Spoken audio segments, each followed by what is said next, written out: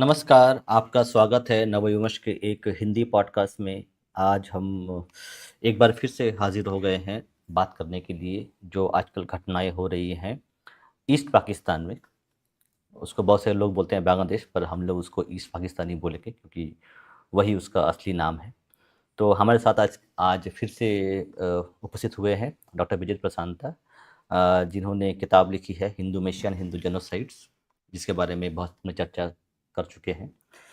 तो विजित दा, आपने जो किताब लिखी थी हिंदू मिशन हिंदू जेनोसाइड्स, उस पर आपने नोआखाली जो था गण विध्वंस, उस पर बातचीत की थी।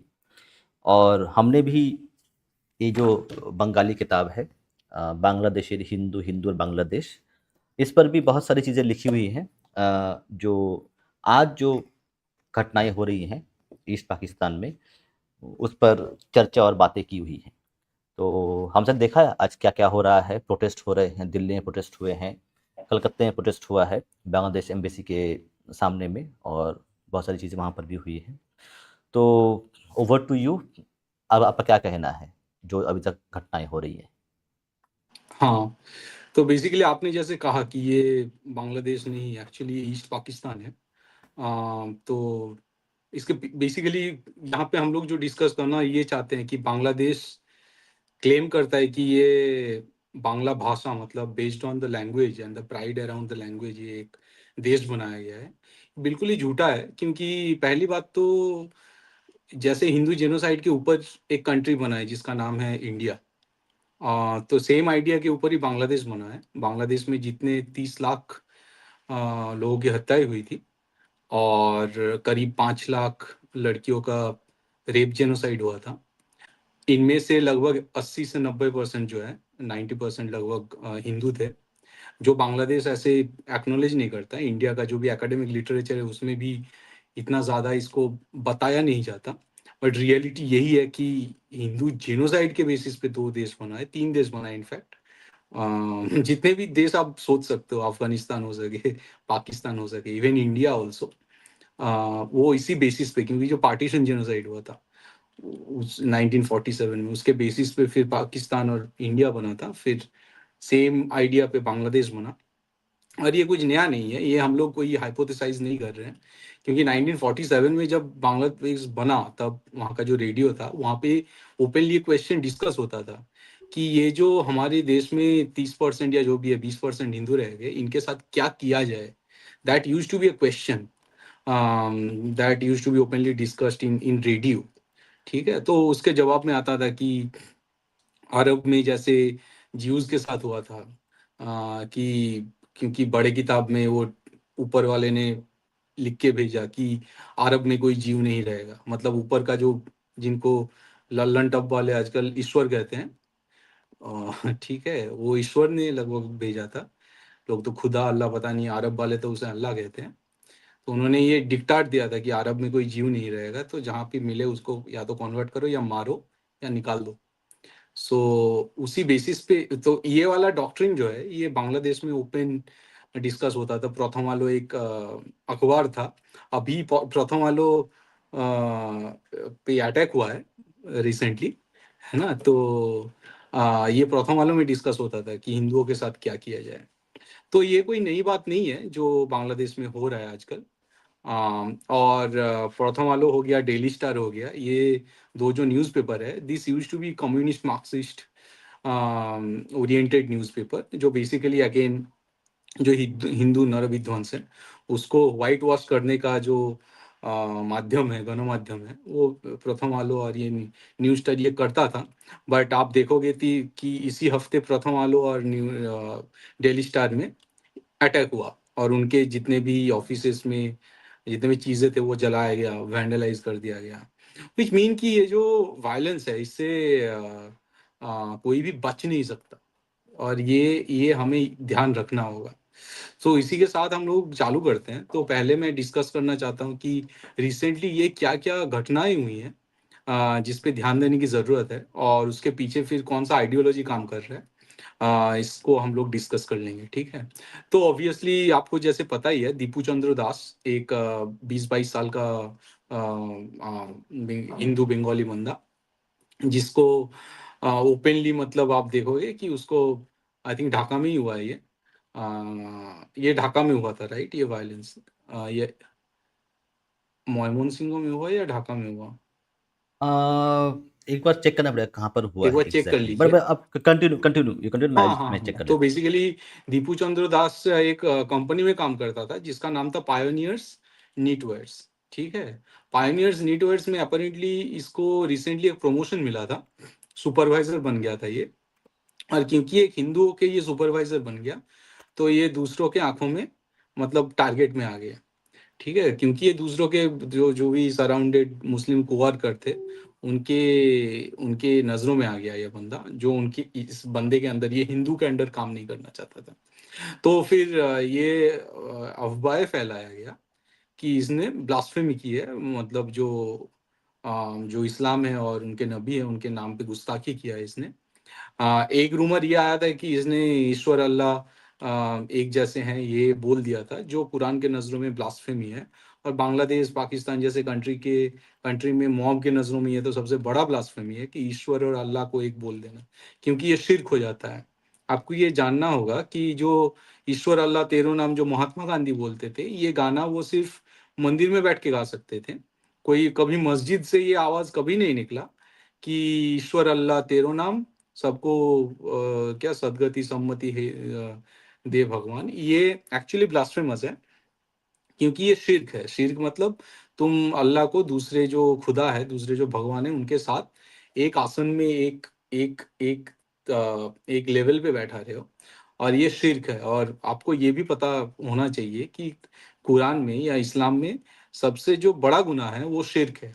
दुनिया में कोई भी आप गुनाह कर लो, आप किसी का कत्ल कर दो, किसी का रेप कर दो, इस्लाम में उसके लिए माफ़ी है। लेकिन शिर्क जो गुनाह है उसके लिए इस्लाम में कोई माफ़ी नहीं है। ठीक है? तो अपेरेंटली ये हमें सुनाई में आया कि दीपू चंद्र दास जो है, ये इसने ये शिर्क कर दिया, और ये तो मुशरिक है ही क्योंकि मूर्ति पूजा करता है। तो ये मॉब के नज़रों में आ गया, तो पुलिस इसे लेके गया था, जेल में रखा था, तो वहां से फिर पुलिस ने इसको मॉब के हवाले कर दिया। और फिर क्या हुआ, फिर ऑब्वियसली बांग्लादेश का जो इस्लामिस्ट जिहादी मॉब था, वो इसको पहले पीटा, मारा, लिंचिंग किया। तो शायद मर भी गया था या जान नहीं निकला था, तो शायद जिंदा भी था दीपू चंद्र दास, जिसको आग लगा के चौराहे पे जला दिया गया। ठीक है? तो ऑब्वियसली जो पायनियर्स नीटवेयर्स जो कंपनी है, वो तो बोल ही रहे हैं कि एक्चुअली इनके पास कोई सबूत नहीं है कि इसने ब्लास्फेमी किया था। अम, और फिर ऑब्वियसली कि फिर रिलीजियस जस्टिफिकेशन आने लगा, और फिर इसके बाद इसको छुपाने के लिए प्रोटेस्ट पॉलिटिक्स होने लगा। ठीक है? तो काफ़ी सारे इस्लामिक ग्रुप, जैसे जमात इस्लामी हो गया, एनसीपी, मतलब उनका जो एक political party NCP aligned group, सारे सड़कों पे आ गए, ये बोलते हुए कि जो दीपू दास की जो हत्या है ये अल्लाह का डिक्री है, दिस इज अल्लाह's डिक्री। और क्योंकि ये ब्लास्फेमी किया था तो ये जायज़ है। ठीक है? इसका जो प्रिंसिपल सस्पेक्ट था, जमात लीडर जुबैर हुसैन तशरीफ, वो शायद भाग गया है, या फिर पुलिस पकड़ने की मूड में नहीं है बांग्लादेश में। ठीक है? तो ऑब्वियसली बांग्लादेश में लास्ट जो 50 सालों से जितने भी हिंदू हत्याएं हुए हैं, उस पे आप देखोगे तो अ, ज़्यादातर का कोई, मतलब किसी सस्पेक्ट, तो इनको कोई भी जेल वेल में डाला नहीं गया है। उपरंतु बांग्लादेश में एक एनिमी प्रॉपर्टी एक्ट है, जो लगाकर एक्चुअली हिंदुओं को घर से निकाला जाता है, उनके फिर घर उनमें कब्जा किया जाता है। ये लास्ट के 1947 से ये होता आ रहा है। इवन 1971 के बाद भी ये एनिमी प्रॉपर्टी एक्ट बांग्लादेश ने मिटाया नहीं। ठीक है? ऑब्वियसली फिर इसके अराउंड डिप्लोमेटिक जो टेंशन है वो बढ़ गया। बाय दैट आई मीन कि इंडिया ने तो इतना ज़्यादा कुछ कड़वा कुछ किया नहीं जितना बांग्लादेश ने एक्चुअली इंडिया को दबाया। तो बांग्लादेश का जो फॉरेन एडवाइजर था, उन्होंने एक स्टेटमेंट इशू किया जो काफ़ी थ्रेटनिंग था इंडिया के लिए। ठीक है? और फिर उन्होंने जो दिल्ली में बांग्लादेश के लिए जो वीसा ऑपरेशन था, उसको उसको सस्पेंड कर दिया। ठीक है? मुझे पता नहीं कि बांग्लादेश इंडिया के लोग किस लिए जाते हैं other than intelligence. But anyway, फिर ऑब्जर्वर्स ने ये नोटिस किया कि इंडिया का ऑब्वियसली ना मोदी साहब हो गए या फिर जयशंकर जी हो गए, इनसे कुछ खास स्टेटमेंट ऑब्वियसली ट्विटर ट्विटर में आया है, बट उसके अलावा कुछ आया नहीं। इनफैक्ट जिस दिन ये लिंचिंग हुआ उस दिन आई थिंक मोदी जी को ये मिडिल ईस्टर्न कंट्री से कुछ बड़ा अवार्ड अवार्ड मिल रहा था। ठीक है, तो हाँ, I fix to it, I fixed it, continue. Hmm, अभी सही है ना? Continue continue. ठीक है, तो यही सब चल रहा है। फिर इंडिया में भी जो आप देखोगे कि जो पॉलिटिकल रिस्पॉन्स है, खास करके बीजेपी के तरफ से, वो इतना भी मतलब कोई कुछ पैशनेट था नहीं। खास चर्चा नहीं हुआ इस बात पे। अगर न्यूज़पेपर में थोड़ा बहुत चर्चा हुआ फिर भी नेताओं से कुछ बड़ा कोई भाषण वाषण कुछ आया नहीं। इनफैक्ट आप देखोगे कि प्रियंका गांधी और असदुद्दीन ओवैसी दो लीडर थे जिन्होंने इस पे बात शुरू किया। जो मेन स्ट्रीम पॉलिटिकल लीडर है, बड़े पॉलिटिकल लीडर है, उनमें से इन दोनों ने बात चालू किया। और they spoke publicly about this violence against Hindus in Bangladesh. उससे कॉन्ट्रास्ट में आप देखोगे नरेंद्र मोदी या फिर बीजेपी लीडरशिप से खास कुछ आया नहीं। मोहन भागवत जो आरएसएस है, वो खुद को जैसे बोलते हैं कि they represent what ever Hindutva and all these things, at least लोग उन पर इल्जाम लगाते हैं कि ये हिंदुत्व पॉलिटिक्स करते हैं। उनके तरफ से बयान असदुद्दीन ओवैसी और प्रियंका गांधी के बाद आया। ठीक है, सो ऑब्वियसली यहाँ पे बीजेपी भी कुछ शायद आई डोंट नो, मतलब पॉलिटिकल कैलकुलेशन कुछ कर रहा है और समथिंग।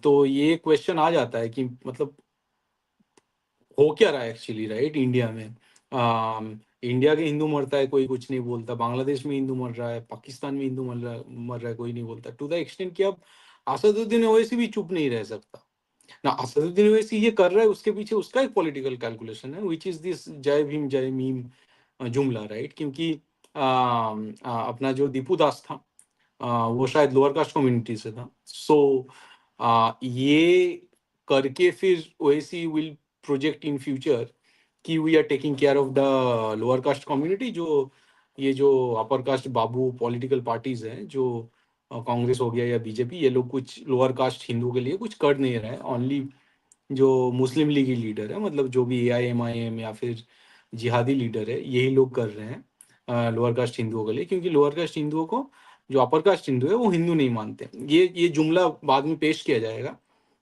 जैसे जिन्ना ने अपने जोगेन मंडल को परसुइट किया था, उसी तरह से इसको भी खेला जाएगा। तो वो असदुद्दीन ओवैसी ये कर रहा है, इसको तो ये समझ में आ रहा है। Now BJP is staying silent क्योंकि शायद इसका एक वोट बैंक पॉलिटिक्स है, और इस वोट बैंक पॉलिटिक्स का नाम शायद ये जो नैरेटिव है, शायद ये एक्चुअली मुझे लगता है कि ये बंगाल फोबिया फैलाना चाहते हैं। और ये काफी दिनों से बंगाल फोबिया फैला रहे हैं बाकी इंडिया में, कि लोगों को ये दिखाना चाहते हैं, देखो बंगाली हिंदुओं की तरफ, कि बंगाली हिंदुओं किस किस कैसे कुत्तों की तरह मर रहे हैं। ठीक है, तुम बीजेपी को वोट नहीं दोगे तो तुम्हारा हाल भी ये जो बंगाली हिंदू है उनके जैसा होगा। ठीक है, तो तुम बीजेपी को सिर्फ इलेक्ट ही नहीं, बीजेपी को पावर में रखो। अगर बीजेपी मान लो बहुत ज्यादा करप्ट भी हो जाए, अगर सिटीज में एयर पोल्यूशन काफी हद तक बढ़ भी जाए, अगर हवा साफ भी ना रहे, ब्रीदेबल भी ना रहे, अगर तुम्हारे सिटी के, तुम्हारे राज्य के हिस्ट्री, इकोलॉजी, एनवायरनमेंट ये सब डिस्ट्रॉय हो जाए, अगर अरावली जो है वो कोई बड़ा कैपिटलिस्ट के हाथों बिक भी जाए, अगर इंडिया के सारे कोने में क्रिश्चियन मिशनरी फैल भी जाए, अगर हिंदू मिसिया, हिंदू जन विध्वंस, इसको व्हाइट वॉश करते करते मतलब संघी लीडर्स थक भी जाए, अगर हिंदू टेम्पल इसी तरह गवर्नमेंट के कैप मतलब हाथों बंदी ही रहे, ठीक है, अगर नरेंद्र मोदी कुछ बोल रहा है जनरल कास्ट के खिलाफ कि जनरल कास्ट के लोगों के साथ तो हिसाब चुकता करना पड़ेगा, ये बातें अगर फैल भी जाए, अगर अकबरुद्दीन ओवैसी जैसे बंदे जो बोलता है कि हिंदुओं को 10 मिनट में इस देश से मिटा देंगे, ऐसे लोगों को अगर प्राइम टाइम न्यूज़ आवर में अगर जगह दे भी दिया जाए, तो भी तुमको चुप रहना पड़ेगा। क्योंकि तुम देखो बंगाली हिंदुओं के साथ क्या हो रहा है, और ये सेम हाल तुम्हारे साथ होने वाला है। और हिंदुओं का एकमात्र जो पालनहार है, इनको जो रक्षा कर सकता है, वो सिर्फ और मतलब सिर्फ बीजेपी हो सकता है या नरेंद्र मोदी हो सकता है। ये जो बंगाल फोबिया है, बंगाली हिंदुओं के बारे में जो फोबिया क्रिएट किया जाए, बंगाली हिंदुओं का जो सिचुएशन उसको एक्सप्लॉइट करके जो फोबिया क्रिएट किया जा रहा है, इसको मतलब इसको बेसिकली इससे जो वोट बैंक पॉलिटिक्स निकल रहा है, शायद इसके वजह से बीजेपी चुप है। बट इनको समझना चाहिए कि हिंदू बीजेपी के बावजूद भी दुनिया में रहे और लड़के जिए, और हिंदू बीजेपी के अलावा भी चला लेगा।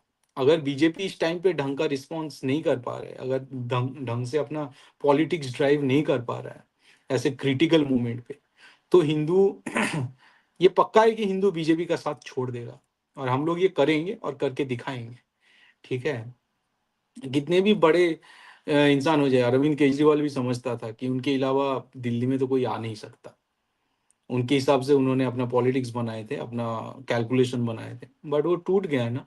उसी हिसाब से आप देखोगे रिसेंटली बीजेपी हो जाए या मोदी, उसका ऑरा लेकिन टूट रहा है। मतलब लोग काफी हद तक, मैं देख रहा हूँ सारे चैनलों में इनका जो करिश्मा था वो खत्म हो रहा है। सारे लोग इनके बारे में बात कर रहे हैं, क्रिटिकल एनालिसिस हो रहा है, और हम लोग साथ छोड़ देंगे बीजेपी का। अगर बीजेपी या फिर संघ हो गया, संघ के बारे में तो हम लोग को पता भी नहीं है कि ये लोग कर क्या रहे हैं अभी। तो ये पता होना चाहिए कि जिस तरह का रिस्पॉन्स अभी मिल रहा है, वो एक्चुअली उसमें अगर बीजेपी अभी चुप रहेगा तो उनका पॉलिटिकल नुकसान ही होगा।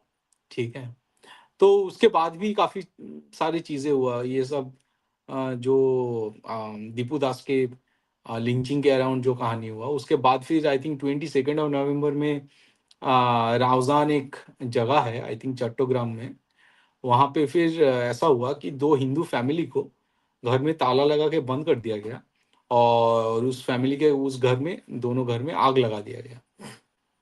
तो किसी तरह ये फैमिली बच के बाहर निकल पाए थे। हाँ, लेकिन उनके जो पेट्स थे या फिर उनके जो प्रॉपर्टी था वो पूरा डिस्ट्रॉय हो गया।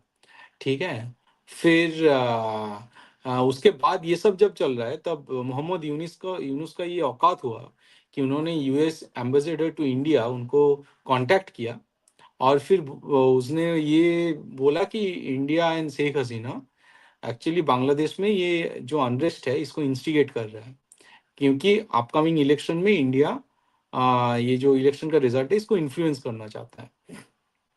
ठीक है, फिर ऑब्वियसली नेत्रोकोना एक जगह है आई थिंक, ये भी वो चट्टग्राम के आसपास है। नेत्रोकोना में एक श्मशान काली मंदिर था, श्मशान काली टेम्पल। शमशान में जो काली माता का एक टेम्पल था, उसको काली माता का मूर्ति तोड़ दिया गया, और पूरा टेम्पल को बेसिकली वैंडलाइज किया गया। ठीक है, फिर नया खेल सिलेट में एक जगह है, जो जहाँ पे एक हिंदू फैमिली पे अटैक किया गया, और इस तरह से चल ही रहा है। मतलब आई थिंक हिंदुओं के ऊपर अत्याचार का ये जो फिर से एक सिलसिला चल पड़ा है, ये रुकने नहीं वाला है। ये तब तक रुकने नहीं वाला है जब तक बांग्लादेशी हिंदू के लिए अलग देश ना बना दिया जाए। वो हिंदू देश नाम दे दो, रंगपुर नाम दे दो, चड़गांव की तरफ उनको अलग अलग एक कंट्री दे दो, फर्क नहीं पड़ता। बट जब तक यहाँ पे एक हिंदू देश नहीं बनता, तब तक बांग्लादेश का ये जो जो सिलसिला है ये चलता रहेगा। ठीक है, फिर और एक बात हुआ, एक बहुत एक ब्रिलियंट स्टूडेंट था दिनाजपुर पॉलिटेक्निक में, उसका नाम था मनमोहन रॉय। इसने एक हाहा रिएक्ट किया था, उस्मान हादी का कोई डेथ रिलेटेड कोई पोस्ट रहा होगा जिसमें इन्होंने हा इमोजी रिएक्ट किया था। सो उसको बेसिकली उसको कॉलेज से निकाल दिया गया। ठीक है, बट ठीक है, मतलब इतना तो शुक्रिया बोल सकते हैं कि उनका उनको जिंदा छोड़ दिया गया, राइट। फिर ऑब्वियसली आप इस पे देखोगे, जब यूनाइटेड नेशंस का जो रिस्पॉन्स आ रहा है, यूनाइटेड नेशंस एक्चुअली ये स्टेटमेंट इशू कर रहा है कि ये हमें एक ट्रांसपेरेंट मतलब इन्वेस्टिगेशन चाहिए कि ये जो उस्मान हादी है इसका मौत कैसे हुआ है। पर जब दीपू दास का जब हत्या हुआ, लिंचिंग हुआ, और बांग्लादेशी हिंदुओं पे जो मैसेकर चल रहा है अभी, उसके लिए यूनाइटेड नेशन से कोई अभी तक ट्वीट या कोई स्टेटमेंट अभी तक नहीं आया है। ठीक है। मीडिया इंस्टीट्यूशन में अटैक हुआ, जैसे हमने डिस्कस किया कि डेली स्टार और प्रथम आलो जो दो ऑफिस था, ये दो न्यूज़पेपर का, अखबारों का जो ऑफिस था, इन पे हमला किया गया, चीज़ों को वैंडलाइज किया गया, आर्काइव फोटोग्राफ इसको तबाह कर दिया गया।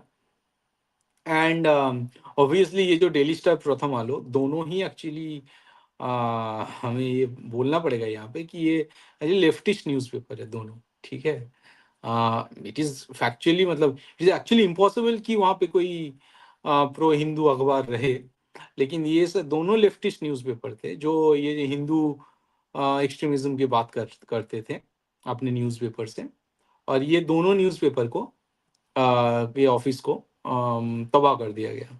सो दिस एक्चुअली रिमाइंड्स कि जब ये रेवोल्यूशन हुआ था, नवंबर रेवोल्यूशन रशिया में, 1917, 5 नवंबर, तो लेनिन उसके बाद पावर में आया। तो बेसिकली लेनिन के लिए मैक्सिम गोर्की लिखता था बहुत कुछ। ठीक है। मैक्सिम गोर्की का एक न्यूज़पेपर था, Novaya Zhizn, I think new window, इसका इसका अर्थ न्यू विंडो है, या न्यू दुनिया, न्यू वर्ल्ड, ऐसा कुछ होगा। सो मैक्सिम गोर्की का ये अखबार था, यहाँ से वो बहुत ज़्यादा प्रेज करता था अपने लेनिन का। ठीक है। सो उसके बाद क्या हुआ, जब ये लेनिन पावर में आया, बताता हूँ फिर क्या हुआ। I think we should discuss it here कि हाँ, फिर जिस तरह से लेनिन ने एक आर्म्ड रेवोल्यूशन ऑर्केस्ट्रेट किया, तो उसका गोरकी ने अपोज किया फिर, कि बोल्शेविक का जो एक्सेसिव एक्सरसाइज ऑफ पावर है उसका उसने अपोज किया था, और कुछ कुछ क्रिटिकल कॉलम लिखे थे इसने। ठीक है। तो फिर और उसके बाद आई थिंक जो फ्री स्पीच था लेनिन आने के बाद, उसको सप्रेस कर दिया गया था। कॉन्स्टिट्यूएंट असेंबली जो था, उसको डिसॉल्व कर दिया गया था। और वो जो पूरा फेज चल रहा था उसको रेड टेरर कहते हैं, जहाँ पे इंटेलेक्चुअल को भी, इंटेलेक्चुअल जो उस टाइम रशिया के इंटेलेक्चुअल जो कम्युनिटी था, उसको अरेस्ट और एग्जीक्यूट किया जा रहा था। तो ये जो न्यू लाइफ, नोवेया जिजिन, यहाँ पे गोरकी एक्चुअली लेनिन को एक्यूज किया था कि Lenin is treating Russian people as material for an experiment. ठीक है। फिर वो बोलने लगा था कि Lenin is destroying Russia's cultural and moral foundations. And इसके बाद ये जब कॉलम आया गोरकी के तरफ से, फिर लेनिन गॉट वेरी फ्यूरियस। ठीक है। और फिर लेनिन ने गोरकी को पॉलिटिकली साइलेंस करना चालू किया। तो ये जो न्यू लाइफ वाला जो अखबार था, इसको 1918 में बंद कर दिया गया, गोरकी को मार्जिनलाइज कर दिया गया, फिर सर्वेलेंस में डाला गया उसको।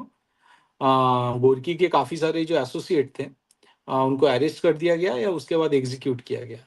ठीक है। और गोरकी को फिर लेनिन ने, he used to call him hysterical intellectual in private कॉरेस्पॉन्डेंसेस।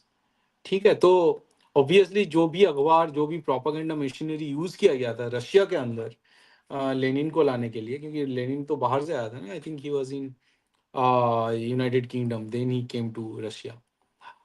उसी तरह से यहाँ पे भी किया, यहाँ पे भी पाकिस्तान हो या फिर बांग्लादेश हो, उसी तरह से जो कोई भी लिबरल फोर्स जो थोड़ा बहुत इस्लाम का या फिर कोई गवर्नमेंट का क्रिटिसाइज कर दे, उसको तबाह कर दिया जाता है। This is Islam, this is communism, this is Abrahamism, this is how it works. इसीलिए आप देखोगे कि इतना ज़्यादा, जितना भी लिबरल मीडिया हो जाए यूनाइटेड स्टेट्स में, they are not never going to criticise क्रिश्चियनिज्म। आपको कभी दिखेगा ही नहीं कि मतलब इतना बड़ा एक डेथ कल्ट है, इसको लेके कोई चर्चा हो रहा हो या कुछ। ठीक है। सो ऑब्वियसली ये तो मीडिया पे अटैक करना, ये तो अब्राहमिज्म या फिर खास करके जिहाद, रेड टेरर, ये सब तो इनका तो काम ही है, कम्युनिज्म का या फिर इस्लाम का। ऑब्वियसली फिर आप और एक एस्पेक्ट देखोगे, विच इज दैट कि नरेंद्र मोदी को बुचर ऑफ गुजरात बोलना जैसे चालू किया था, वो एंटोनियो माइनो ने, सोनिया गांधी जी ने जैसे चालू किए थे, इस बार वो बुचर ऑफ गुजरात वाला जो रेटोरिक है, वो ढाका के हाई कमीशन के पास एक प्रोटेस्ट चल रहा है। तो वहाँ रेडिकल ग्रुप एक्चुअली गैदर हुए थे नमाज वमाज पढ़ने के लिए। सो वो बुचर ऑफ गुजरात, गुजरात का जो कौसाई बोला जाता है नरेंद्र मोदी को, ये वाला जो रिटोरिक है ये वहाँ पे यूज किया गया। ठीक है, सो बेसिकली आप देखोगे कि बांग्लादेश हो या पाकिस्तान हो, वहाँ पे जितने भी एंटी इंडिया रिटोरिक चलता है वो कांग्रेस या फिर हमारे यहाँ पे जो काफी सारे जो एंटी इंडिया पार्टी है उनके द्वारा फैलाया गया रिटोरिक होता है इन जनरल। ठीक है। फिर एक हुआ कि ढाका में एक हिंदू रिक्शा वाला था, तो उसके हाथ में कलावा बंधा हुआ था। ठीक है, तो उसको फिर पकड़ लिया गया, डिटेन करके टॉर्चर किया गया, मॉब ने टॉर्चर किया ये इल्ज़ाम लगा के कि ये बंदा एक्चुअली रॉ का एजेंट है। ठीक है, फिर आज एक खबर आया कि कहाँ पे हुआ ये, आई थिंक इस्कॉन, कहीं पे तो एक इस्कॉन है, ये ढाका नहीं था, आई थिंक ये भी चट्टग्राम का न्यूज़ है कि इस्कॉन डिवोटी एक था जिसको लिंचिंग किया गया क्योंकि वो हिंदू है। ठीक है, ये सब तो चल रहा है। फिर ऑब्वियसली ये जो उस्मान हादी जिसका हत्या हुआ, तो उसका उसका जो ये रिटोरिकल एडवोकेसी था for the fragmentation of India, खास करके जो नॉर्थ ईस्टर्न स्टेट्स हैं, जो एक्चुअली इसके द्वारा भी प्रमोट किया जा रहा है, ये जो क्या बंदा है अपना मोहम्मद यूनुस। तो वो सिंगापुर में उसका बॉडी लेके गया था ताकि उसका इलाज हो सके, मतलब उसको बचाया जा सके, बट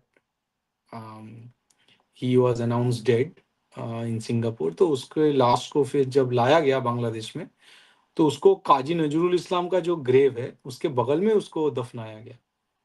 आप सोचो, काजी नजरुल इस्लाम जो श्यामा संगीत लिखते थे, जो शायद इंडियन सब कॉन्टिनेंट खास करके बंगाल का सबसे बड़ा सेकुलर आइकॉन हुआ करता था, उसके बगल में इस जिहादी को दफनाया गया।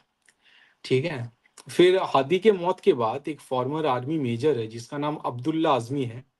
अब्दुल्ला आजमी ने फिर ये बोलना चालू कर दिया कि हमें इंडिया का जो सेवन सिस्टर है उसे तोड़ना होगा। तो obviously Bangladeshi army, ex army personnel से भी ये बातें आजकल निकल रहा है। ठीक है, क्रॉस बॉर्डर कल्चरल आयरनी, मतलब अबू हिना रोनी एक बंदा है जो एक कॉमेडियन था, शायद वो मिराक्किल में आया था। बंगाली में एक कॉमेडी शो चलता है, एक बंदा है मीर अफसर अली। वो अपना पूरा नाम नहीं बताता क्योंकि वो छुपाने की कोशिश करता है कि वो मुस्लिम है, तो वो खुद को सिर्फ मीर बोलता है। एनीवे, अपेरेंटली वो एक कॉमेडियन है जिसका मिराक्किल नाम का एक कॉमेडी शो चलता है बंगाल में। उसमें एक पार्टिसिपेंट था अबू हिना रोनी, जिसको बांग्लादेश से लाया गया था। उसने इंडिया के खिलाफ ये स्ट्रीट प्रोटेस्ट ज्वाइन किया, और वो भी ये सब मतलब जिस प्रोटेस्ट में ज्वाइन किया वहाँ पे भी ये सब चर्चा चल रहा था कि इंडिया का नॉर्थ ईस्टर्न जो स्टेट्स हैं उसको काटना होगा इंडिया से।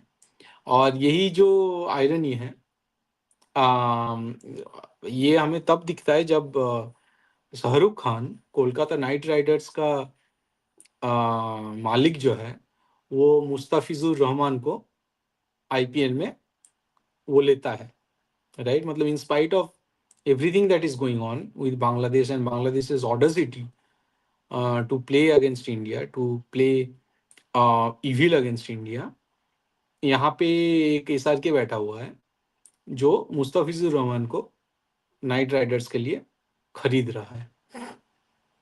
ठीक है, सो ये जो और एक बात बता देते हैं यहाँ पे, जो मोहम्मद यूनिस है इसका एक लॉन्ग फेमिलियल हिस्ट्री है बाय द वे। तो इसका जो बाप था उसका नाम शायद दुदू मियाँ दुला मियाँ था, और ये बंदा एक्चुअली मुस्लिम लीग का पॉलिटिक्स करता था, जो यूनुस का बाप था।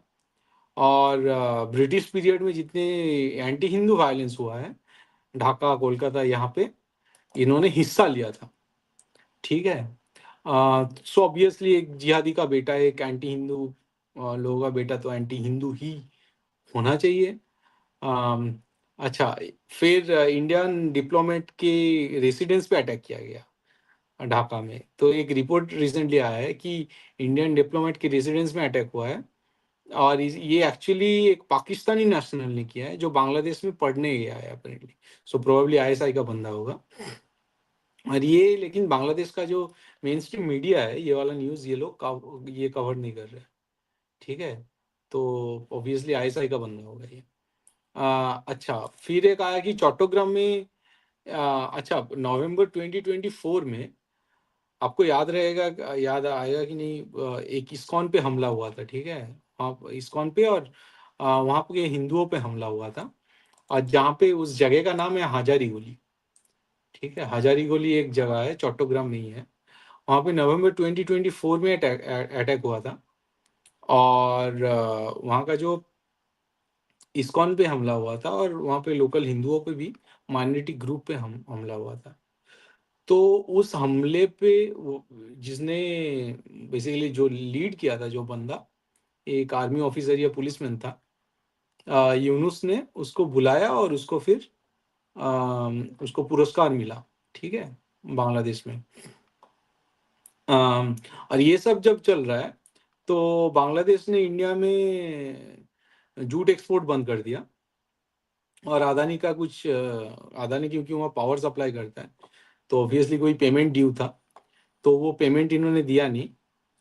तो अदानी शायद ये हॉल्ट कर दिया था पावर सप्लाई, बट अभी उसने पावर सप्लाई लेकिन रिज्यूम कर दिया। आप सोचो इंडिया कितना वीकली खेल रहा है। और इंडिया फिर आप देखोगे हर रोज 600 टन, या फिर कुछ सोर्स बता रहे कि 400 टन के करीब पोटैटो और ऑनियन आज भी, मतलब हर रोज बांग्लादेश में पहुंचा रहा है। इसी की वजह से इंडिया में प्राइस में ऑनियन और पोटैटो के प्राइस में हाइक आया है, जबकि बांग्लादेश के ऑनियन और पोटैटो का प्राइस अभी हाफ हो गया है। इंडिया का जो ये एक्सपोर्ट चल रहा है इसकी वजह से, मुझे पता नहीं इंडिया ऐसे क्यों खेल रहा है। ठीक है, this is beyond any logical conclusion. ठीक है। अच्छा, फिर कोलकाता में प्रोटेस्ट हुआ ये चीज के खिलाफ, लेकिन कोलकाता का ये हुआ कि प्रोटेस्टर के ऊपर फिर पुलिस ने लाठीचार्ज किया। मतलब आप हिंदू मर रहा है इस सब कॉन्टिनेंट में, और उसके खिलाफ इंडिया में कोई हिंदू प्रोटेस्ट भी नहीं निकाल सकता। ये तो हालत है इधर का। ठीक है, सो ये सब तो कहानी अभी चल रहा है। और ऑब्वियसली आप देखोगे यूट्यूब में बड़े बड़े चर्चाएं चल रहे हैं, ये कर देंगे वो कर देंगे, अपना रंगपुर काट के ले लेंगे, चटगांव काट देंगे। लेकिन ये सब सारी चर्चाएं हैं। जो रियल डेवलपमेंट आर्मी की तरफ से हुआ है, आई थिंक त्रिपुरा गए थे हमारा जो अ, सेना प्रधान जो है वो गए थे शायद, त्रिपुरा गए थे, क्योंकि 1971 में जब ढाका पहुंचे थे, आप देखोगे कि इस तरफ तो मेघना है, मतलब जो गंगा है एक हिसाब से, तो गंगा के उस पार क्योंकि ढाका है, तो ऑब्वियसली ढाका अगर आपको पहुंचना है सो नॉर्थ ईस्ट से ही पहुंचना होगा। And this is one of the reason क्योंकि वो नॉर्थ ईस्ट को काटना चाहते हैं, क्योंकि उनके दिमाग में शायद ये फोबिया है कि इंडिया अगर बांग्लादेश को अटैक करेगा तो नॉर्थ ईस्ट से ही अप्रोच करना पड़ेगा ढाका पहुंचने के लिए। क्योंकि आई थिंक त्रिपुरा से ढाका पहुंचना, it is less than 100 kilometre, it is around 50-60 kilometre. Tripura का जो एक थंब निकला हुआ है वहां से ढाका पहुंचना बहुत इजी रहता है। सो रियल डेवलपमेंट ये हो रहा है। बाकी ना मतलब प्राइम मिनिस्टर के तरफ से हो जाए या फिर ना ही सेना के तरफ से कुछ। अच्छा, और एक न्यूज आया रिसेंटली कि एक बीएसएफ जवान को पे इन्होंने गोली चला के उनको मार दिया है। सो बांग्लादेशियों ने, बांग्लादेश का जो आर्मी है, बीएसएफ के गोली चलाया है। सो ऑब्वियसली बांग्लादेश इसको एस्केलेट करना चाह रहा है, maybe primarily because in पे यूएसए और पाकिस्तान और China, they are also playing a role. और मतलब बांग्लादेश कितना भी डिस्ट्रॉय हो जाए इनको फर्क नहीं पड़ता अपना जो यूनुस है, क्योंकि यूनुस तो बेसिकली आप देखोगे तो ये तो स्टूज है बेसिकली यूएस का शायद, और अंदर से ये जिहादी तो है ही। इसको कोई फर्क नहीं पड़ता कि क्या चल रहा है। आम, जब तक इसे पैसा मिलता जाएगा तो ये सही रहेगा। इसका एक करप्शन का भी चार्ज आया था शायद, इसका जो ग्रामीण बैंक था उसके अराउंड। लेकिन ये जब प्राइम मिनिस्टर बना, वो सारे जो एलिगेशंस या फिर जो भी केस था उसको इन्होंने हटा दिया। ठीक है, सो ये सब तो चल ही रहा है। लेकिन 1971 में जैसे मुझे लगता है कि इंडिया का कुछ हद तक एडवांटेज था यहाँ पे, लेकिन इंडिया का एडवांटेज इतना है नहीं। इवन आप अगर देखोगे कि पहली बात तो अगर नैरेटिव के मामले में भी हो, राइट, तो आ, अचानक से जैसे बांग्लादेश के लोग प्रो पाकिस्तान हो गए, which is a huge failure for Indian diplomacy and Indian intelligence network as well. But आगे देखेंगे कि क्या क्या होता क्या है actually. Vijitda, so we have one more guest who has come. So I'm going to add right, him and then continue the discussion. Sure. So welcome, Shastri. So let me actually like give my take on the point that you have raised. You have raised very valid points. Okay. So your last point was that the so-called Islamization of Bangladesh is partly, maybe not fully, but partly the blame goes to India. Okay, because they let this happen. Okay, right. so there are two three qualifications on this. Okay, so we need to remember that in 1971 when Bangladesh was created from East Pakistan, it became Bangladesh, but inherently it was a kind of a Congress government, okay, a kind of secular government, and we know now, we know a lot of things that even Indira Gandhi did not want Indian army to go to Dhaka from the right, military historians that we now know. So that like there was no intention of India, that's government at that time 71, to actually Indianize or change the social fabric, okay, the thinking pattern, the perspective of that population which became Bangladesh. Okay, so right. in that context, yeah, it's a historical blame which is there, but there is a political angle to it as well. Okay, so yes, and there's one more thing. One more thing is that when 2014, when Modi government came into power, okay, when Sheikh Hasina was ruling, so at that time, I think the society was already Islamicized. Okay, because this radicalization happened in late 80s onwards. Till 80s, correct? The Bangladeshi women were singing songs, Rabindra Sangeet, Shadi. They're wearing, correct? So in late 80s or 90s, when the Middle East money came in, money came from Middle Eastern countries, the real like Islamization happened, and that happened also because a lot of funding came for madrasas from outside the country, especially right. Middle East. So in that context, the government of Sheikh Hasina was also responsible, and there was a lot of other factors like America and other countries were funding this.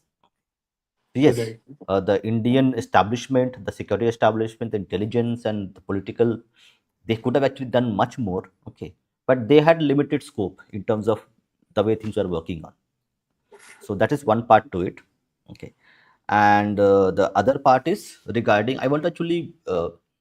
We can see, okay, BJP is playing a kind of a devil's advocate kind of thing, correct? They are not speaking for Hindus, okay, that is accepted. But I, as a Hindu, want to ask all the secular, so-called secular parties, correct, those who say secularism is their motto, including DMK, including Congress, including Samajwadi Party, including other parties, Janata Dal, correct, they all say that we are secular. Why we are, why they are silent on this? No, Why they are DMK not is silent. silent on That's what this? I'm saying. Ki the whole DMK, argument no, around, no, so no, no, no part. the आप देखो जो जो party बात किया है और वो इस मुद्दे को उठाया है वो कांग्रेस है। They are not silent, but they are playing their own political game, just like BJP is playing their own political game. यहाँ पे मेन इशू क्या है? हिंदू जनविध्वंस, हिंदू मिसिया Hmm, hmm, hmm, in Bangladesh. until unless you say as it is, right, फिर फर्क नहीं पड़ता। अगर अगर बीजेपी ये बोल भी रहा है या फिर बीजेपी का कोई ट्विटर अकाउंट या हैंडल आप देखोगे, आप अमित मालवीय का hmm, ट्वीट देख लो, ट्वीट से क्या झलकता है? वो बांग्लादेश का जो इशू है और वेस्ट बंगाल का जो इशू है उसको एक तराजे पे रख के ट्वीट कर रहा है। इसका कोई मतलब नहीं बनता ना। जो बंगाल का, ओके। वेस्ट बंगाल का इशू है उसको अलग रखो। बांग्लादेश, जब हम्म, तुम बांग्लादेशी हिंदू के बारे में ट्वीट कर रहे हो, उसके बारे में ट्वीट करो। The moment you are equating these to, तब एक बांग्लादेश का जो रेडिकल बंदा है उसके दिमाग में क्या चल रहा है? अरे आ, दिल्ली तो बोल रहा है कि बंगाल और बांग्लादेश का इशू सिमिलर है, तो इसका मतलब है उसका उसका उसका माइंड भी तो एक्सपेंड हो रहा है कि अच्छा फिर तो हम लोग वेस्ट बंगाल को कैप्चर कर सकते हैं। तुम जब इस तरह का इक्विवेलेंट सेटअप कर रहे हो, तुम फिर बोल रहे हो कि वेस्ट बंगाल बांग्लादेश है, तुम फिर you are fuelling the spirit of this radical jihadis. तो मैं हमेशा इसलिए बोल रहा हूँ कि बीजेपी क्या कर रहा है, BJP is framing this equivalence कि जो बंगाली वेस्ट बंगाल है और बांग्लादेश का इशू सेम है। सेम नहीं है। वेस्ट बंगाल अभी भी it's a functioning state, it is not as bad as Bangladesh, it is better than a lot of BJP ruled state for that matter. ठीक है। बार बार यही जो प्रोजेक्ट किया जा रहा है कि अरे वेस्ट बंगाल में क्या हो रहा है, वेस्ट बंगाल में क्या हो रहा है, ये अगर अगर कोई बाहर का कोई कंट्री है उसके बारे में अगर कोई इशू है, treat it as it is. ठीक है। मुझे इसमें दिक्कत है कि तुम हर चीज को तुम जैसे बीजेपी और कांग्रेस के पॉलिटिक्स के डुअलिज्म में ला रहे हो। खुद के इंडिया का जो पॉलिटिकल फ्रेमवर्क है इंटरनल पॉलिटिक्स का, बांग्लादेश को उसमें घुसाने की जरूरत नहीं है ना। ठीक है। तो यहाँ पे मेरा कंप्लेंट है। और आप देखोगे जैसे रेडिकलाइजेशन तो शुरू से ही था, क्योंकि Bangladesh is the original Pakistan. जो जो इकलौता जो मुस्लिम लीग का गवर्नमेंट था वो बंगाल में था, और वो इकलौता मुस्लिम लीग का गवर्नमेंट आया था योगेंद्रनाथ मंडल का जो तपस्विली पार्टी था उनका हाथ पकड़ के, उनका सपोर्ट लेके। और वो इतना गहरा मतलब इट वेंट इन, मतलब into so much in the spirit of this whole Bengal कि रिमोट विलेज में भी ये फैल गया था। अपर कास्ट लोअर कास्ट का जो जो जो इनके बीच जो खाई हैं वो वाइडन हुआ था। वो ढाका के अराउंड या फिर बांग्लादेश, करंट जो बांग्लादेश है वहाँ के गांव गांव तक ये फैल गया था। टू द एक्सटेंट जब जिहादियों अटैक करते थे गांव में, मान लिए कोई उच्च वर्ण तथाकथित अपर कास्ट के बंदों को, तो लोअर कास्ट हिंदू ये कांग्रेट मतलब एक साथ आते भी नहीं थे। ठीक है। ये कालिदास वैद्य का एक बुक है, वहां से आप पढ़ सकते हो। तो बात यही है कि ये हमेशा से ही इनको पॉलिटिक्स आता है बांग्लादेश वालों को, और एग्जैक्टली exactly कैसे पॉलिटिक्स खेलना है ये भी आता है। और उसके बाद 1947 के बाद जितने भी सो कॉल्ड अपर कास्ट के हिंदू थे वो तो इधर आ गए। वो इधर आके वो कम्युनिज्म ज्वाइन कर लिया, और सेम जो कम्युनिस्ट पार्टी था वो बांग्लादेश में जिहादियों के साथ हाथ मिला लिया। और इसका एक रिजल्ट आप देखोगे, ये जो कांगला पुक्खो गौरतो चैटर्जी जैसे लोग हैं, गौरतो चैटर्जी का मैं बार बार बोलता हूँ, उसका ट्विटर अकाउंट देखो। ट्विटर अकाउंट का जो उसका जो क्या बोलते हैं, डिस्प्ले पिक नहीं, वो जो कवर पिक्चर है, कवर पिक्चर में वो ग्रेटर बांग्लादेश को दिखा रहा है। आप सोचो एक सोकॉल्ड ब्राह्मण बंदा जो कोलकाता में बैठा हुआ है, आईएसआई में जॉब करता है वो बंदा। आप अगर भूपेंद्र दिखा सकते हो तो दिखाओ उसको, वो चीज को। गौरव चैटर्जी के इसके अकाउंट में जाओ, दिखाओ कैसे वो लार्जर बांग्लादेश के लिए लड़ रहा है। ये बंदा बोलता है कि बांग्ला को कहूँ, मैं बांग्ला लैंग्वेज के लिए लड़ रहा हूँ। गौरव चैटर्जी का, चैटर्जी मतलब वो ब्राह्मण बंदा है, जॉब करता है आईएसआई में, हार्वर्ड का पढ़ा हुआ है, और हार्वर्ड का पढ़ने के बाद आईएसआई में जॉब कर रहा है, सेंट्रल गवर्नमेंट का जॉब करता है, और वो ग्रेटर बांग्लादेश के लिए लड़ रहा है, कोलकाता से लड़ रहा है। इतना एजुकेटेड बंदा, एक प्रोफेसर है कोलकाता का आईएसआई का। ठीक है। तो ऐसा अगर चलता, क्योंकि इसका जमात इस्लामी के साथ हाथ है। और बात यही है, अगर अगर मतलब वेस्ट बंगाल साइड अगर कोई ब्राह्मण बंदा या ये सब के लिए लड़ने लगे, फिर तो खत्म ही हो गया ना। फिर तो बोलने के लिए फिर कुछ रह नहीं जाता ज्यादा कुछ। तो ये तो बहुत ही मतलब क्या बात है, बहुत डिप्रेसिंग एक सिचुएशन है जहां से निकलने का रास्ता हिंदू बंगाली को ही ढूंढना होगा, मुझे ऐसा लगता है। मुझे नहीं लगता कि दिल्ली से आके कोई हमें कुछ राह दे सकता है। हिंदू बंगाली का लड़ाई हिंदू बंगाली को लड़ना होगा, हमारे लिए कोई नहीं लड़ने आएगा, ना कोई नॉर्थ ईस्टर्न स्टेट लड़ने के लिए आएगा। ये देखो, this is the guy Garga Chatterjee, what he is showing in his cover picture. Why मतलब आप देखो, ये अगर हम लोग जनरली क्या करते हैं, और उसको कवर पिक को उस पर क्लिक करो तो आपको पता चल जाएगा एक्चुअली क्या दिखाने जाते हैं।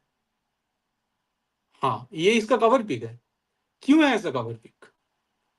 हम लोग अगर मैप रखते हैं तो इंडिया का मैप रखते हैं, या फिर वेस्ट बंगाल का कोई अगर बहुत ज्यादा अगर हिंदू बंगाली हो गया है कि बंगाली नेशनलिज्म के लिए व्हाट एवर, ये बंदा ये ग्रेटर बांग्लादेश दिखा रहा है ना, इसका चाल समझो आप।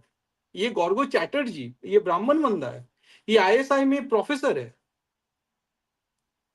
लेकिन ये ग्रेटर बांग्लादेश के लिए लड़ रहा है। तो जब तक इंडियन गवर्नमेंट ऐसे बंदों को मतलब लिथड़ नहीं मारेगा, उस इंस्टीट्यूट से निकालेगा नहीं, ये तो प्रोफेसर है और वो बाहर से यूएस से पढ़ा हुआ प्रोफेसर है, तो ये तो नैरेटिव प्रोवाइड कर रहा है ना यार जिहादियों को। और इसका मतलब अभी रूमर में भी है कि इसका जमात इस्लामी के साथ इसका गठजोड़ है, और ये बंगाल से बंगाल नेशनलिज्म फैला रहा है, मतलब व्हाट एवर बंगाली नेशनलिज्म फैला रहा है। ठीक है। Okay, Shastri, I have a okay. I will ask questions to Shastri and Vijitda both. Okay, so Vijitda mentioned that okay, no political party in its true spirit is speaking for the Hindus, whether the Hindus of Bharat or Hindus of Bangladesh.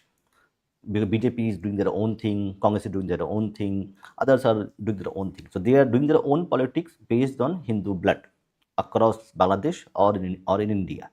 So this question to both of you, Shastri, you can first go ahead. I mean, I marginally disagree, right? So there is something called as navel gazing, which is basically like you're looking inwards. Now, what Vijita is saying, I'm not refuting any of that. I'm not saying he's wrong, right? But I think his focus is a little too narrow. You have to look at things in a broader sense. Now, if I were to talk about the BJP in, say, Maharashtra or even Tamil Nadu, they're actually overperforming, right? So there's definitely a thing about local dynamics that needs to be acknowledged. There is also regional dynamics that also needs to be acknowledged. But I think we should not conflict that with what is happening in other parts of the country or the BJP as a whole, right? So I think that needs to be avoided a little bit. Now, the second thing is with regards to Bangladesh, right? Um, until the government, I'm not talking about the party, because the thing is, I think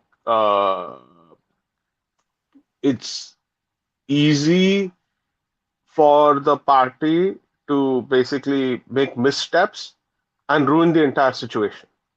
Now, there's definitely some sense in that. Like, I think the government's definitely saying that, hey, party thoda discipline rakho, right? Because the government might want to have its own narrative.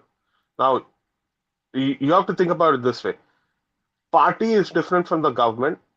They might have converging interests, they might have diverging interests. In case of Bangladesh, they definitely have diverging interests, right? Because it's an international situation. So government might want to manage its own narrative. Government might want to show project that this is not just a party thing, right? इसीलिए वो प्रियंका गांधी को बोलने दे रहे हैं parliament में. After all it is the government that sort of has the control of who gets to speak, who doesn't get to speak. The speaker basically says that, hey, मैं तुझे ये टॉपिक पे बात करने के लिए मैं तुझे टाइम एलोकेट कर रहा हूँ, right? After all the government influence is obviously there, but वो किसके लिए कर रहे हो? ठीक है, हम वी कैन आर्ग्यू दैट, ठीक है, we are letting Priyanka Gandhi get some brownie points over the Hindu thing and all that. But I think if you look at it from a external perspective, right, it basically tells the rest of the world that तुम लोग चुप रहो, हमारे पास opposition है, और opposition is also holding the government's view. I think that needs to be understood as well, right? Now, the second thing is, I think we have to acknowledge that not everything can be done in public. थोड़ा public messaging करना पड़ता है, thoda you have to read between the lines, and definitely until any action is taken, like military or diplomatic or any kind of escalatory action is taken, government को मुंह बंद करके रखना पड़ेगा, and they will have to bear the political cost that comes with it. I think that's just the unfortunate reality of the situation. Um, Now, with that said, I think within the national security circuit, there's definitely a lot of serious talk going on about Bangladesh के साथ क्या करना चाहिए करके, right? But उसके लिए भी एक थोड़ा एक threshold रहता है. And this is just the realities of international relations. Like to 71 के टाइम पे भी जाके देखो तो it like Indira Gandhi also had to patiently wait for about 8-9 months before they could basically initiate military action. So वो political cost वो government को bear करना ही पड़ेगा. वो उसके अलावा कोई choice नहीं है. That's the unfortunate reality of the situation. Okay, so let me throw one more question before I will add नहीं Rishi. If you हाँ want हाँ to join, just yeah, right go ahead, Jidda. I think Jidda, go ahead. अगर so we are converging on one point which is that कि the situation is unfortunate, ठीक है, but हमें यहाँ पे और एक चीज देखना होगा which is that कि ये सिचुएशन जा कहाँ पे रहा है, मतलब is it again leading to another 1971? Bangladesh के लोग जो हैं और बांग्लादेश के जो लीडर्स हैं, बांग्लादेश का जो आर्मी है, वो वहां तक ले जाना चाहते हैं या चीजों को? और ये एक बड़ा क्वेश्चन है, क्योंकि this time they are thinking कि they have support from China, US, Pakistan. उनको लग रहा है कि यहाँ ये सबसे इनको सपोर्ट मिलने वाला है. ये करना No, चाहते हैं कि नहीं, ये एक बड़ा क्वेश्चन Vijitda, है. no, नहीं, मुझे लगता because है कि ये लोग करना चाहते हैं, मुझे लगता yeah, है. yeah, okay, you okay. Let मुझे me give a इसलिए counter लगता है argument. क्योंकि हाँ, मुझे इसलिए लगता है because they think they have a narrative which is the greater Bangladesh and this time they are going to achieve it. और Okay, so let उन्हें me. उन्हें लगता है कि ये जगह उन्हें चाहिए, ये जो सेवन Hmm, सिस्टर्स हो गया, फॉर स्ट्रैटेजिक ऑटोनॉमी hmm, इन्हें ये सब जगह चाहिए, hmm, क्योंकि hmm, वो चाइना के साथ फिर लिंक कर सके डायरेक्टली. hmm, जो बार्मा के साइड जो चल रहा है, जो चटगांव साइड उनका जो अनरेस्ट hmm, चल रहा है, उसको थोड़ा उस पर काबू पा सके. वाटर जो है उस पर कंट्रोल पा सके. hmm, काफी टाइम ये मतलब their main target is seven sisters. काफी टाइम बोला जाता है बंगाल, बिहार, उड़ीसा भी ये लोग छीन लेंगे, बट ये सब तो ये बहुत ज्यादा एक्स्ट्रापोलेटेड नैरेटिव है, जैसे हम लोग तिब्बत के बारे में बात करते हैं. ठीक है. लेकिन मुझे लगता है कि दे आर रियली थिंकिंग कि ये लोगों को सेवन सिस्टर्स मिल सकता है. And there is really something going on between China and Bangladesh, जहाँ पे चाइना बोल रहे ठीक है अरुणाचल हम लोग रख देंगे, और तुम लोग ये आसाम और ये सारा जो है ये तुम अपने पास रख लो. I do think they believe कि this time they can pull it off. hmm. Okay, so let me give you a counter argument on this on one by one. First of all, correct, it's called strategic posturing. Correct. When you see a very aggressive statement from diplomats or political leadership, correct, those very aggressive statements are should not be taken literally because they are called strategic posturing, where you are playing an aggressive game and you want to see how the other part actually person responds or the other country responds to it. And second thing is that everybody knows, including Bangladesh army knows, that they cannot fight or win a conventional war with India. Even China is supporting it, even US is supporting it. So militarily, it is not possible. Yeah, the only thing can happen is kind of like a guerrilla urban warfare, at the worst kind of thing. Okay. So military knows it pretty well that it cannot win a war against India because it is surrounded by three sides by land border, and Bay of Bengal is owned by India, so they cannot escape it. Okay, so Bangladesh army is not as dumb as we are idiots as they are to actually think they can do it because they are losers. If today there is a war with India, the army is going to lose its face. They're going to lose all their perks and benefits that they get because De facto army controls a lot of things in Bangladesh. So logically, it doesn't make any sense. Yeah, if there are some jihadi elements within the army, but they also do not want their perks to go away. So now, why these statements are coming? They are coming because over the years, correct, the kind of radicalization which has taken place, correct. So, correct, I say zombie, correct, the zombification of Bangladesh. So, I would call it a little zombification of Bangladesh, which has happened. Now, when you have a very critical mass of zombies being enabled by uh, forces which are outside Bangladesh to actually contain India in many ways, correct? So, and they are being just used, they have been used multiple times. So, in actuality, it is not possible, but yes, it is a kind of a see, the jihadis want a destabilized Bangladesh because they can only survive in an unstable Bangladesh. Right. Structurally, socially, and politically. The jihadis, see, Sheikh Hasina ran a government which was a stable government. Okay, there are lots of issues are there, but it was a stable government. It was progressing well in terms of social indices. It was progressing well in terms of economic output. It was showing correct. So at that time, people will not go and join a protest because they have a job to do. They can go and get a job in the factory.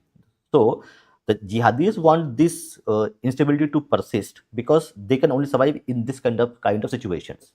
So all the elements which are saying all these provocative statements, they are a kind of a like wordplay which is happening, and it's at a posturing at a level where they want a confrontation because they can only survive. Shastri. Um, I think uh, what I would say is also um, we should.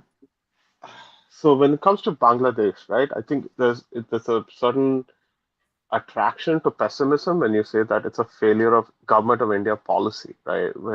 When on the other hand, actually it's a failure of secularism. If you think about it, right? Bangladesh under Mujib was supposed to be a secular republic. That that has fundamentally failed, right? And we should start coming out with a narrative saying that in a majority Islamist society, there is no place for secularism, right? There is no place for secularism. Period. Like you can say whatever you want. On the second thing, like China is a very opportunistic power, right? कुछ भी करे situation कैसे भी होने दे वो opportunity वो ढूंढ के निकालेगा, right? Now if Bangladesh, if the Bangladeshis are like, we want to build a greater Bangladesh and uh, we'll invade the Seven Sisters or whatever. China is obviously going to be like, okay, तुझे करना है कर, करके दिखा, right? Uh, this has always been Chinese strategy. That's not going to change fundamentally, right? But it can work to our benefit if we nib Bangladesh where it's at. Now, that's a question of political timing, right? When will the government put uh, uh, um, um, pull the trigger? That's a question of political timing. नहीं, China बोले, मैं वही बोल रहा हूँ कि so पहली बात on secularism, right? This is you we Hindus need to know this is precisely what secularism is. Secularism is temporalism. What is टेम्पोरलिज्म?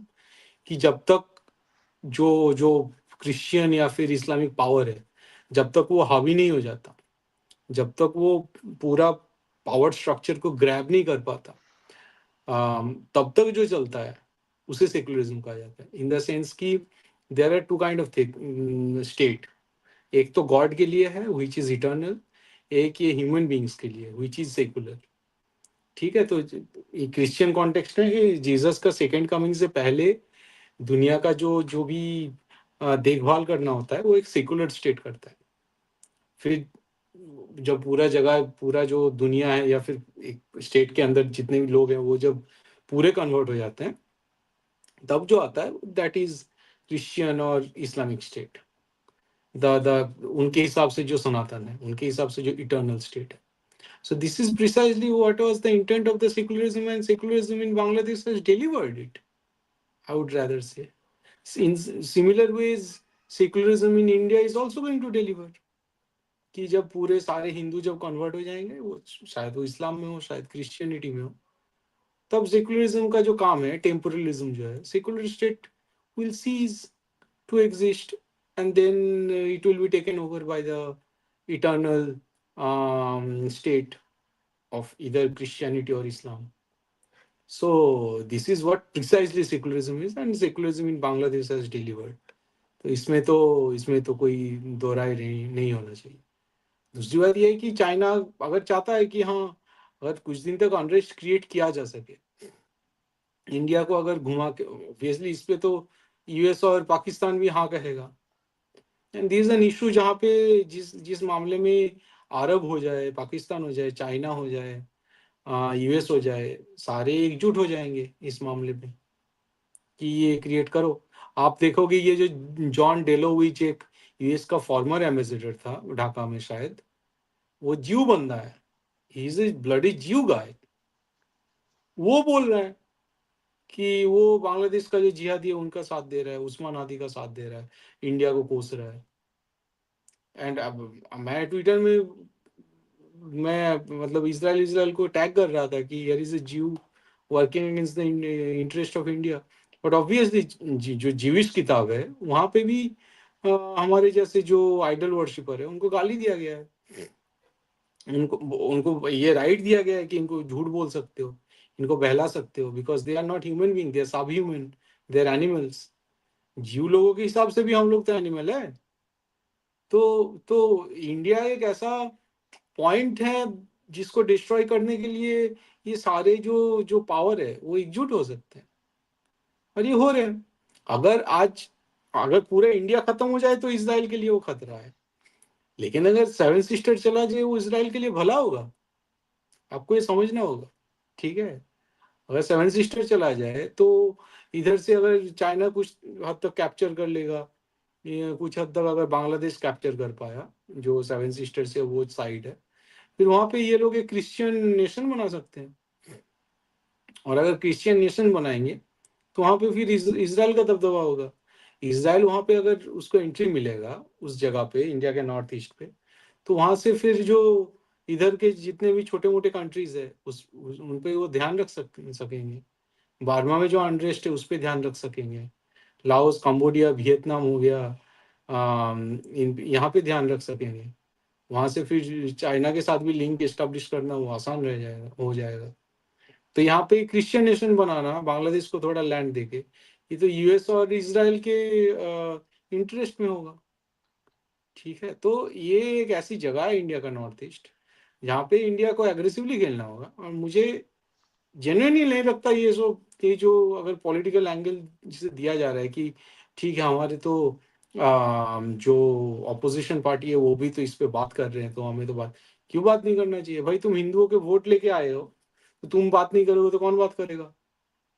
अगर मोदी इस पे बात नहीं करेगा तो मोदी कावर्ड है ना, वो बुजदिल है वो। तो ये सब छप्पन इंच बच्चों ने ये सब बातें नहीं करना चाहिए उसे। ये सब नॉर्थ ईस्ट ऐसा इशू है जिसपे स्ट्रेट बैट से खेलना चाहिए। ये सब फालतू प्रियंका गांधी ने बोल दिया और ओवैसी ने बोल दिया तो मुझे बोलने की जरूरत नहीं, या फिर हमें दिखाना है कि हमारा ऑपोजिशन को बोले, ये मैटर ही नहीं करता। इसको बिल्कुल ही स्ट्रेट बैट से एग्रेसिवली खेलना होगा। एग्रेसिवली खेलना होगा इसका मतलब ये नहीं कि आर्मी भेज दो, बट बहुत सारे तरीके, वो आलू और प्याज पहुंचाना तो तरीका नहीं है ना मेरे हिसाब से। क्यों पहुंचा रहे हो? ब्लॉकेट करो इनको, घेरो इनको। वो सब कैलिब्रेटेड मैनर से होएगा। वो I think okay okay we prime minister जब मोदी जी जब बोलेंगे ना, इट्स बेसिकली लाइक उसका एक टाइमिंग रहता है, राइट? एंड उसका एक नहीं यार, कोई भी अगर इन जनरल अगर कोई भी एनी गवर्नमेंट लिंचिंग हो ने रहा है, जब अखलाक का लिंचिंग हुआ था तो वो गोरक्षक को गुंडा बताना, लिंचिंग के लिए माफी मांगना, या फिर शबाना आजमी के जो पैर टूट गए थे उस पे तो इंस्टेंट ट्वीट और अच्छा सा रिएक्शन आया था। इस पे क्यों नहीं आ सकता? अगर कहीं भी लिंचिंग हो उस पे तो बात कर ही सकता है। बांग्लादेश कैसे कर रहा है? बांग्लादेश हाई कमीशन को चिट्ठी भेज रहा है कि तुम्हारा हमारा जो बांग्लादेशी एम्बेसी है दिल्ली में, वहां पे हिंदू लोग चढ़ गए थे। वो लोग अगर ये इतना छोटा कंट्री होकर कर सकते हैं तो ये क्यों नहीं कर सकता? मतलब ये तो मास्टर स्ट्रोक नहीं बोल सकते यार। नहीं, ये मास्टर स्ट्रोक की बात सेम नहीं है। चीज नहीं, देख, master stroke. So basically it sounds like master stroke ना, जब तुम बोल रहे हो कि भाई ये बहुत अच्छे से खेलना। अच्छे से खेलना क्या होता है? यूएस बोल सकता है, यूके बोल सकता है, इंडिया नहीं बोल सकता।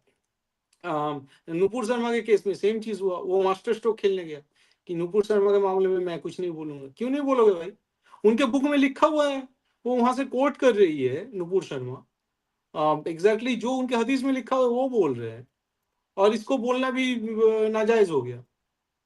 तो ये मतलब until unless you are honest on the diplomatic matters, ये तो डिप्लोमेटिक चीज है ना, ये तो इंटरनल पॉलिटिक्स भी नहीं है। तो यहाँ तो स्टेट बैट से अच्छे से खेल ही सकते हो। अगर डोनाल्ड ट्रम्प जैसा बंदा वो वेनेजुएला का वो ब्लॉकेट कर सकता है, उस पर अग्रेसिव हो सकता, बोल रहा है कि अटैक कर दूंगा, अगर ये बोल सकता है डोनाल्ड ट्रम्प जैसा बंदा, तो इंडिया तो बांग्लादेश को एक अच्छे से एक ट्वीट या एक अच्छा रिस्पॉन्स बोल दे ही सकता है कि कायदे में रहो तो फायदे में रहोगे। मैं यही बोल रहा हूँ। इसमें इसमें इतना मतलब ठीक ठाक रिएक्शन ना देना, ये मोदी जैसे बंदा बुजदिल है, और ये बंदा बुजदिल है।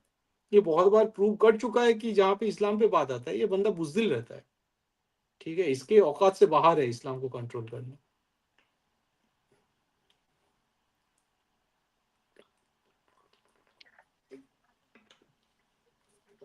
ये को अपना ऋषि कुछ बोल रहा था शायद। हाँ हाँ, सो नमस्ते टू ऑडियंस, आप सभी को भी। सो one of the audience members who is now watching, he's from Bangladesh. uh, he told me right now to ask a question. uh, so विमर्श दा, कैसे करें वो आप बताइए। Send me the question na. Just send me the question. I will read it to the guests. Send me Fair on enough, fair enough. any other. Okay, okay, okay, yeah. Okay, Shastri, continue till the question comes. वो तो वैसे भी government तो वैसे भी north east पे बहुत front foot batting तो कर रहा है, हम देख ही नहीं रहे हैं। वो एक चीज है। दूसरा चीज क्या है कि कुछ चीज है ना, you can only realise what has happened after the action is taken place, right? 71 में क्या हुआ वो, हाँ, अभी हम देख के हम बोल सकते हैं कि हाँ जो हुआ सही हुआ, but that's only hindsight view से हम देख रहे हैं, right? Between before 71 there was still a 1970, right? और you actually 71 दिसंबर में हुआ था, right? So हम लोग तो एक्शन की बात ही नहीं कर रहे हैं, हम लोग अच्छा एक स्टेटमेंट की बात कर रहे हैं। एक्शन तो बहुत बाद में आता है। नहीं, तभी भी कुछ नहीं किया था गवर्नमेंट ऑफ इंडिया ने। चुपचाप बैठ रहे थे, क्वाइट डिप्लोमेसी कर रहे थे। यही है स्टाइल गवर्नमेंट ऑफ इंडिया का। वही मैं बोल रहा हूँ, राइट? ये इनका आई थिंक मेरा खाली, let me put it this way, मेरा खाली दो कंसर्न है, राइट? एक concern is strategic communications, which means कि उन लोग ढंग से उन लोग लोगों को बता नहीं रहे कि क्यों कर रहा है, क्या कर रहे हैं, राइट? क्यों घुस अभी इंटरवीन करना है तो उसके लिए भी एक नैरेटिव चाहिए, राइट? वो वो उनको वो ढंग से नहीं करेंगे, उसका वो मुझे एक कंसर्न है। और दूसरा कंसर्न है कि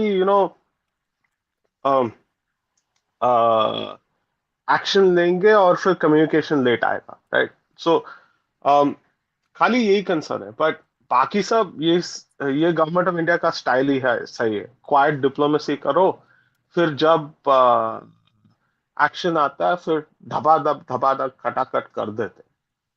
1971 में भी ऐसे ही हुआ था। Between I think February to December चुप, गवर्नमेंट तो चुप ही बैठ रहा था, गाली बहुत खा रहा था। फिर 71 में दिसंबर में आई थिंक एक दिन बाद फिर पेपर में बाहर आया कि ओ हम जा रहे हैं बांग्लादेश के अंदर। एंड बिफोर दैट टू उन लोग मुक्ति बाहिनी को सब सपोर्ट तो कर रहे थे, but the thing is like situation अब आजकल थोड़ा अलग है, राइट? वो टाइम पे क्या था कि you at least had a Mujib, you had refugees, you could train them. अभी वो भी नहीं है. So whatever action you take, it has to be on your own. And uh, that उसके लिए क्या solution निकालने वाले वो हमें सिर्फ hindsight में ही मिलेगा. And here's the other thing, हम लोग जो भी intervention करेंगे, it'll be temporary. It'll only kick the can down for 20, 30 years. Right? Like ये इसका there's no like one shot solution for this. ये kick कर करके you have to break it down to a small considerable size, and then India needs to do what it needs to do. But ultimately क्या है कि I think 30 साल का solution क्यों है? अगर कोई हिंदू देश बनाना है, बनाओ हिंदू देश। नहीं सीधी वो सी वो बात है। आई थिंक इस टाइम तो वो हो ही जाएगा, वो मुझे तो लग ही रहा है वो हो ही जाएगा वो, right? But ultimately, I think I'm just going to simply say, put it this way, right? So from the river to the sea, Vanga Pradesh will be free. वही है एक solution. We have to internalize this region and then change it completely upside down.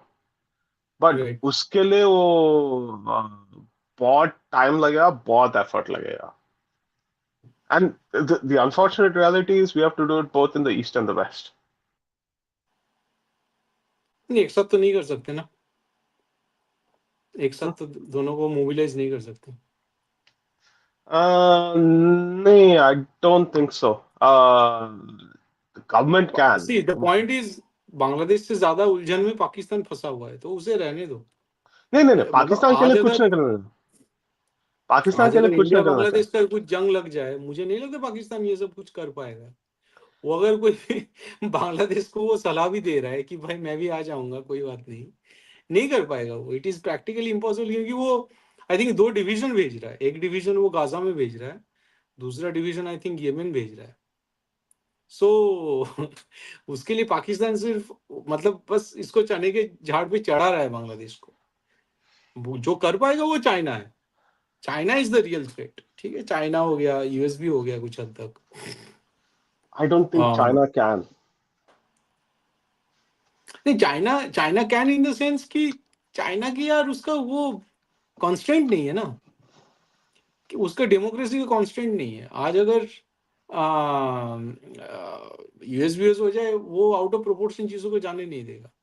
नहीं, So, वही मैं US बोल रहा हूँ ना, चाइना का क्या है कि दे आर ऑपर्चुनिस्टिक, कुछ भी होने दो उन लोग, वो अपॉर्चुनिटी निकाल के उन लोग कुछ ना कुछ करने की कोशिश करेंगे, right?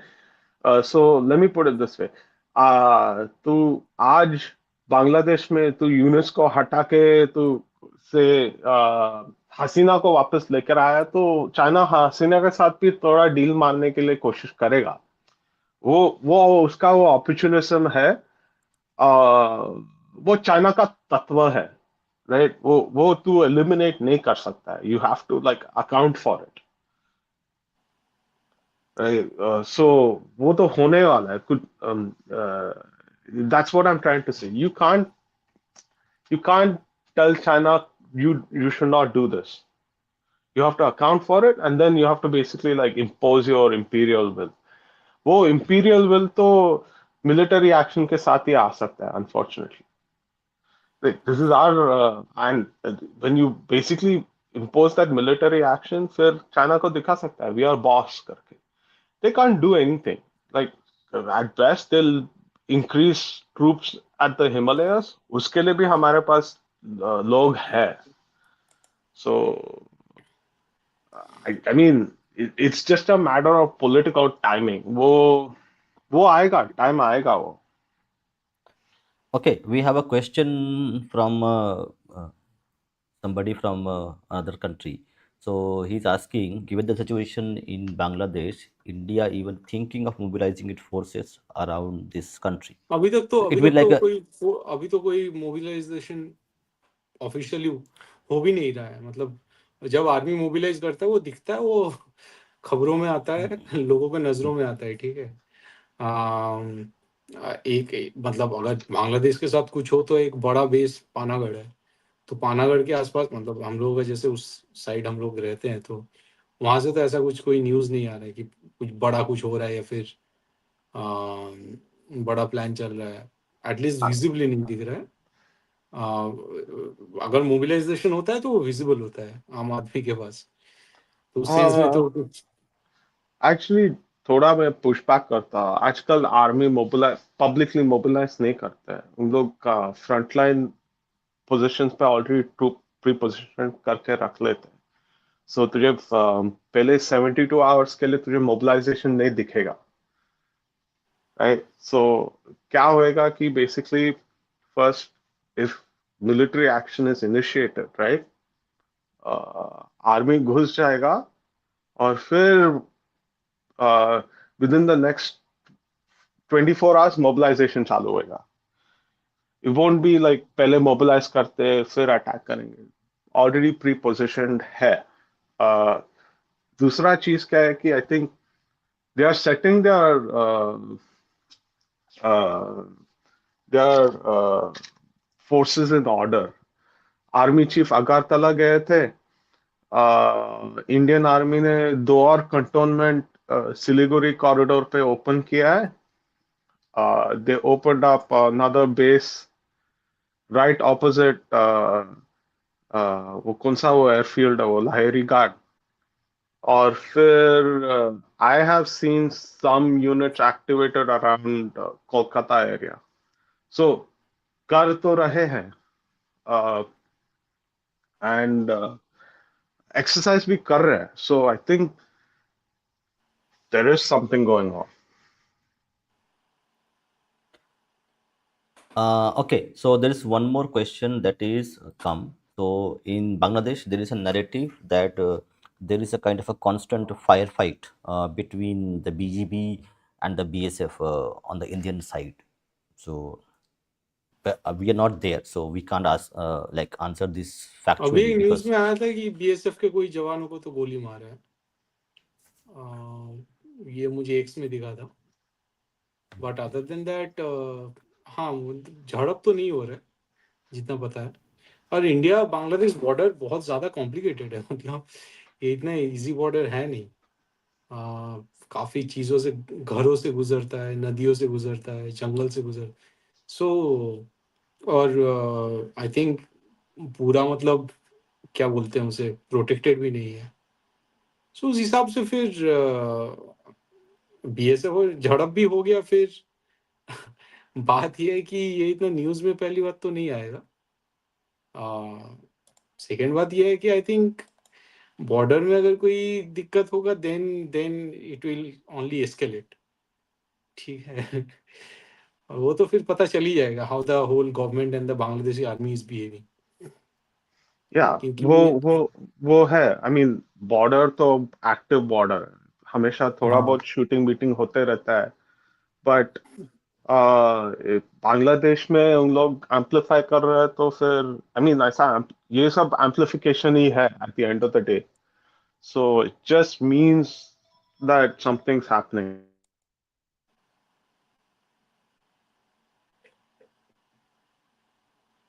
yeah, Rishi, you want to say something? कुछ और बोलना है?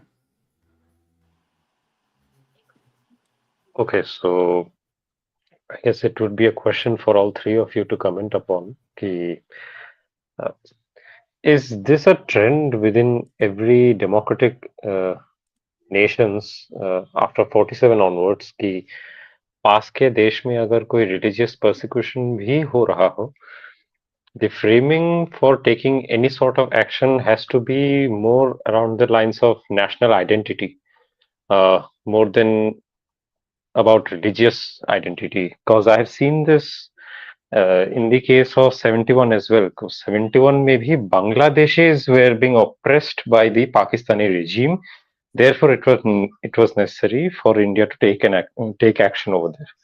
ये एक narrative गढ़ा गया था तब. क्या समझा नहीं मैं, पहलगाम कैन के यू टाइम में रिपीट? भी I saw. हाँ, okay. So 1971 के टाइम में the narrative publicly, as, as far as Indian government is concerned, was कि Bangladeshis were being oppressed by the Pakistani regime. So Indian government had to take action. There was no mention of Hindu, as Bijeet says, of Hindu genocide and so on. Even in case of Pahalgam as well, we see that even though the newspapers were discussing about how Hindus were particularly targeted in that terrorist attack, but the framing which was taken by the government was around ki Indian nationals, Indian tourists were hurt by Pakistanis. Therefore, it's an attack on India and we must take action. So I've seen this thing around democratic nations की nationalistic narrative पे base होके ही actions ली जाती है, not on the basis of religious identity. Am I correct or not? Just wanted to yes know yes. from you. And why so is हम it लोग already so? जैसे discuss किए थे, I think Christianism वाला जो series था उसमें discuss किए थे कि इसमें एक जो जॉन स्टुअर्ट मिल का बाप था, जो क्या नाम है, जेम्स मिल नाम था शायद उसका, तो या Yes, जेम्स मिल। उन्होंने, James Mill. हाँ, तो उन्होंने एक प्रिंसिपल दिया था जिसका नाम, जिसको हार्म प्रिंसिपल बोलते हैं, right? Harm principal is like कि वही बेसिकली कि मैं उस हद तक हाथ को ले जा सकता हूँ जहाँ दूसरे बंदे का गाल तक ना आ जाए, ठीक है? कि if I have some belief and I have some faith, I am entitled to मतलब retain it and hold it, और इस बिलीफ पे स्टेट मुझे इंक्लूड नहीं कर सकता, मतलब based on this belief the state can not इधर क्वेश्चन मी और जज मी और परसिक्यूट मी, ठीक है?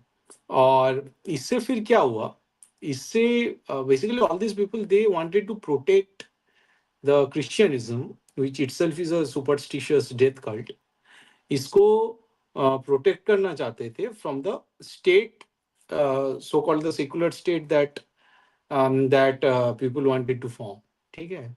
क्योंकि वो 1789 में जब फ्रेंच रेवोल्यूशन आया, वहां से फिर वहाँ फ्रांस में तो लाइसेते आया, राइट? लाइसेते मतलब कि तुम पब्लिकली दिखा भी नहीं सकते तुम्हारे, you can not publicly even exhibit your faith. वहां से फिर इन्होंने जो अपना जो एंग्लिकल जो पोजीशन था, वो लोग थोड़ा बोले कि नहीं, मतलब ठीक है, your faith will be protected by the state, state उसके लिए तुम्हारा कोई हानि नहीं पहुंचाएगा।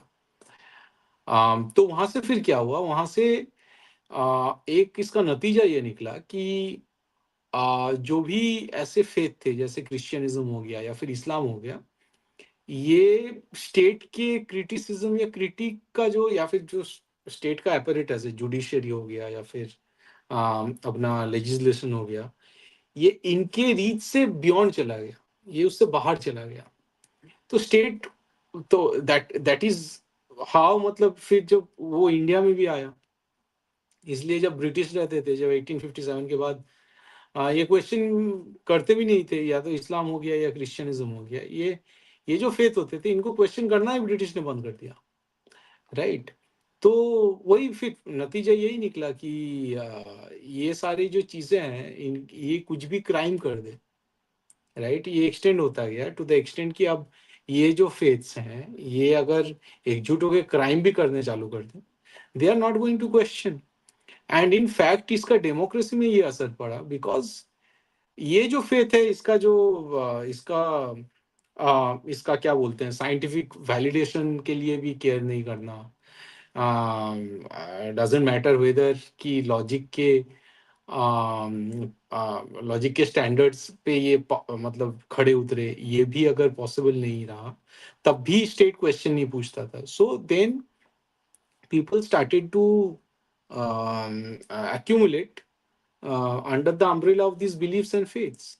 तो इसका नतीजा ये निकला कि नो मैटर कि कोई डेमोक्रेसी या कुछ है, ये सारे एक जुट बनाने लगे। और इंडिया जैसे कंट्री जहाँ पे पेगन रहते हैं, वेल हिंदू रहते हैं, वहाँ पे हिंदू तो फेथ के बेसिस पे इकट्ठा नहीं होता ना, या फिर सड़कों पे जैम नहीं करता, सड़कें ऑक्यूपाई नहीं करता, वहां पे ये लोग हावी होने लगे।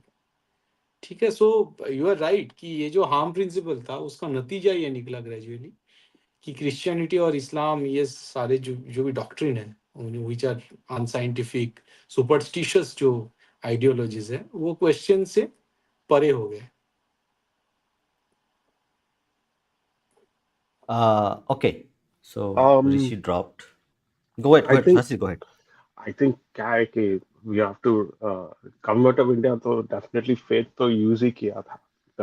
When they went to the UN, they basically said that they were targeted for their faith. So I think we should not dismiss that. But the thing is like एक बोलने का एक चीज रहता है और सुनने वालों के भी और एक चीज रहता है, राइट? जब तेरा इंस्टीट्यूशन ही सुनने के लिए तैयार नहीं है, and I am talking about the UN, तो क्या करेगा? आई मीन बट बोलना तो बोलना जरूरी है, वो अलग बात है, but this is just the world we live in, unfortunately कोई सुनने के लिए तैयार नहीं है. It takes a lot of effort. See even with the case of Dipu Chandra Das, it took a lot of effort to get uh, any kind of recognition for that. I'm outside of India, right? So वो भी अब आ रहा है, एक हफ्ते का outreach के बाद, एक हफ्ते का constant like badgering on every forms of communication for them, right? अभी आ रहा है थोड़ा बहुत condemnation आ रहा है. So this is the unfortunate reality we live in, right? In some sense, like we are also sort of the Jews of the world. Jews का issue अभी क्या है कि it's no, not a lot of countries are willing to listen to them. Okay, so let me answer this question. If you can see what happened in Kosovo, correct, in the erstwhile Yugoslavia, where the NATO went and bombed, I think Kosovo and the regions to actually, and it was termed as ethnic cleansing of Kosovo Muslims by the ethnic what they are called. I'm just forgetting that. Croats and other Serbs, Serbia. Correct. Serbia was Serbs, bombed. Serbia. Actually, yeah, Serbia was bombed by NATO, and the pretext was that the Kosovo Muslims were being ethnically cleansed.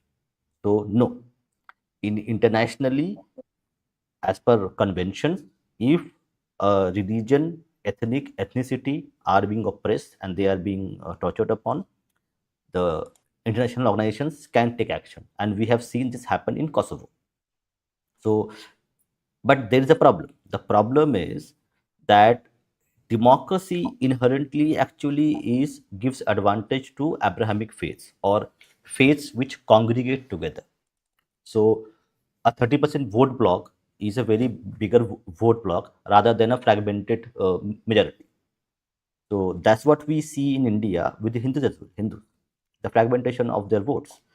So now inherently democracy is not ideal for us because we like to differ. Like all four of us, we all talk to each other, but we differ on specific points. But when we talk about Abrahamics and congregational faith systems, they inherently don't have that idea of like disagreeing. You agree or disagree. That's it.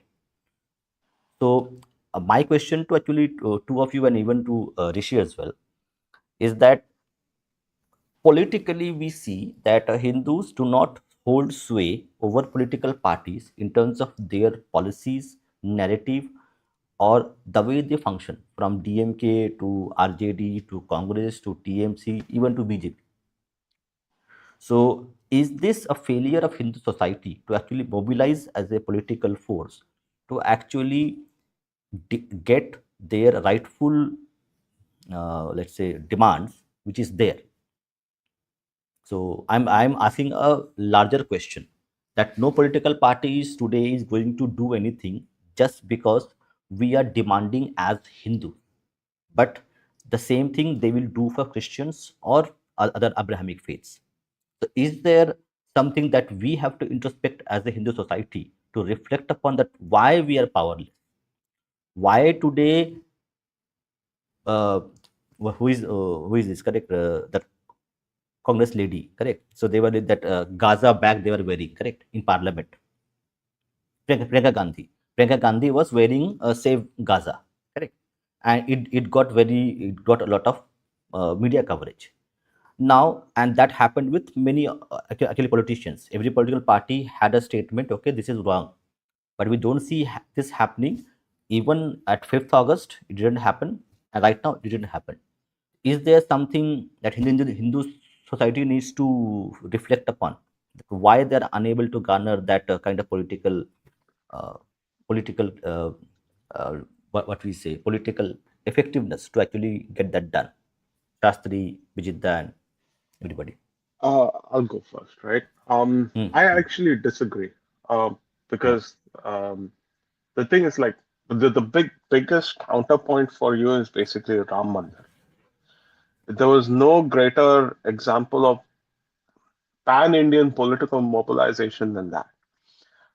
I mean, I think we might be mistaking the fact that, oh, there's no pan-India reaction, or pan-India uh, Hindu solidarity or whatever, um, for like lack of Hinduness or Hindu political activity. Um, I think at the end of the day, you also have to realize is that, see, people have priorities, right? हर एक चीज पे तो outrage नहीं कर सकता है. And you have to look at things from a local perspective as well, right?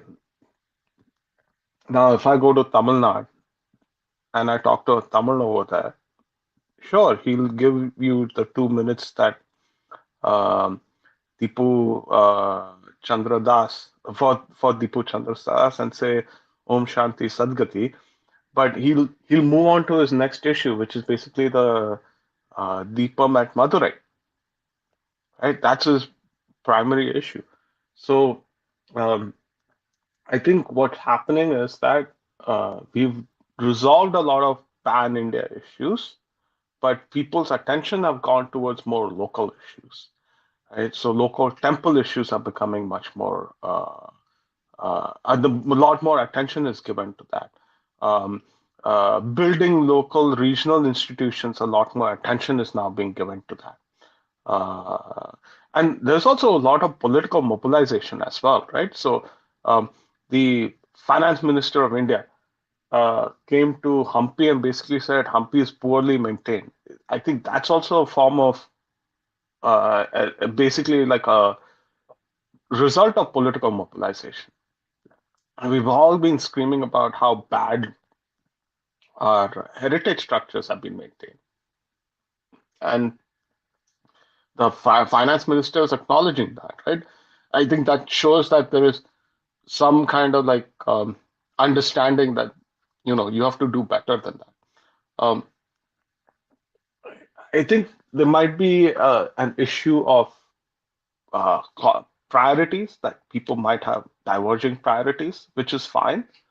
But I think we should recognize that those diverging priorities are still under a broader umbrella, right? Uh, and we should also support other movements as well, rather than constantly demanding focus on one simple issue. We should recognize that certain games are played at certain levels, and certain other games are played at certain other levels, right? So um, I'd rather argue saying that where's the northern Indian support for the Deepam issue in Madurai? Right? I would like to see more of that. I'd like to see more uh, support for the Warkari issues, or or like uh, more invitations for regional Hindutva institutions to establish institutions elsewhere, right? I mean, these are all other, they might not be, I would call them sexy, but they are important issues nonetheless. Um, and I don't think we've lost political uh, power or autonomy. It's more like it's sort of diluted to a point that okay, the regional and local issues are taking much more precedence over, say, pan-Hindu society. Okay, so Bijitda is not here. Bijitda, if you want to answer, or else let me. Rishi, do you have any comments on this? And then I will. I agree with what Munshiji said. So, frankly, I have always seen this as a excuse given by some of the parties to ignore Hindu messaging. Uh, like this has been a constant rhetoric from them that okay, you do not organize more like the other sections of society, therefore you are not worth listening to, and so on. I don't think that's the case. Uh, I mean, we do not come out on streets. Yeah, sure, that's the case. But I believe Hindus are much, like, at least right now, they are much vocal, right? On every issues from Deepam, on the issue of Deepam as well. I've seen in northern Indian channels as well, it is being discussed. It's not an ignored issue anymore. Uh, Earlier, it would have been a siloized issue only being discussed in southern channels alone, but now it has spread in pan India scale. So there are issues with Hindu Okay, societies, yeah, but that's in the level of society. But as far as political mobilization is concerned, I don't see a direct correlation to that. But maybe Vimas Dada, you can maybe pick out some points. Would like to hear yeah. Let it me from give you. you. Let me give an example. Correct. I know a person in Karnataka who lives in Bengaluru, and a community of Hindus. Okay, they went to a politician that solve my these are our problems. Please solve it. That politician asked me, "Do you vote for me?" He says, "No." Well, how long you are living in this city? He said, for 30 years. But 30 years, Hindus are so politically active. For 30 years, they did not vote in that place, and wherever they had their voter ID cards in another state, they even didn't go there to vote. So this is the political awakening, the political expediency, the political consciousness of Hindus in general. I'm talking about one community whom I spoken to. So that's where I coming from. DMK can go to Supreme Court, spend states money, go to Supreme Court to prevent the lighting of Deepam. Will any other party will take that stand for any Hindu causes? The answer is no. And we need to ask ourselves why it is no. Even BJP, the so called Hindu party. Go ahead. The fix is Maybe always Munshi can judicial. take that. Yeah, Yeah, Munshi, go ahead. I mean, um, the BJP has been burnt quite heavily, right? We have to remember a couple of things. The fix is always judicial. Um, and there's also um, the sort of like strategic philosophy of um, when your opponent is making mistakes, let them keep doing it. Hmm. And there's that perspective that I would also encourage people to take, right? Um, and that's the perspective Tamils in the have Tamils in Tamil Nadu have taken as well. It's like, oh, DMK is going to the Supreme Court. Bad idea. Let them do it though, right? And uh, turns out that the entire thing is backfiring on them. The entire thing is Yes, backfiring. So understood. So it's like there's Okay, that thing, okay, okay. and there's Understood. Let me just actually give you a little bit of information, then you can continue. As a political party, correct? DMK is doing politics for last 30 years. Okay. So we cannot just, and see, their logic might be flawed. I have no problem with that. Their logic may be flawed. What I am saying is that they have taken a calculation that the 30% or whatever percentage numbers are there, forget about the numbers. For the last 30 years of their political experience, they see that I can make a wrong decision, I can take a wrong step, but still it will somehow benefit me rather than taking the Hindu side. So, is there something that why they are making a wrong decision? Correct? They do have some own calculations. Okay, I have these things I can play upon. So we cannot just say that okay, DMK is are idiots into the political stance that they are taking. No, see, I Don't want think to it answer not be this fair part to them. actually. Go ahead. Basically, it goes back to the same thing. Kyunki temples are not free. So you see, in temples used to be a medium through which the so-called upper class and lower class Hindus used to interact with each other. कि upper Okay, class we should Hindu not ने कुछ say donate. we should not say upper and lower class. We'd say different punts can come together. Different punts and class. I'm saying class. Hmm. कि different class की rich and poor Hindu, right? Hmm. ऐसा तो नहीं है कि मतलब सिर्फ poor Hindu अपने सो कॉल्ड लोअर कास्ट में मिलता है, राइट? पुअर हिंदू ब्राह्मण में कम्युनिटी में काफी सारे पुअर हिंदू मिलते हैं, राइट? तो ये जो different classes of Hindus, they are not talking to each other, and then the state is interfering कि चलो तुमको ये देंगे, तुमको थोड़ा दूसरा वाला कुछ स्कीम दे देंगे करके, जो they have started to intervene, right? ये जो सोशल डायनामिक है हिंदुओं का, ये बंद हो गया है. Now to open it up, we have to free the temple. और ये सबसे ज्यादा सरकार को समझ में आता है कि जिस दिन हिंदू टेम्पल ओपन हो गया, वो सिर्फ डीएमके के लिए खतरा नहीं है, इक्वली वो बीजेपी के लिए भी खतरा है.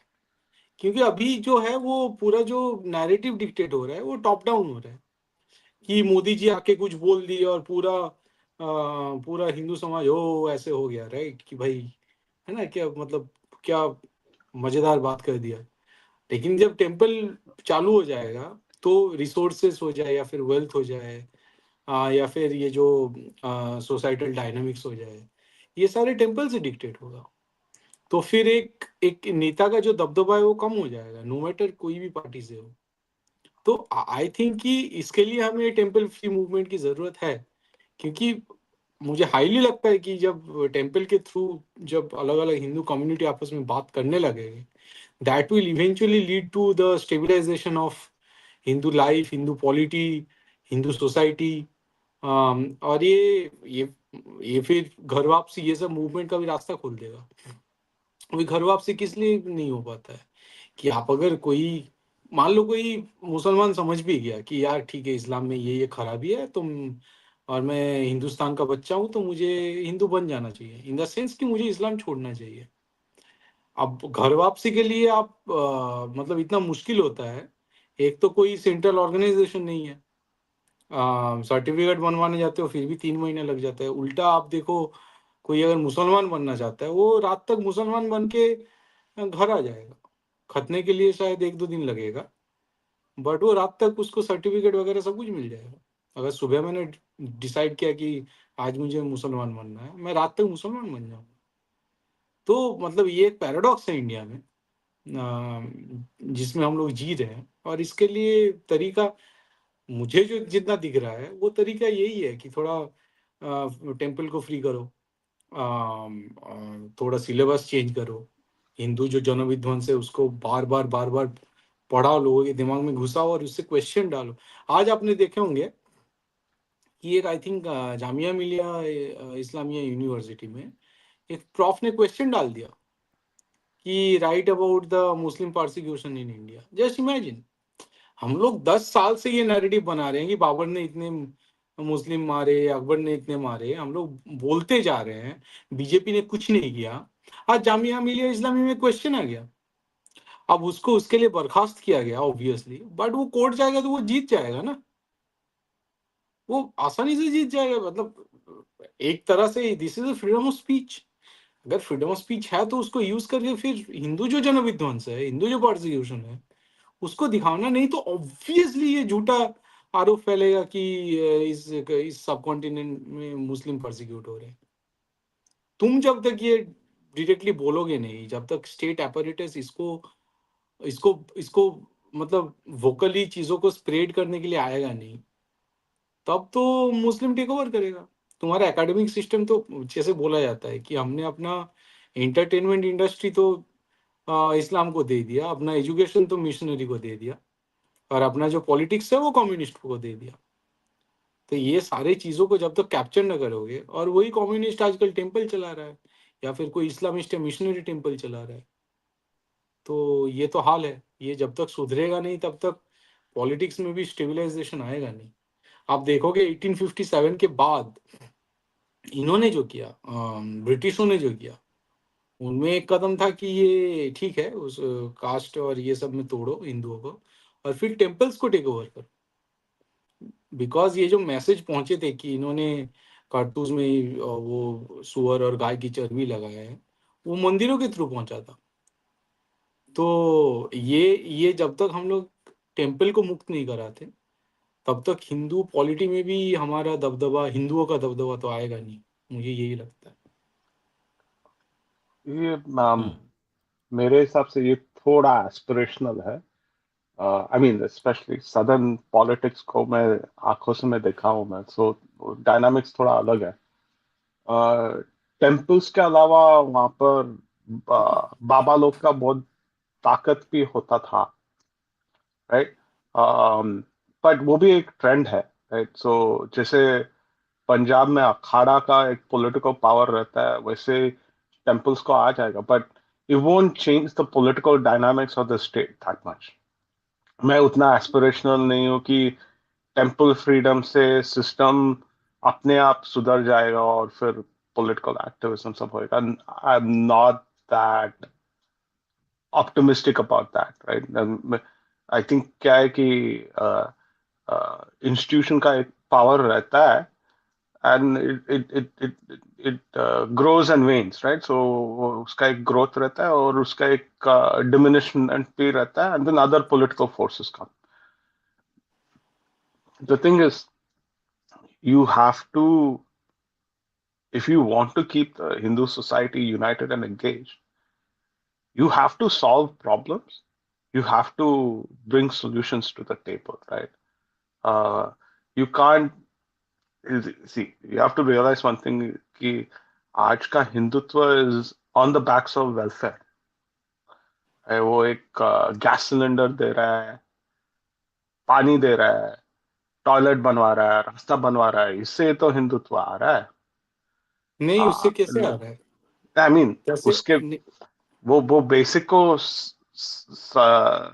सॉल्व करने के नहीं, बाद हिंदू ही होने वो। के, मैं वही तो बोल रहा हूँ, हिंदू होने के लिए तो गैस नहीं मिल रहा है ना। हम्म। हिंदू होने के लिए थोड़ी। आप अगर पीएम युवा योजना देखोगे, युवा रोजगार योजना, उसका 70% मुस्लिमों को मिला है। पीएम आवास योजना का 40% मुस्लिमों को मिला है। तो बट उसके वो उस मतलब this is just to prove the point कि यार ये तो इंडिया में जो गरीब लोग हैं उनको मिल रहा है, इसके बेसिस पे तो हिंदुत्व नहीं आ रहा है ना। ममता गैस जी, सिलेंडर गैस सिलेंडर तो ममता अर्बन। का जो लक्ष्मी, क्या लक्ष्मी श्री प्रकल्प चल रहा है, उसके लिए हम्म। लड़कियों का वोट ममता को जा रहा है। हाँ। तो ये हिंदुत्व के लिए हो रहा है क्या? नहीं हो रहा है ना। ममता को हिंदुत्व के लिए वोट दे रहे हैं क्या? नहीं, मैं मुझे बोल रहा हूँ कि वो एक हिंदुत्व फाउंड का जो मूवमेंट वो है उसका वेलफेयर से लेना देना अभी तक इंडिया में नहीं है। जब तुम बोलना चाहोगे कि ठीक है, इस इंडिया में हिंदू जेनोसाइड हुआ है, the state will acknowledge Hindu genocide, and it will basically हिंदुओं से माफी मांगेगा इसके लिए कि ठीक है, द स्टेट हैज, क्योंकि this is a continued state. Sultanate से जब जो चला आ रहा है, वहां से जो शरिया चालू हुआ था, ब्रिटिश ने ये लिख के गया है कि हम लोग शरिया को फॉलो करके अपना लॉ बना रहे हैं, क्योंकि इंडिया में शरिया चल रहा है। ठीक है, उसके बाद जो ब्रिटिश स्टेट है that continue to this secular Indian state. So which mean कि Indian state has perpetrated Hindu genocide in this subcontinent, and Hindu state will ask for whatever forgiveness and whatever amnesty, I don't know, before the Hindu की माफी मांगेंगे, ask for apology, and then based on that, after acknowledging the Hindu genocide, it will start implementing schemes to reverse the Hindu genocide, such as कि ठीक है हिंदुओं पे जुल्म हुआ है, तो जो हिंदू युवा होगा वो अगर कोई इंडस्ट्री, छोटा मोटा इंडस्ट्री, कॉटेज या फिर जो भी इंडस्ट्री खोलना चाहता है जिसमें हिंदू कला हो, जो खत्म हो गया था, वो उसको अगर अगर लाइफ मिल रहा है नए से, तो उनको स्कीम दिया जाएगा। या फिर कोई हिंदू होने के लिए कोई अगर बेकार युवा बैठा है, उसको 1,000 रुपए दिया जाएगा। तीर्थ यात्रा के लिए स्कीम दिया जाएगा, ठीक है, क्योंकि तो ये जब स्कीम देना चालू करोगे तब मैं मानूंगा कि ठीक है हिंदुत्व के बेसिस पे तुम वेलफेयर स्कीम दे रहे हो। इसमें तुम्हारा 40-50% तो मुसलमान के पास वेलफेयर स्कीम जा रहा है, जिससे तुम्हें वोट भी नहीं मिल रहा है। So you can not say that Hindutva is coming because of the welfare scheme. मतलब this is a justification that are being invented to justify BJP. No no, it's not. आप हिंदुत्व पे आप इलेक्शन जिता के दिखाओ, विदाउट वेलफेयर बीजेपी बोल आपको रहा है ना कि वो हिंदुत्व पे नहीं इलेक्शन जीत रहा है, नहीं। दे मैं आर क्लेमिंग। आपको मैं बताता हूँ ना, आप चाहो लाडली बहना स्कीम के बिना आप जिता के दिखाओ। हिंदुत्व मूवमेंट नहीं, only exist Ladli Behna because scheme के see now see you are you saying कि नीड। लाडली बहना स्कीम के वजह से बीजेपी अगर आ रहा है, अगर ये है, हाँ, तो वो तो ममता के कन्याश्री प्रकल्प से लिया हुआ है ना। सो तो वो हिंदुत्व का स्कीम कैसे हो गया? That is a secular scheme. No अगर नो, कांग्रेस आना हिंदुत्व चाहेगा, का पॉलिटिकल कांग्रेस के पावर। अखिलेश ने अभी बोला है कि अगर लड़कियां मुझे वोट दें या फिर जो भी मैं अगर आया तो लड़कियों को मैं वट एवर 40 या कुछ 1,000 रुपए दूंगा। ये अखिलेश ने अनाउंस किया है ना। अब उसके लिए अगर कोई अखिलेश को ला रहा है, जैसे ममता आ गई है, तो ममता क्या बंगाल में हिंदुत्व फैला रही है क्या? नहीं है ना। नहीं, वही मैं बोल रहा हूँ ना। अभी पावर में, सत्ता में कौन है अभी? बीजेपी है ना। सेंटर में बीजेपी है। स्टेट में भी बहुत सारे स्टेट्स में बीजेपी है। बीजेपी है। क्या without Ladli Behna scheme would they be able to come to power? Is it a Hindu scheme? It doesn't matter. They are in power. It should, because your statement was these sort of schemes are Without, actually Hindutva को बढ़ावा दे रहे हैं। कहाँ से हिंदुत्व हाँ, को बढ़ावा दे रहे हैं? फिर नहीं तो क्या? नहीं तो UP be under Mamata state, right? अभी तेरा महाकाल में कुछ तो हो रहा है गवर्नमेंट के थ्रू। They are doing some kind of renovation over there. वो हिंदुत्व गवर्नमेंट की वजह से हो रहा है, right? And the way they came to power for that is basically through welfare नहीं, स्कीम। ममता ने नहीं सो बनाया, विदाउट ममता ने वेलफेयर मंदिर स्कीम्स, बनाया। ममता ने दीघा में जगन्नाथ धाम बनाई है। ममता भी सिलीगुड़ी में एक कुछ राम मंदिर या कोई महाकाल का मंदिर बनाने वाली है।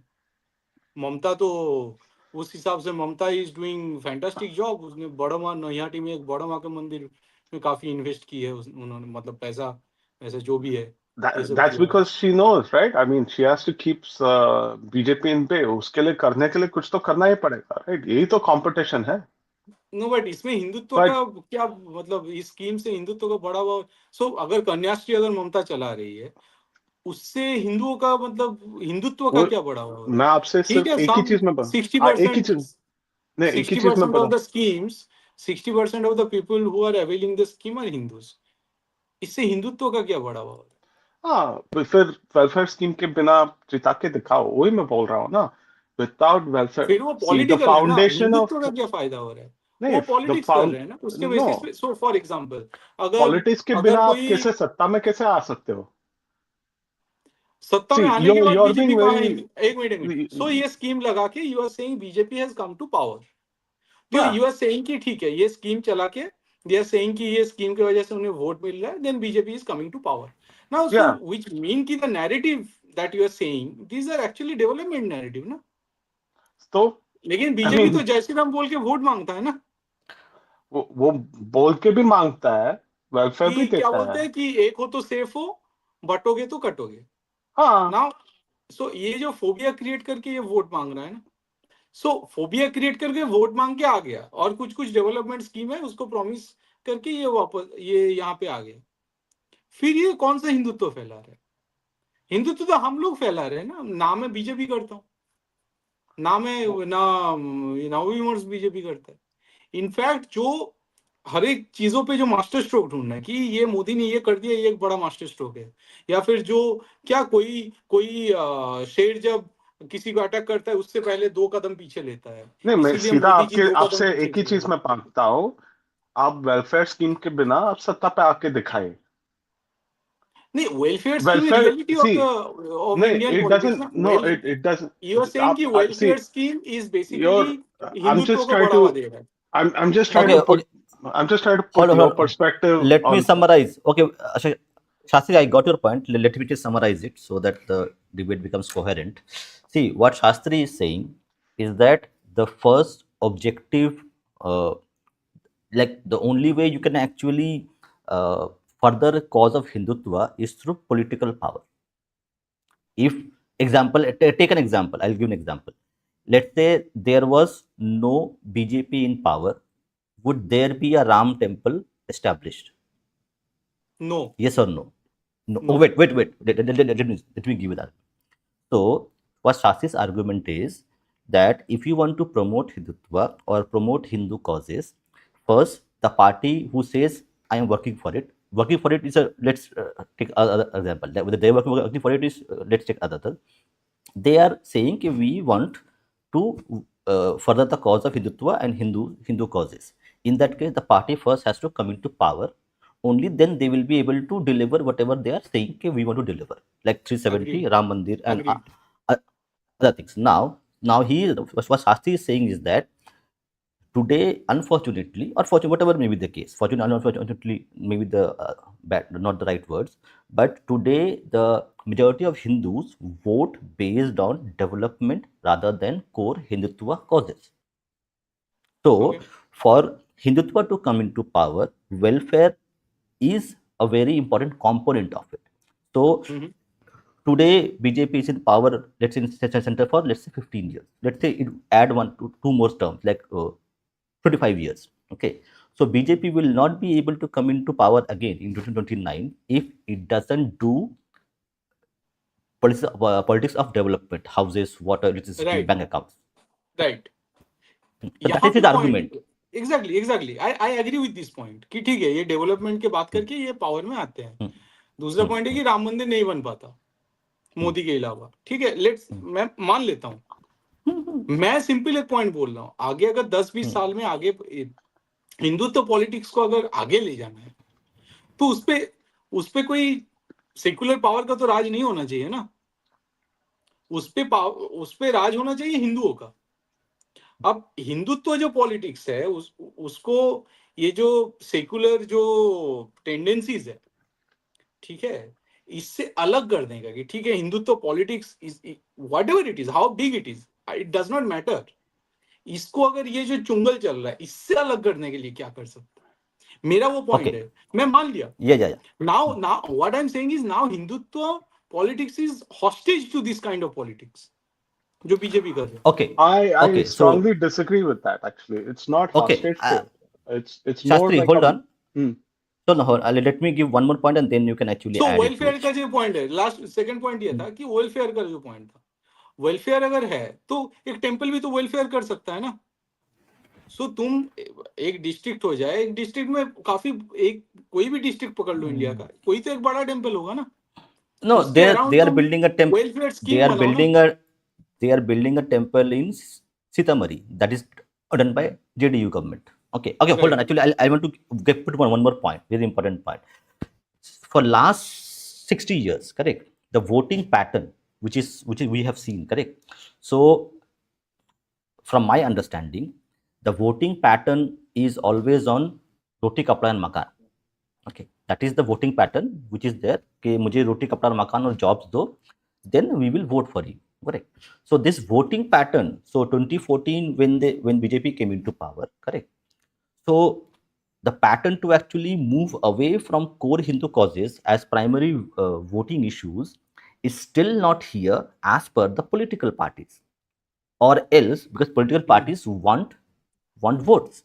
So, as per the calculation, the analysis of the political parties who are actually fighting elections and winning elections, as per their assessment, still there is no critical mass of Hindu votes who vote on primarily basis of Hindutva, so that they have to do welfare politics plus mix of Hindutva to actually come into power. So once that voting pattern changes, you will see that today JDU plus BJP government in Bihar is building a Mata Sita complex temple, correct. So now that you are seeing correct, the change in terms of the politics is changing, but that change will not happen in 15 years. That pattern will change over maybe 30-40 years, when and then you नहीं, will see that यहाँ पे जो point है, right, you are saying कि hmm, Hindutva वाला वो threshold नहीं आया है, यू आर क्लेमिंग yes. कि यार वो थ्रेशोल्ड तो नहीं No, no, आया I am as not as claiming. That is my assessment. That my assessment means now, what I think if is that that is political true, parties do not think. Right, ना कोई लिख के देगा, सी Hmm, India hmm. में हिंदुत्व मतलब बिल्कुल ही मतलब being vocal कि मैं हिंदुत्व वोटर हूँ, this is a matter of shame till now, ये मैं मानता हूँ कि चड्डी बोल देगा, पता नहीं क्या क्या बोल देगा, चड्डी और क्या क्या है, भक्त बोल देगा, ठीक है, भक्त वर्ड को तो इन्होंने कितना डेरोगेटरी बना दिया है, but what are the indicators जहां से पता चल सकता है कि यार ये तो थोड़ा थोड़ा मतलब India is going beyond that sort of what ever anti Hindutva politics, जैसे बिहार में अभी हुआ, बिहार में कोई सोच भी नहीं सकता था कि कोई जात पात से ऊपर जाके वोट कर सकता है, ठीक है, और जात पात का जो इक्वेशन है उसको उसको डिसमेंटल करके बिहार आगे बढ़ेगा, बिहार ने कर दिया ये। यूपी में इसी तरह से जिस जो वोटिंग पैटर्न दिखता है कि ठीक है यादवों का या फिर यादवों के साथ मुसलमानों का जो पूरा इक्वेशन गठजोड़ था, मुसलमानों का 14, 15, 20% उनका वोट है, यादवों का भी 12% करीब है, या वाट एवर 6, 7, 12 जितना भी है, 32% तो वहां पे कोर वोट बैंक मिल गया, ठीक है, इससे उभर के यूपी में रिजल्ट दिखाया, ठीक है, हरियाणा में जो रिजल्ट दिखा है फॉर एग्जांपल कि इतना प्रोटेस्ट हुआ है कि मतलब व्हाट एवर फार्म ये सब फार्मर्स प्रोटेस्ट ये सब हुआ, उसके बावजूद भी वहां पे जो पैटर्न दिख रहा है, ये दर्शाता है कि यार मतलब जैसे अभी केरल में दिख गया, तिरुवनंतपुरम में मेयर बन रहा है बीजेपी का, सो दे आर, मतलब हिंदुत्व पॉलिटिक्स ऊपर दिख रहा है ना कि इसका रिजल्ट दिख रहा है कि ये actually these are on ground, मतलब result that is actually illustrating the fact कि नहीं हिंदुत्व पॉलिटिक्स का एक थ्रेशोल्ड बना है। थ्रेशोल्ड आप किस तरह से डिसाइड करोगे? थ्रेशोल्ड इज समथिंग जो एक्चुअली एक पॉलिटिक मतलब निर्णायक एक चीज बनाता है which decide the fate of a specific politics of a region, right? अगर अगर तिरुवनंतपुरम में बीजेपी आ रहा है, it has cross the threshold, otherwise वो आ ही नहीं Okay, सकता है। okay. Shastri will respond. Yeah, so let me put it this way, right? So Ram Mandir or maybe say Bangladesh, ये दोनों समस्या छोड़ के is there any global Hindu issues that you can rally pan India crowd for? And the answer for that is going to be pretty much a no, right? But what you need to recognize is like where Hindutva politics has, let's say, crossed that threshold, and it'll all be mostly local, right? So there's no, let's say, global Hindu issue whereby you can have a like pan India Hindu support for anything or something like that. Most of it is all local issues. Oh, मेरा शहर का मंदिर ठीक नहीं है, मेरा रास्ता ठीक नहीं है, मैं यात्रा के लिए जा रहा हूँ और यात्रा का रास्ता ठीक नहीं है. And that's what most state leaders and local leaders are trying to fix. Right? So, uh, and I think we definitely need to recognize these things. Like Hindutva might not seem global, but it is definitely it's showing its visibility in local issues. And the second thing is, I think I I want to bring back bring it back to the Deepam issue, right? Now, why is Deepam becoming an issue right now? Why wasn't it an issue 20, 30, 40 years ago? One is I think there's a local alternative, right? So there's BJP is there. It's there despite losses, which to the local Tamil people is like a big source of confidence, right? ये भाग रहा नहीं है एक okay मैं defeat हो गया वो करके रहने के लिए रह रहा हूँ. The second thing is I think this is the first time a Dravidian party is um, fundamentally actually this is the first time a Dravidian party is interfering in what would be considered as an individual's right to bhakti. Right? The Dravidian parties have done a lot of nonsense. मैं बता सकता हूँ, but ये पहली बार है जहां पर है ना एक एक भक्त का इंडिविजुअल भक्त का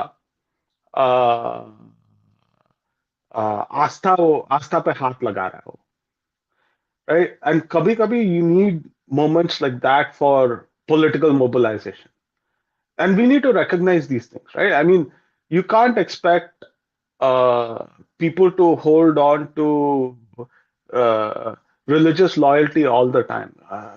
People are very complex people. उनके पास हमेशा एक competing interest रहता है, right?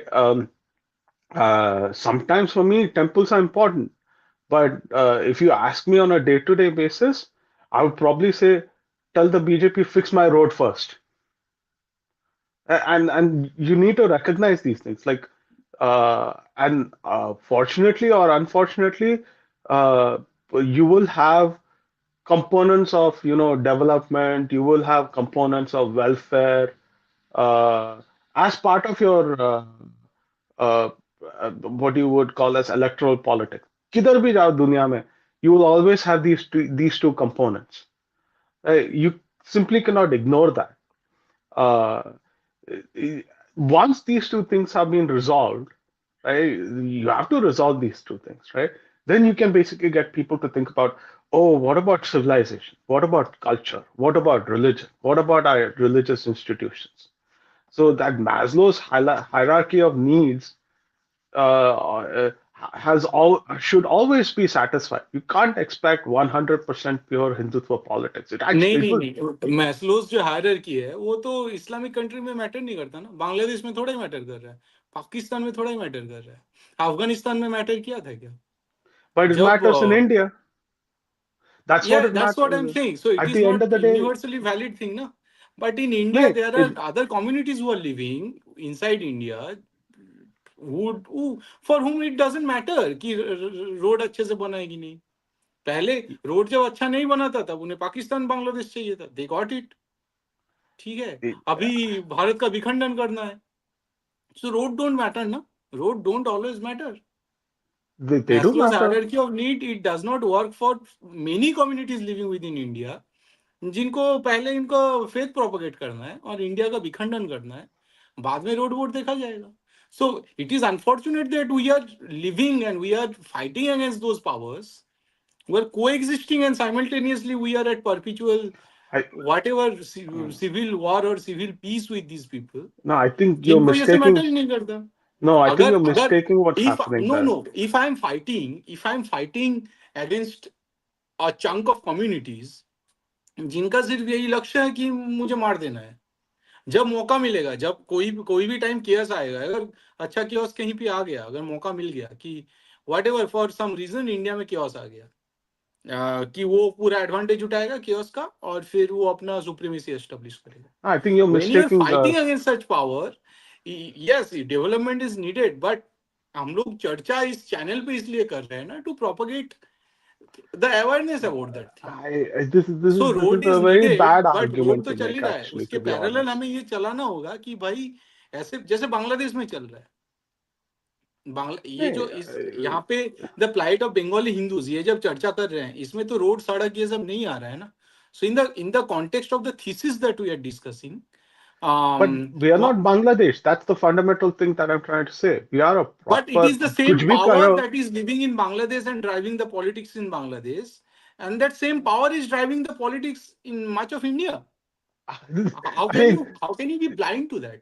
in just 30 minutes ago, you were complaining about the fact that BJP is saying that, oh, Bangladesh politics is running in West Bengal, and now you're saying that they are running the politics in West Bengal, right? I mean, one, you I have to don't pick get this a. point. I mean, just moments ago, if we go back 30 minutes ago, you were complaining about the fact that BJP is basically trying to portray West Bengal as Bangladesh, and now you're saying that they are driving the politics in West Bengal. But the point I'm trying to make is that you simply Yes, it is cannot the same ignore these power. things. No. I did not mean that. No. What I said कि जब आप किसी को कंगलू, अगर कोई Hindi belt से बोल रहा है अरे ये कंगलू ने क्या कर दिया, ये बंगाली ने क्या कर दिया, see these sort of comments are coming ना, कि बंगाल में क्या हो रहा है. सो अगर हिंदी बेल्ट से कोई बोल रहा है कि कांगलू, सो वो पोर्ट्रे कर रहा है ना, टीएमसी वाले अपने एक्स में दिखा रहा है, देखो बंगालियों को कांगलू बोला जा रहा है. So that's why I am saying कि ये जो टेंडेंसीज है कि बांग्लादेश बंगाल का एक तरीके से देखा नहीं. अमित मालवीय ने ट्वीट किया है ना, I am talking in reference to that, कि बांग्लादेश और बंगाल का पॉलिटिक्स को एक नजरिए से देखा जा रहा है और बंगाली कम्युनिटी को बदनाम किया जा रहा है, बंगाली कम्युनिटी पे एड होमिनम फेंका जा रहा है. मैं इसका विरोध करता हूं. अगर मतलब अगर मैं बंगाली होकर मैं बोल रहा हूँ कि बांग्लादेश में क्या हो रहा है, मैं बंगाली होकर अगर कांगलू बोल रहा हूँ उन्हें, तो दूसरे बंगाली को समझ में आ गया कि कौन कांगलू है और कौन वेस्ट बंगाल का बंगाली के बारे में बात कर रहा है. लेकिन कोई हिंदी बेल्ट का कोई पंजाबी आके कांगलू वांगलू ये सब चिल्ला रहा है, कोलकाता में कांगलू है ये, तो लोगों को वो पोर्ट्रे कर सकते हो ना कि see this is what these people are saying about the Bengali people and it is against the Bengali अस्मिता. तो इसको प्ले किया जा रहा है, मैं उसी कॉन्टेक्स्ट में बोला था. Okay, Anand, welcome. Hello. Sorry, I'm a little late. I was doing other things. Hello. See, I have first. Let's break down the thing. We need to break down to parts. Okay. First, what are the goals of Hindutva? Right. Okay, give me a list of the goals of the current idea of what Hindutva people, the people who are running the Hindutva agenda, what are they looking to achieve with that Hindutva? First, you need to decide that first and see how it is differential to what we are talking about. So for me, it is simple. As I've said multiple times, to at least to Bhupenda, that okay, basically the goal of Hindutva is decolonization of Indian politics and Indian society and Indian civilization. Now, for me, decolonization, de-Abramization is My question is decolonization. different. The moment, My no, question is let me what we complete my want. point. What is the But goal? I'm I telling think you you're the goal. misunderstanding my question. I'm not saying what we want is Hindutva. I'm saying what are the people who have created the philosophy of Hindutva, at least in the current space, what are the goals that they want to achieve? Like the RSS. I don't know What do they want to what. achieve? So, as per Mohan Bhagwat, this is already Hindu Rashtra. So they don't have any goal. They don't have any goal for temple control. So I So they cannot don't. vouch for what they are saying. So they don't. But Exactly. That's what I'm saying. So we need to say, okay, they have no interest in temple control. Anything else? Any other things that they have said that they? I know maybe. no, Bhupin, they you are can not tell- vouching for temple control. Excuse me, Mohan Bhagwat has not said anything कि हमें temple का वही मुक्ति तो बोल रहा कराना हूँ. है. So they don't want temple. They're not interested in temple. So what are the Exactly. other goals? I'd like to know those They, because the problem is they we are don't want temple putting. control. They don't want to take back Kashi Vishwanath and Mathura. मतलब I बाकी think तो they do. छोड़ ही दो. I think ठीक they है. do. नहीं बोल दिया है भाई. मोहन भागवत ने क्लियर कर दिया है. No, he said no. He said Kashi and Mathura. He said one time. I don't know when he said those two No, temples he and he said had कि done. हर जगह शिवलिंग ढूंढने मत जाओ. He said that That's ना. because in South India, in Mysore or somewhere, they He were trying to. furthermore he commented कि ये हमने तो ले लिया, इसके बाद और चीजों में क्यों उलझना है. मोहन भागवत ने ये कहा है.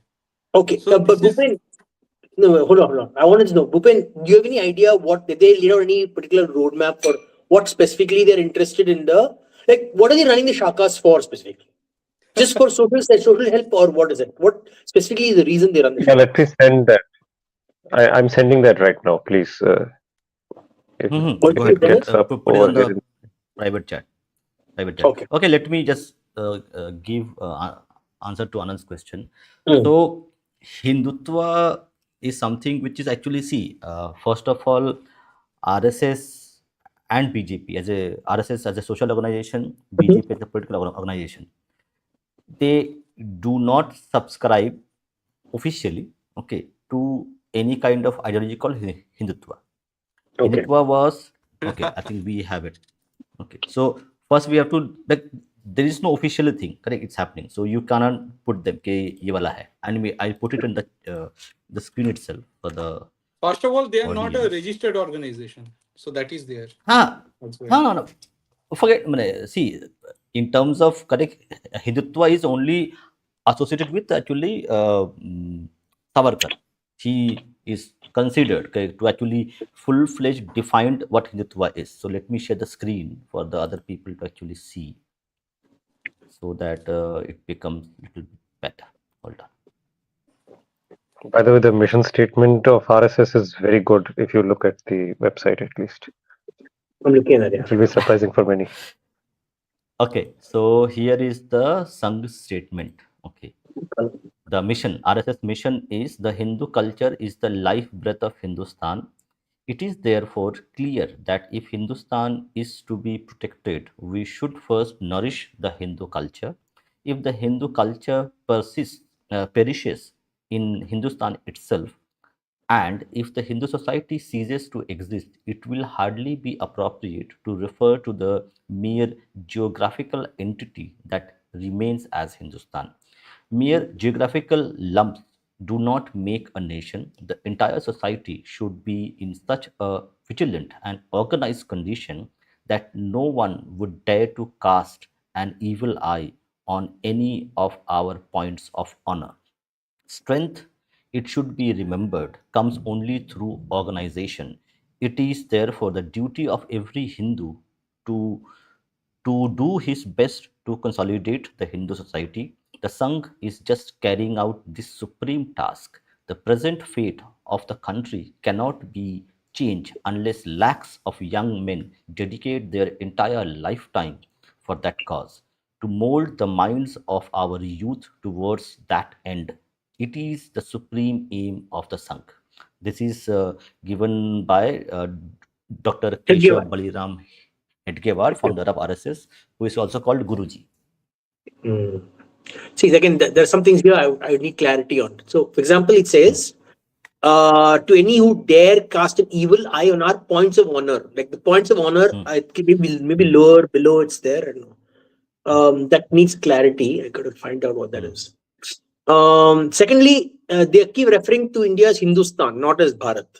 So in their framing, it is Hindustan, where Hindus live, not any other name like India, that is Bharat, which the constitution people added. That is a little different. So right, the framing of which is a little different. I think that's just an artifact of history, right? I mean, this is Guruji writing in what, 1920s, 1930s. So at that time, like, you would probably stick with Hindustan rather than Bharat. I'm just saying because someone who wrote the constitution also would have seen the same. Would live in a similar kind of zeitgeist. Why didn't they mention India, that is Hindustan? Right? They put Bharat because Pakistan, Hindustan. Right? They chose Bharat instead of Hindustan. So I'm just curious about that difference. Anyway, but the points of honor is what I'm curious about, because that's what he's saying. To cast an evil eye on points of honor. So what are the points of honor you need to protect? That needs to be clear. Then vigilant and organized condition. Right? Geographically, lumps do not make a nation, which that means that the RSS should be focused on different groups, different geographic regions having a syncretic vision, a vision that interacts with one another, right? Second, it's saying duty of every Hindu to consolidate Hindu society. Again, the word consolidate, I'm curious, what does it mean? They define what does consolidation mean. Then it says, supreme task is just a framing way they're framing it. And lakhs of young men. So what about women? Is it the duty of young women, to dedicate their entire lifetime with a cause? Again, that's like take 50% of the population and not referring to their job. So this still doesn't give me full information of what their goal is. Like I can see that they want to maintain Hindu culture, but does that mean Hindu religion? Like, are there any particular punts in the Hindu religion that does not contribute to Hindu culture? So, for example, is Arya Samaj considered Hindu? Is ISKCON considered Hindu culture, right? Or is it a new age style of new age philosophy? So that's another interesting question. we could ask. I have a follow-up question to that. Does the Sangh consider culture and religion as one thing? Hmm. Exactly. See, that's what confused me a little bit. No? When Mohan Bhagat went to the Hindu temple, Ram temple, I was a little confused because the way the RSS framed itself is that it's a cultural institution, not a religious institution. So I was curious about why he was at the Ram temple specifically. Is it because they contributed to the Ram Janmabhoomi movement, or was it because the Sangh sees itself as a protector of the Ram temple? I was a little curious about that specific reason, because the VHP was not there. It was just the RSS. The form The former might be the reason actually, not the latter. And on the case, you asked about points of honor, right? So down in the article, you'll get to see RSS mentions about Muslim appeasement and the constant attacks which were happening at that time. So RSS was a reaction, right, after the whole failure of Khilafat movement and Mopla and what happened in Afghanistan border. So, and also, I guess in Vijay Dashami there was an attack as well, which Hedgewarji saw himself with his own eyes and retaliated against it. So, I think these are the things which he's referring to as points of honor, like So Shobha then my Yatra question is, nikalna ho, yeah, got that. all of Now I get this. it. So I'm saying, is that still persistent in the RSS today, or has the vision changed since Mr. Hedgewar's time? Because again, that time, now the RSS seems to frame it more as the most Savarkar version of Hindutva, like we say, or the No, Hindu vision, not Hindutva, Hindu vision, where everyone who's born in India is considered to be a Hindu. Has the Sangh gone to that perspective now? okay, Anand, I'm to curious about that. answer to that question, hold on, to answer to that question. See, when Sangh says that everybody, see, the concept when RSS says that everybody who is born in India or the Bharatiya Bhukhand is a Hindu, this comes from the sacred geography. Okay. Although the sacred geography is larger, okay, in that context, the sacred geography, even person born in Afghanistan also Hindu because that's part of sacred geography. You had a Shakti Peeth there. So Right. when one Sangh says that you are Hindu because you are born in the sacred geography of Bharat, so in that context it is coming up. Okay, and the second option part also important is that you see Ghar Wapsi is the only solution, long term solution that you need to look for. Correct. So how you are going to do Ghar Wapsi? By telling that okay you are not an Indian. Okay. Yeah, Munshi, go ahead. No, I'm still confused about that because that brings up a lot of questions. Then, so what about Hindus who are Uh, not from India? yeah, very So good. how are Correct. they? See, wait, yeah, correct. So now the thing is, you have to look at Sangha or its mission statement from a Hmm. perspective of Indian geography. Correct. So there was no at that time there was no consciousness of like somebody living in America earning a living or doing. Correct. So you have to. It's the statement of that moment of time. At that time, it's a slice of time. Correct. No, but they So knew right about now, the Hindus who have gone to the Caribbean. They knew about the Hindus who were in Mauritius. They knew about the Hindus who had gone to Singapore, Malaysia. It's not like they didn't know about those Hindus. yeah, but correct. That was at that moment of time. I think it did not. They were not that visionary to see that happen. Correct, because it's a reactional. See, you have Smaller to task, see. It's a basically. reaction. It's a reaction, as Rishi mentioned. It's a kind of a reaction against the British and the Muslim League politics of Hindu persecution. So it was a reactionary force, not the thought about thing. Correct. And Hmm. one more thing is there. So over the time, correct. Over the time, the Sangh has changed its position, its stance, and That was my evolved question. and innovated over time. So Correct. whatever is there, it is not eternal. Like it will So what change is the based on innovation the. part? So what is the stance now compared to what we currently see? Because then I can come to my point. Because my point requires this clarity. Okay, see, so first of all, you have to remove the word Hindutva, which is Okay. Okay. political Hinduism. Okay, so Correct. understand. Munshi will also able to add to that point. So the term Hindutva was coined by I think a Bengali person. I forgot the name. Bijeet, you can mention the name. I forgot the Uh, name. So Chandranath Bose. Yeah. So Pranab Basu. Chandranath Bose was Chandranath Boshu was the person who actually first coined the term Hindutva. And what is Hindutva? In my understanding, it is Hinduism. political Hinduism. I thought it was Political Hinduism. Hinduism. No. So see that we can Essence interpret it of Hinduism. in many ways. From my understanding, I might be wrong. Okay, because I have not read enough. So, but from my understanding, you also can actually add to that. From my understanding, Hindutva is political Hinduism because it did not exist. So Hindus did not exist as a political force to actually ask and fight for their demands. Okay. Christians were, Muslims were. So against this Abrahamic politics which came to actually got all their rights and they wanted everything. So as a reactionary force, political Hinduism was born as a concept of Hindutva. Now Okay. Chandranath Bosu created it, and Savarkar actually defined it in his books, in his writings, gave it a structure that okay, this is what we call Hindutva, defined. Okay, so Savarkar and Chandranath Bosu are like two primary pillars on which what we call today as Hindutva sits upon, based upon. So So now Savarkar's Sangh, Hindutva is like historical consciousness, historical I get Hindu that. yes. consciousness. I got that. So in his book, he is writing all this history. It's like Hegelian consciousness So of I Hinduism. still know now what is the stance of the song. So, Now- but when it comes to RSS or Sangh does not follow or does not implement or does not work towards building a Hindutva state. It is Okay. trying to build a cultural civilization state, which is So what does different from that political. cultural state take? What is the form that cultural state takes? And I'm curious about that more because right, from what I get, the people have different perceptions of what the RSS is aiming to do. I'd rather the RSS be clear about what they're and someone knows the RSS. At least tell me what is their vision of a cultural Hindu state. Is it a pluralistic Yeah, Hindu I state? think we for can example? refer. I think we can refer Yeah, to yes. Guru Golwarkar's work on this. So we'll have to refer to that. Oh, not yet. I'm finding that out right now. Yeah, I think Sure. we need to do one more stream on that.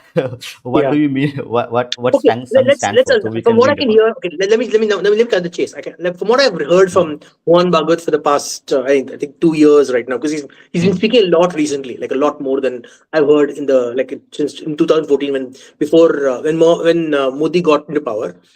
He's been talking a lot recently, so I've observed like a noted amount of increase in his speeches, right? So publicly, I mean, maybe he talked to the Sangh, but I'm saying in where news picks him up regularly, right? So it seems to be a more pluralistic system where it's going closer to me. I see more the Savarkar ideology that everyone who lives in the geography of Hindustan are part of the Hindu community culture. No, So no. even So the exact Muslims, definition is जो भारत को पितृभूमि और पुण्य भूमि मानते हैं. that's my point is that fatherland and the Holi land. तो हाँ, अगर so- कोई बारबाडोस में बैठा है और हिंदुस्तान को पुण्य भूमि मानता है तो वो भी हिंदू हो जाएगा. So my point is that seems to be what they're going for. Now the problem here is because of this definition, it is impossible to build Hindu political consciousness because you've basically said everyone who lives here, I will focus on everyone's needs. Because when you do that, you hamstrung yourself. Exactly. You hamstrung yourself. You know why? Because, for example, all a Muslim or a person like, for example, a Dargah worshipper needs to say is, oh, your deeper tool is offending my religious sensitivity. And you're saying, I'm also an Indian. I'm also Hindu. And this other Hindu is oppressing my Hinduism. But you want us to live in harmony, right? So what is the RSS response has to be? It has to be, oh, we allow you to do your stuff. We allow you to be irritating and make these comments, right? Or for example, when you have these J-beam guys, right? The RSS is saying we have to live in harmony. They are part of our group. They may be little disagrees now, but we have to just tolerate their attacks on Hindus, on other Hindu communities. We just tolerate it because we want to live in harmony. So what does it mean? By this definition of the way you want to live, the pluralism you want to do is you hamstrung political possibility for your Hindu community. So you cannot really rally for. So see, it's so stark. For example, when you see Bajrang Dal fighting for Hindu rights against Christian preachers, The RSS's perception is exact opposite of that. Like Christians have a right to Exactly. preach their religion. So these two Exactly. are literally in the mind of a casual observer who might be want to get convinced to your ideology. Bajrang Dal is so violent, but RSS is telling me everyone can live here. So they're confused and they assume that it is the Bajrang Dal is just so the RSS is lying enough for the Bajrang Dal to do what it has to do. So they don't trust the RSS. So the RSS gets lumped in with everyone. So we are, as human beings, we go to the worst that we perceive. I'm saying what we perceive as the worst, we go to that always for everything. Right? So that's what end up happening. And when that happens, imagine you're a normal and Hindu and you're trying to build political consciousness in your locality. Now, a Hindu who doesn't enjoy the extreme, like there are different kinds of Hindus again. We're clear that there's plurality in Hinduism. Maybe some Hindus are more aligned to the way the Bajrang Dal does its thing. Maybe some Hindus are aligned to the way Matha does its thing. Maybe some Hindus are aligned to the way economic Baniya does its thing. Right? So maybe one group of Hindus, when you're trying to build political consciousness and consensus to push your agenda, imagine you go into your locality and you're saying, I'm from the Hindu community and I support the RSS. I support this. This person has already assumed that you are supporting Bajrang Dal. So imagine you want to run a bake sale to get all the Hindus together and share their food, share their culture, and maybe build a community around it. But because they are scared of they're scared maybe some Bajrang Dal person may come to their house because they didn't make the food the way the Bajrang Dal person wanted. Even though it may not happen, there's a high chance it will not happen because the Bajrang Dal is not interested in how you make your chapati or your puran poli or but the perception is built in them, unfortunately, over time, right? So they don't want to participate in this thing. That's what is happening right now. It's very clear. Like a lot of conscious Hindus I know in my extended family who don't want to associate with the RSS because they're scared of the other side. They think the other side is that standard because they've been propagandized so much. Because they're confused. I'm telling you, a lot of people are confused. The starting point is if you want to change perception, you've got to start with the easiest things, not the hardest things. If people are going to the hardest things, they try to challenge the Christian missionaries the first step. No. First, you got to build, it's like you've been to start a war, right?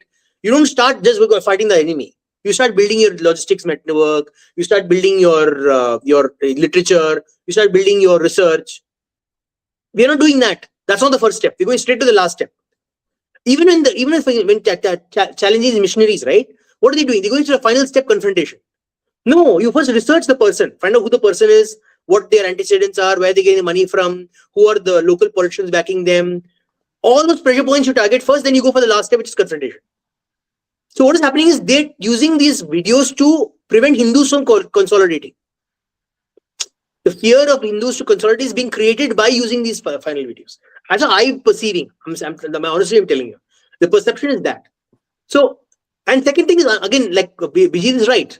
And I think even Munshi was very interesting. He made a very important point. What are these major points that people will gravitate together to work together? Right? Other than three temples, and other than the Ram temple. There's one big thing. The attacks, the verbal and literature attacks against Hindus worldwide. No one is doing any work on that. Like literally, no one is doing any work on that. Exactly, yeah. Exactly. Like I've not seen everything is. I feel so alone. I feel so lonely. Ki bhai, there is no narrative. Yeah.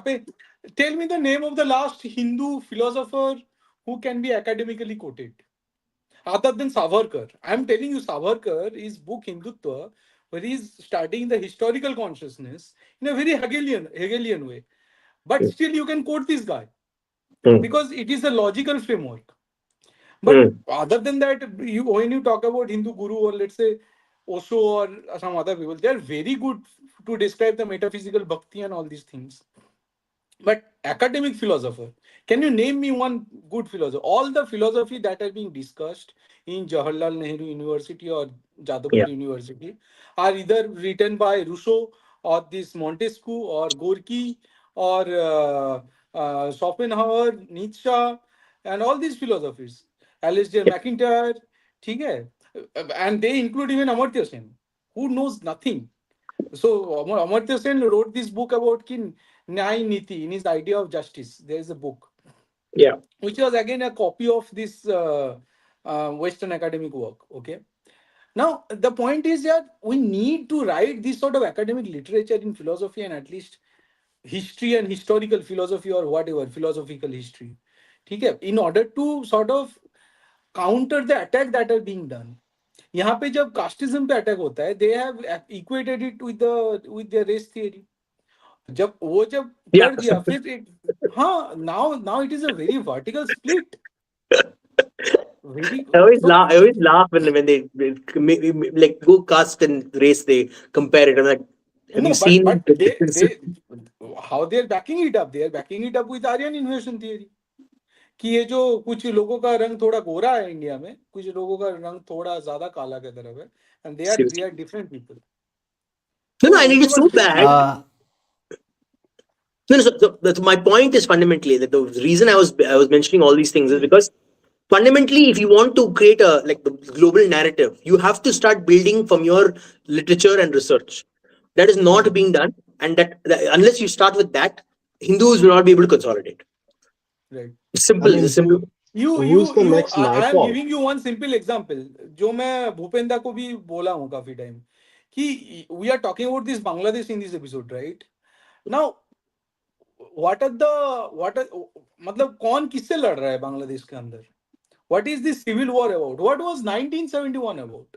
1971 war was about Iqbal versus Rabindranath Tagore कि Bengali literature में एक बंदा ऐसा आया टैगोर के नाम से जो इतना मतलब उसका अचीवमेंट इतना बड़ा था कि Bangladeshi in spite of them मतलब getting engaged in Pakistan creating Pakistan whatever वो ये मान ही नहीं पाया कि हम लोग उर्दू में बात कर सकते हैं And because what in their mind Urdu was sort of inferior language और यहाँ पे एक लैंग्वेज बैठा हुआ है जो व्हाटएवर टैगोर का क्रिएट किया हुआ है टैगोर का एक बड़ा लेगेसी है so it was the fight between Iqbal and Tagore it was the fight मतलब Bangladesh annoyingly they were fighting for Upanishad against Iqbal's literature because if you read Tagore, it was the मतलब basically he got hugely inspired from Upanishad जो बोला नहीं जाता main जो academic discourses में क्योंकि फिर वो हिंदुत्व आ जाएगा ना फिर वहां पे. So one last point, one more thing I've observed.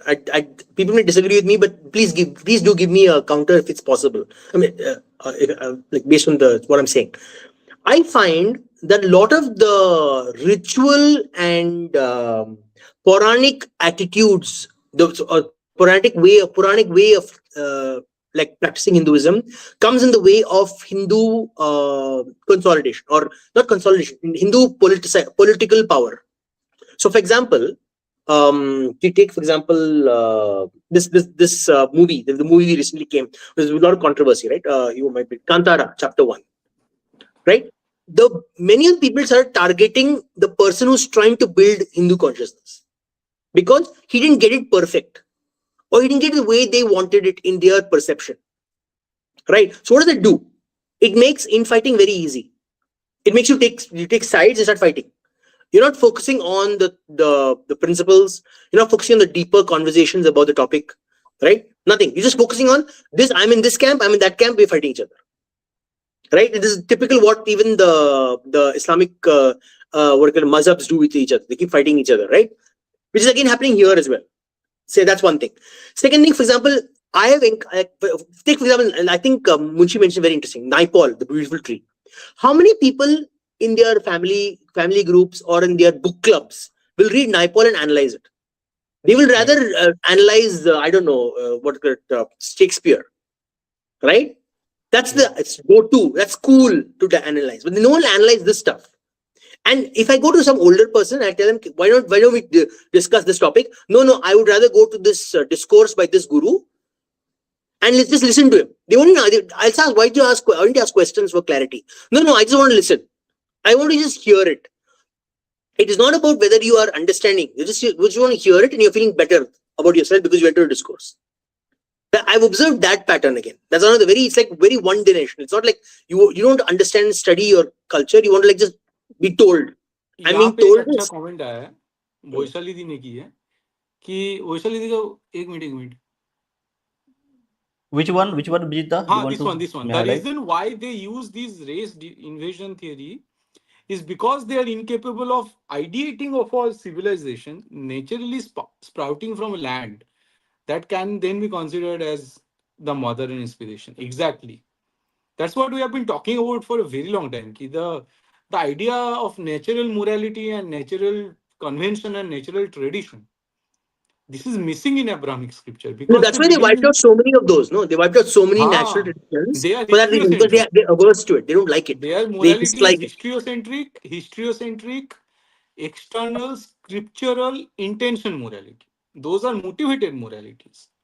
And because they are motivated intention moralities and they are historiocentric, so they have historically done the damage and genocide of natural conventions and natural traditions.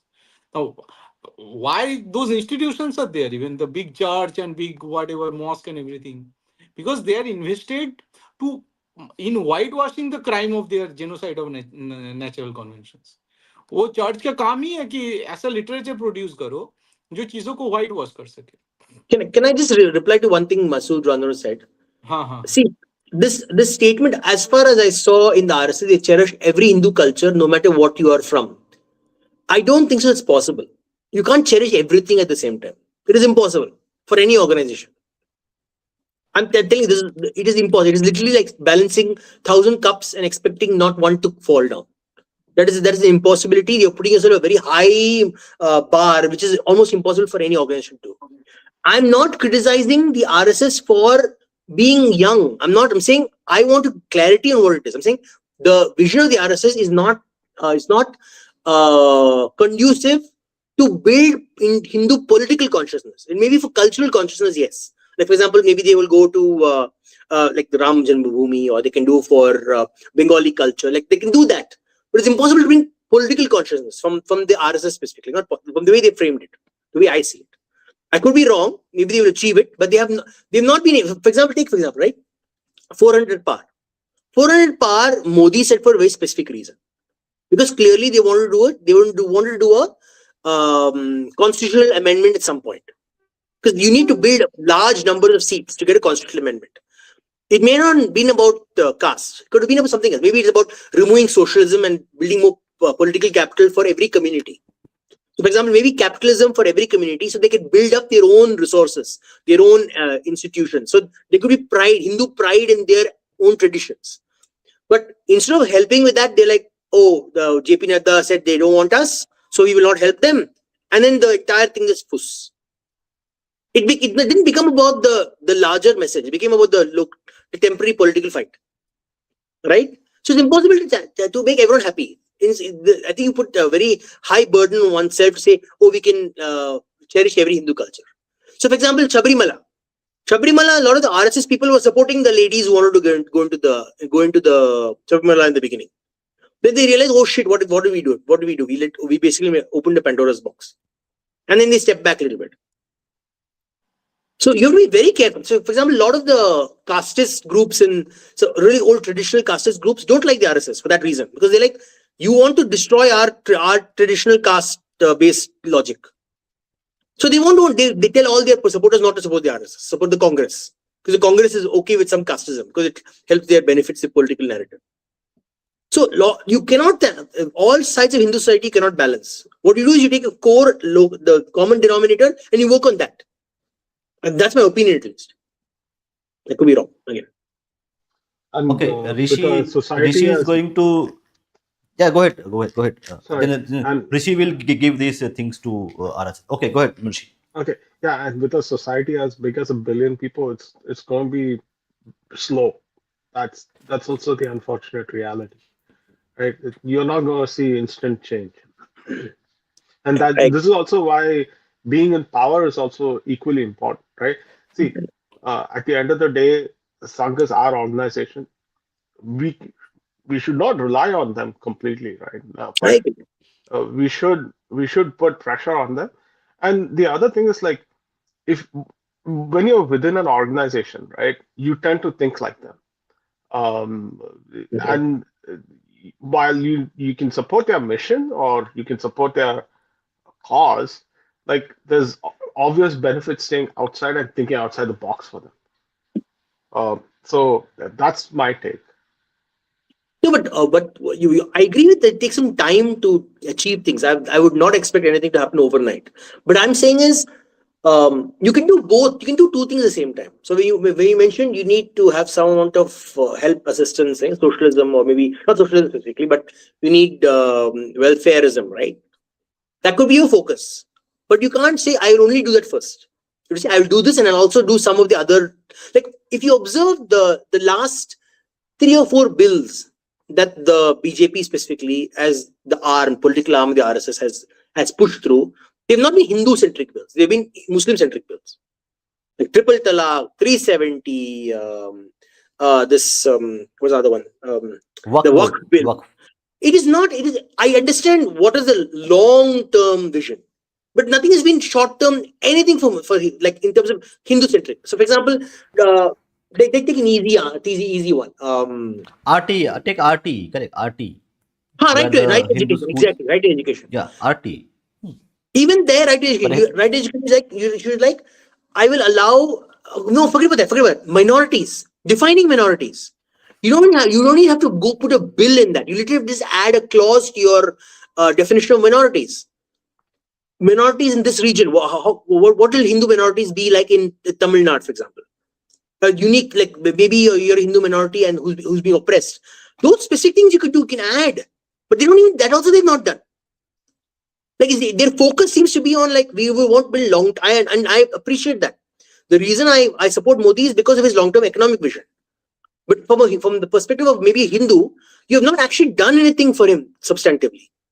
For him to say, "Oh, I'm politically galvanized. Okay, wow, you're doing this. Now, Right. let me go This and is work some more. undeniable. This Let me part go is work some more, undeniable. work harder for this thing." So, for example, when you're going on a marathon, right?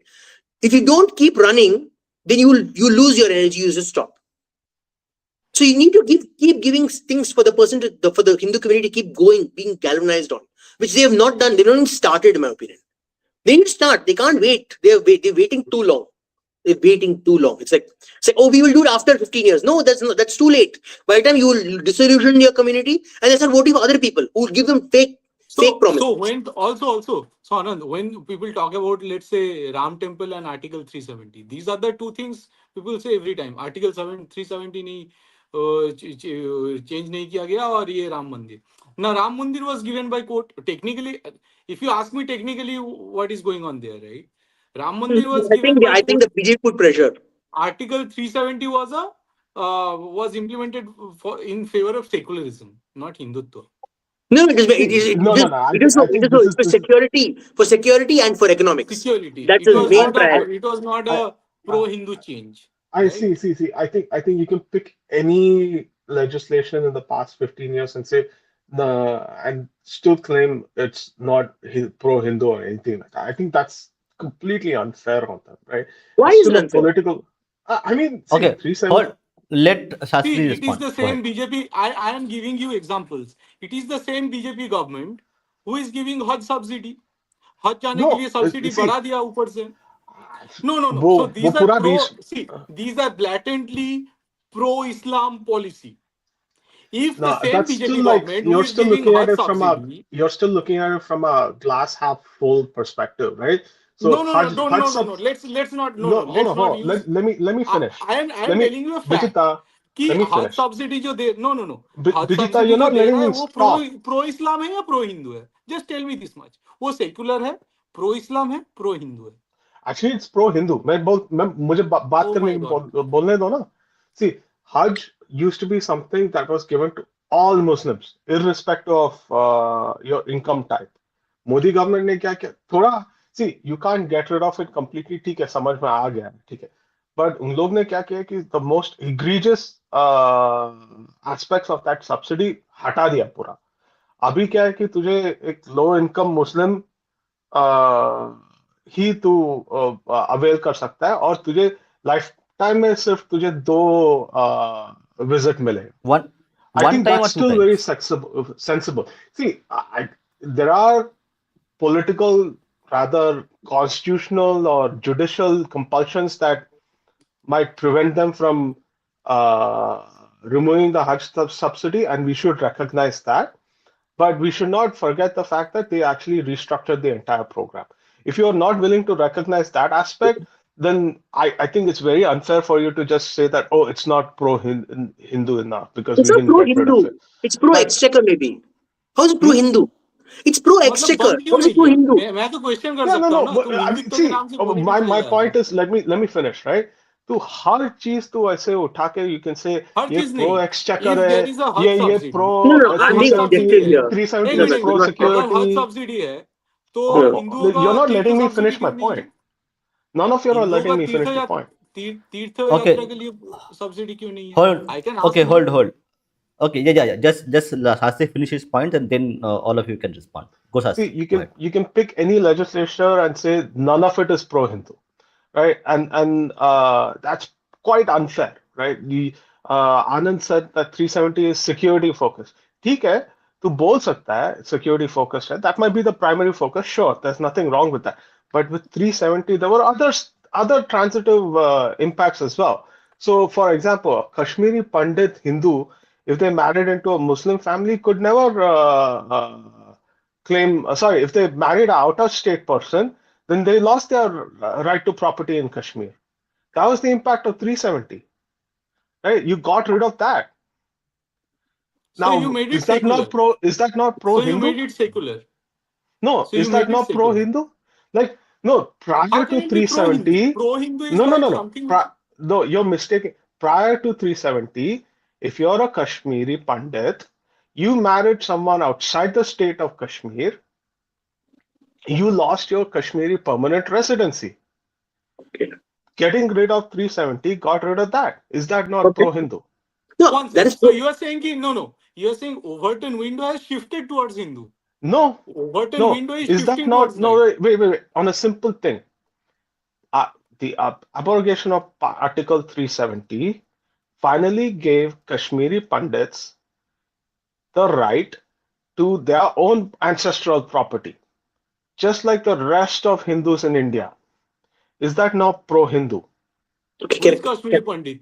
Who is Kashmiri Pandit? Those who had the experience of exodus during the time of this No, the BJP irrespective of government? that, if you're a Kashmiri Pandit, prior to abrogation of 370, you married anybody outside the state of Kashmir. You lost your right to your own ancestral property. You lost your own So permanent it was residency within pro-Islamic. your own state. So it was pro-Islamic in a way, right? Did the Because BJP ये enact Sharia से 370? compliant था ना. It was compliant with Sharia. Hence it was in a way pro-Islamic. Now after 370, ये Sharia compliant नहीं रहा कुछ हद तक. That is your point. Now to this, I will say कि BJP has brought the domicile law. और ये domicile law की वजह से कश्मीरी पंडित का घर लौटना तो मुश्किल हो गया है. जिनका एक्सोडस हुआ था डोमिसाइल लॉ में तुम्हें it does not go till the point of 1990. लोगों के पास कागज नहीं है. सो डोमिसाइल लॉ की वजह से हिंदू कश्मीरी पंडितों का घर जाना मुश्किल हो गया है, लौटना. ठीक है. वो नॉट किसने ओनली दैट, लिखा है मतलब I can give you sleeve of examples that I noted down. ठीक है. मैं एक बात बताता हूँ. जैसे फॉर ये 370 हो गया. नाउ यू आर सेइंग कि ठीक है ये तो प्रो हिंदू थोड़ा सा हुआ ना. कहां से प्रो हिंदू हुआ? हिंदुओं का कश्मीर हिंदू में okay. If it is pro Hindu, Hindu should be able to buy land in Kashmir. Hindu कर सकता है क्या? नहीं कर सकता है. ठीक है. जम्मू में रोहिंग्या जाके बस गया, 10 साल उनके नाम से वोट मांग लिया, बट तुम रोहिंग्या का कुछ तो उखाड़ नहीं पाए. ऊपर Yeah. से दिल्ली में ये चल रहा था, ये नया जो सीएम आई थी, ये इनके लिए बिल्डिंग बनाने लगा. ये जो जिनका अनुप्रवेश हुआ था दिल्ली में, जो रह गए बस गए थे रोहिंग्या, इनके लिए ये बिल्डिंग बनाने लगे. ठीक है. तो and then I can go on. ठीक है. If you want me to start, I can just start कि हुआ क्या है. जैसे कश्मीर या पूरे इंडिया में ये जो आई थिंक हुलू मॉल है, हुलू मॉल के एक बंदा था, लुलू मॉल. लुलू या हुलू, जो हाँ लुलू मॉल है. ठीक है. अब ये जो बंदा है, इसका एक्चुअली अरब का जो सलाफी इस्लाम है, इसके साथ इसका कनेक्शन है. ना तुम चारों सब जगह तुम ये इसको मॉल बनाने दे रहे हो, and you through the mall you are promoting Islamic culture. ये कहां से प्रो हिंदू हो गया? ठीक है. No, you're not promoting Islamic culture. You're benefiting the an Islamist. You can't say promoting Islamic culture. Come on. अरे एक मॉल का भाई, एक मॉल का जो इंटीरियर होता है, it gives you the vibe ना, whether the vibe No, is no, no, Islamic no. or the vibe is No, come no, on, it's not that bad. come on. Mysore में है ना, I've been to. It's not that bad. भाई Explicit नहीं है. एक mall के अंदर जाते हो, if it is an Islamic mall, you can have the vibe. I उसका don't जो know. आर्ट वर्क है, ये डिपेंड करता है ना, ये मैटर करता है कि भाई एक आर्ट वर्क कितना इस्लामिक है, कितना No, हिंदू but है. it's minor. There are bigger things, bigger अगर problems. वो माइनर है, फिर तो तुम बॉलीवुड को मत बदलो ना. Here we are talking about proper की चीजों को, ओवरटर्न विंडो को थोड़ा हिंदुओं की तरफ ले जाना है. हम इसके बारे में बात कर रहे हैं ना. We are not talking No, as no, I'm talking liberal. about. My goal was not about that. What my point is, if you want Hindu political consciousness and for working together, you need to give them small wins, and they have not had small wins. Not about. So, for example, what the way Munshi is saying is you are that there was talking some. About small wins ना. Ek हिंदुओं minute, को क्या small win दिया जाए. Please, come on. Let me make a point, please. Hold on. You had an argument with Munshi for a while. Let me make my point about something more interesting. Okay. So, for example, Munshi said that it helped with some Hindus they could keep property. That's different. That's you're writing a wrong. I'm saying, what about something that Hindus can say? I did something for my community. Like that is not there. Like you don't. For example, you take like Education Act, right? Right Education Act. Hindus should be able to set up their own institutions, schools. There's not been they could have easily brought a bill where it makes it easier for Hindus to get government funding to build their education institutions. So you say, oh, we're able to do these things. We're able to work together to make something. So it's a positive thing. So the problem is all these are negatives. The negatives are there and we fix the negative. So what it happens, it puts you as opposite with someone else and becomes a political controversial topic. Right? That was it becomes about controversy, not about positiveness. When you want to get people to work together, you have big positive ideas, like positive stories you need to have. None of these being positive stories, being only negativity to the discussion. That's the problem. The problem is fundamentally negativity in every discussion about Hindus in India. Yeah, and we don't even what happened? highlight them. I mean, we don't even highlight them, right? So one of the biggest benefit of the new education policy is promoting your regional language, right? तुझे medical education तुझे उसका textbook तुझे अभी हिंदी में मिल रहा है, But there's Marathi nothing में मिल रहा है. What is Hindu there? What is No, ability. but no, I think you're mistaking this, right? It has everything to do with Hindus. Now today, I can still retain if I'm a student, right, and I'm a Marathi-speaking student. I can still retain my Marathi. I don't have to abandon my Marathi in pursuit of my profession, right? And if you want Hinduism to survive, then you have to let your languages to survive as well. Because without me knowing Marathi, how would I read Tukaram? How would I read his Abhangs? How would I be more invested in my own culture?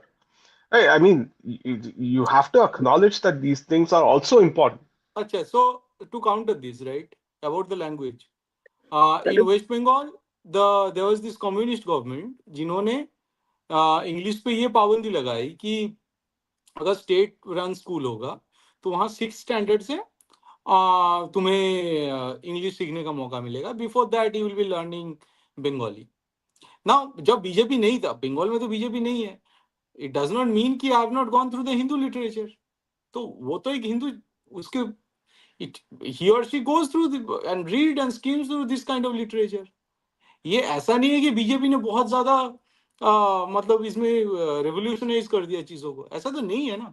आप still अगर college में जाओगे, for example college में, no matter whether you are college में if you are from Bengali medium और English medium, it does not मुझे matter. पहले if 70 you want साल टू में स्टडी एक science in India, if you want to study science in India, you have to study it in English. ठीक है. Yeah, So how's that not revolutionary? now तुझे the अभी point is, local it is not languages में तुझे revolutionary science पढ़ने because को it मिलता is है. not revolutionary because BJP has not added to the knowledge creation in the local language.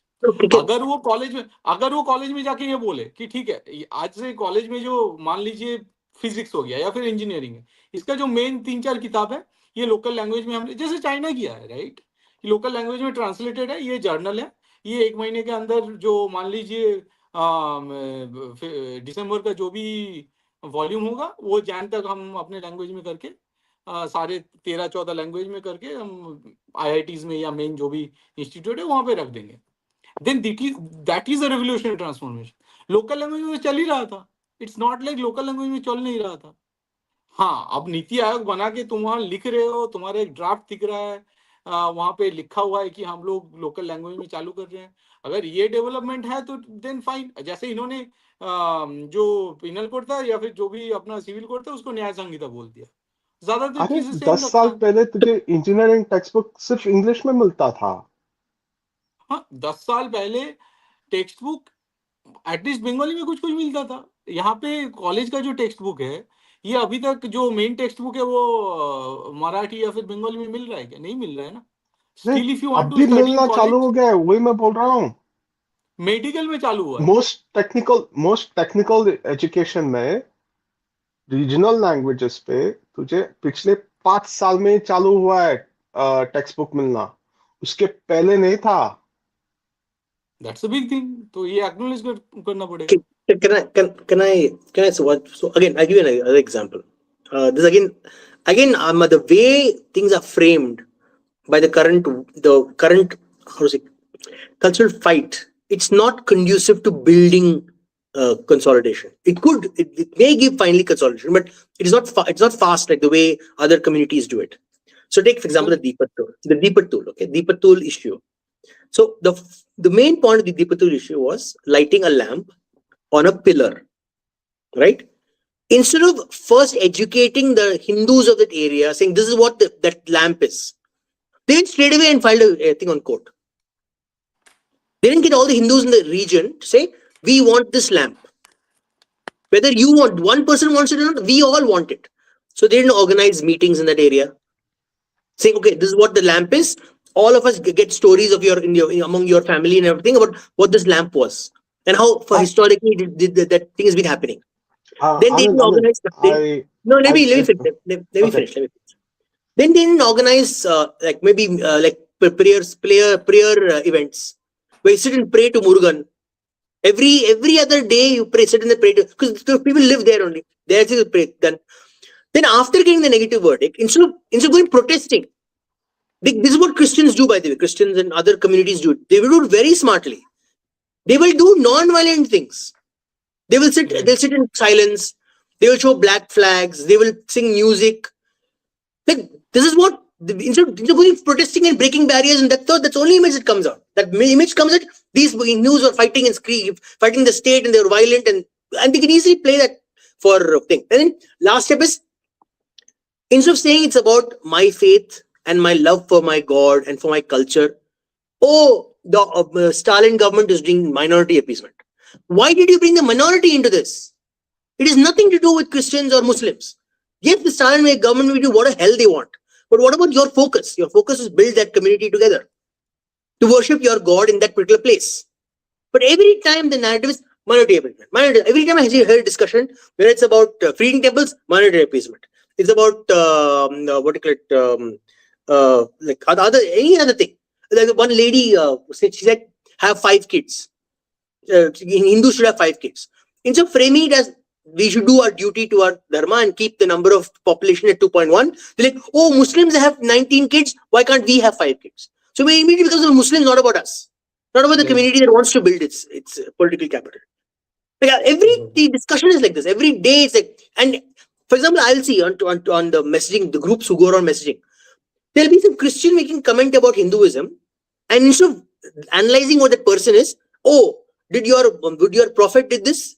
Like, at least थोड़ा apply करो भाई, किसके साथ आप लड़ रहे हैं, किसके साथ आप डिबेट कर रहे हैं. This copy paste. Everyone's obsessed with the Muslims in this country. I don't know, no idea why. For everything, even things are not related to you, add Muslims to that conversation. There'll be discussion about Hindu temples. On TV they'll invite all the 2-3 mullahs. I'm like, why are you inviting the mullahs to a discussion about Hindu temples? Invite 10 different people, 10 different Hindus with different perspectives. At least उनका discussion तो होगा. मुल्ला कैसे आ गया इसमें in discussion में about Hindu temples? Exactly. मतलब ये reference तो होना ही नहीं चाहिए. ये रेफरेंस नहीं. Okay. Yes. Okay. I think we need to finish the discussion. I think it's been a long discussion. So we will take not. So we'll take the last question. This is a very important and very poignant question which is asked by Vaishali, which actually summarizes the whole debate that we are having.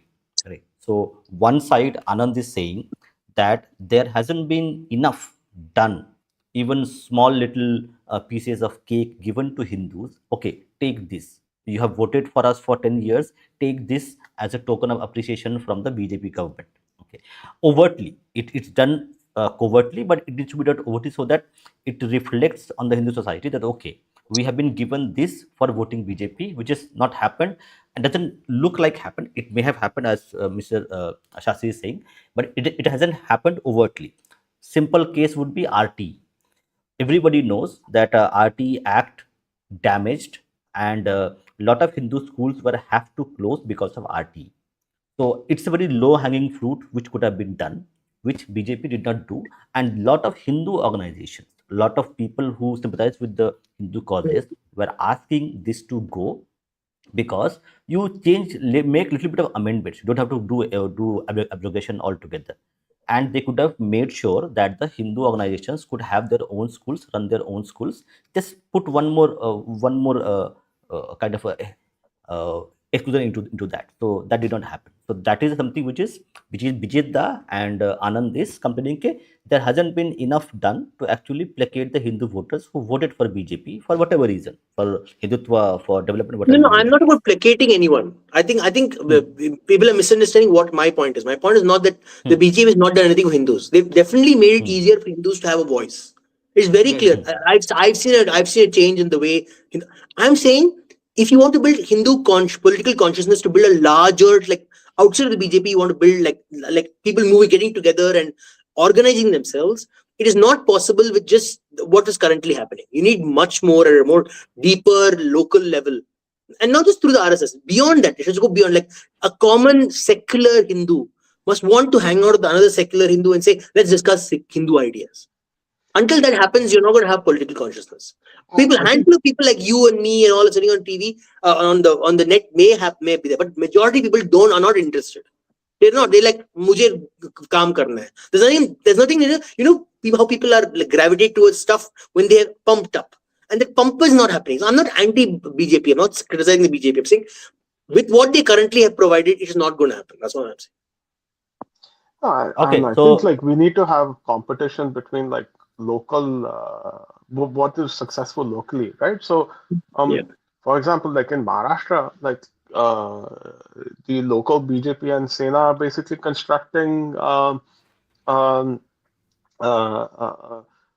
roads for Varkari Yatris. Right? Yeah. Why aren't we promoting those kinds of positive agendas? Right? We never seem to do that. Right? So uh, okay, if Shastri, you want who should to, do that? Shastri, who should do that? It should Sangh do that, BJP do that, I do that, you do that. Who should do that? you see, it's everybody's responsibility. That's the point I'm trying to make. Right? See, you can say you can criticize the song as much as you want. But you also have to do some lifting as well, right? You can't rely on just one organization to do everything. कैसे होगा? So if you see something this is what I keep telling people as well. If you see something positive that works towards your political goals, then you should promote it. Right? Like the other day, there were folks um, retweeting this, like I think it was a Kannadiga or Andhra dude, I believe, and they were cleaning up their local temples and ponds. That guy was an RSS Influencers, worker, if you don't believe. Insta Insta influencers doing that in actually Andhra, Yeah. Yeah, Andhra. Andhra, and And I shared whatever I saw. Like same thing with Sanskrit Sparrow. The Sanskrit, there's an entire group of young Sanskrit kids learning Sanskrit and speaking Sanskrit. It's a phenomenal yeah, thing they on do. Insta. Yeah, they're doing a phenomenal job, and I share it whenever I can. When I share it with my family, I share it with who I can. Like I do my duty. I like whenever I can share something Hindu related or cultural related, I share it. Even though people don't respond, they're like, I don't care. But I share it. I do my duty. But the problem is, I happen upon these things. I happened upon to see it, but you'll never see a mainstream discussion ever. Like it is. Let's imagine, okay, tomorrow this Varkare Yatra, right? Imagine the Varkare Yatra, like today, the entire day, all the BJP spokespeople will not talk about their bloody Congress obsession. They're obsessed with Congress and Rahul Gandhi. I don't care about Congress and Rahul Gandhi tomorrow. I going to talk about the Varkare Yatra. But they're obsessed with Rahul Gandhi. I don't understand why they're obsessed with this guy. I know he gets you votes, but why are you so obsessed with him? Focus on something that you did. What did you do in that? Like in Maharashtra, you did something. Why can't you focus on that? Why do you have to focus on what Uddhav Thackeray and what Raj Thackeray talked together? Nah, मैं unfortunately, एक बात they have बताऊं. to play So that what is that my point of view? I want to You know, make it very I know you clear. to play that, but not only that, all the time, the whole day they were talking about only that. Literally. Why? So I think the thing is like they have to have what do you call that? Different strokes for different folks. Like there will be always a crowd that they have to capture by highlighting the failures of the Congress. That Congress of secession will always be there, right? It'll be there until the Congress is gone. They You don't have to want the keep that in Congress mind. gone. मेरा point clear है. That's the Yeah, ठीक problem. है. whether अगर Okay, अगर Rahul okay, Gandhi okay, को बुद्धू okay. बना के अगर राहुल गांधी को बुद्धू बना के पॉलिटिक्स में फायदा हो रहा है तो लो, मुझे कोई पंगा नहीं. मैं किस लिए ये बात कर रहा हूँ? Why I am raising this topic? क्योंकि मैं ये मानता हूं कि अभी जो पॉलिटिकल शिफ्ट एक हुआ है थोड़ा बहुत, इसके वजह से हिंदुओं को मतलब अपना जो ओपिनियन है वो थोड़ा वेंट आउट करने का मौका मिला है. Now the issue is Hindu, ये जो चेतना है, this whole consciousness want to expand, और इसमें ना ये बीजेपी गवर्नमेंट हर्डल डाल रहा है. इसीलिए मैं इस पे अगर वो इतना वॉइस मौका देता, मैं जो करना चाहता हूँ या हिंदू सोसाइटी जो करना चाहता है वो फ्रीली करने देता, मैं कुछ नहीं बोलता. अगर कोई टेम्पल के बारे में जो भी अगर कुछ लॉ या जो भी रूल है वो कोर्ट में अटका पड़ा है, which is asking for the central governments opinion, अगर वो नहीं दे रहा है तो मुझे बात करना पड़ेगा. Then BJP government is coming in my way. ठीक है, वो रोड़ा, क्या बोलते हैं, रोड़ा डाल रहा है जो भी है. ठीक है, अगर वो ढंग से आरटीआई का रिस्पॉन्ड नहीं कर रहा है, ठीक है, देन वो या फिर झूठ बोल रहा है आरटीआई में, जिसके बेसिस पे मैं कुछ भी फाइल कर सकता हूँ, सरकार से पूछ सकता हूँ या फिर कोर्ट में जा सकता हूँ. अगर उसका झूठ जवाब दे रहा है या जवाब नहीं दे रहा है तो वो मेरे रास्ते में आ रहा है. और वो जब मेरे रास्ते में आएगा तब मैं पूछूंगा ये सब बातें कि मतलब हमारा, if we want to expand, let us expand ना. तुम फाइलें या फिर जो भी है वो चीजें पकड़ के क्यों रखे हो? खाली करो वो सब चीजें अपनी डेस्क, हमें थोड़ा ताकि न्याय मिले. तो ये जो भी चल रहा था, ये काशी का जो मुक्ति का आंदोलन चल रहा था, उसमें भी पकड़ के बैठ गए. सो यहाँ पे मेरा क्वेश्चन है कि बीजेपी अब मतलब actively they are actually stopping the progress of Hindu consciousness and the spread of Hindu consciousness. इसलिए मुझे इससे दिक्कत है.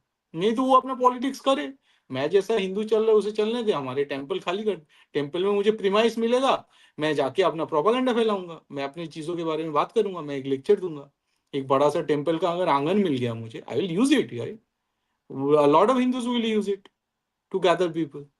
मैं उसी तरह, इसीलिए मुझे मंदिर चाहिए टू प्रोपेगेट माय आइडियाज, लेकिन वो सरकार करने नहीं दे रहा है. It Like will no one more be major, Okay, I will one have some very, space okay, now, which will not be a secular space, they which will have be not, Hindu they have space not जहाँ पे created, मैं they have बात not, कर सकूँ. they have not put anyone in charge of the ministry, the information broadcasting ministry. I mean, there is Exactly. someone there, but he's busy with something else. There's Right. not the person in charge of the information broadcast ministry. Information broadcast ministry में I think वो अश्विन वैष्णव को देके नहीं रखा नहीं है था जो उसमें था there's relevant another ministry. person, तो दूसरा बंदा है, So but he's in तुम charge तो of something else, कौन सी more important. प्रोपेगेंडा, कौन सी प्रोपेगेशन की बात कर रहे हो? हिंदुत्व और प्रोपेगेशन तुम्हारा, you don't know how to use the information broadcasting ministry. Then why are you talking about this Hindutva, propaganda and all these things? okay, Shastri, go ahead. Indira Gandhi को जब पूछा गया था, इंदिरा गांधी को पूछा गया था, इंदिरा गांधी लाडली बन के जब आई, मतलब पॉलिटिक्स में कदम रखना चाहती थी, उसे पूछा गया था कि मतलब लाडली हो तो कौन सी मिनिस्ट्री चाहिए. She went for this information broadcasting because she knew. उसके बाद से वहां से फिर कम्युनिस्ट ने पकड़ा शायद. ठीक है, and BJP don't know how to use this ministry. This is a sad situation भाई.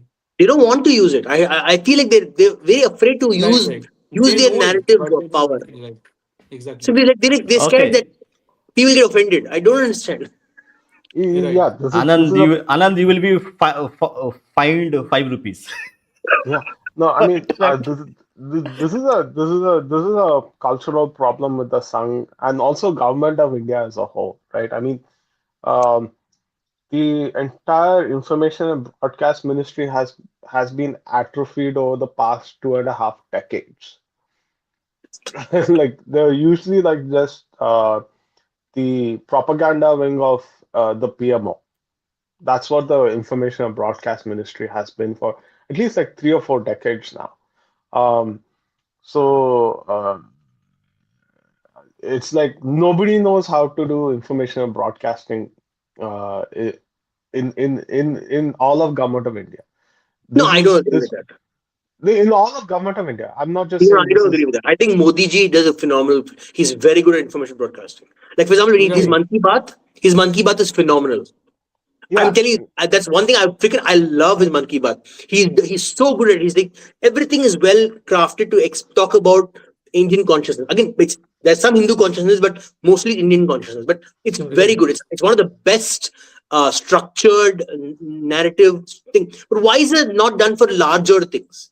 Only when they want to make a political point, then it's very effective. Like for example, when the Ram Mandir thing, the two I think two inaugurations. I think one is the first one, then the recent one that was very well done. Like they really planned out the ideology, the visuals, the messaging, everything was well planned out. But That once again it is comes from over, once it is the political like point is over, then they like nothing. They've not talked about the there's not a regular program about they have a what's the museum there. Like no, like people would not know unless they were like talk to your friend who knows there's a museum there. yeah, yeah. I mean that's the problem I'm trying to say, right? Government of India does not know how to communicate. But again, that second inauguration, the Dhwaja ceremony, was Dwajarohan. yeah, Dhwajarohan is basically again it was a PMO effort, right? वो PMO है, वो PM है, PM को अच्छा दिखाना है, इसलिए उन लोग अच्छा किया है. And this is a problem across government of India and also across Sangh as well, right? You have Some to doesn't add both want. of them together. Hmm? They're like, I don't want to talk about my good points. No, you must see it on your own. Like, no one will know unless you talk about it. No one will know. Huh. I mean, some of That that has is changing. changed. No, that I has mean, changed. yeah, that is changing. But और No, थोड़ा it has changed. It has changed. I can tell you. I know. no. It's a long way to go. That's what I'm saying, right? Like the Andhra guy who went and cleaned the temples in his district. He's a Sangh guy. Mm. He's the one recording it. He's the one posting it on Instagram. But there's no sung branding. He's just some Yeah, they guy. need. Yeah. No. That's what I mean. They need to improve on that, right? Like it can be better.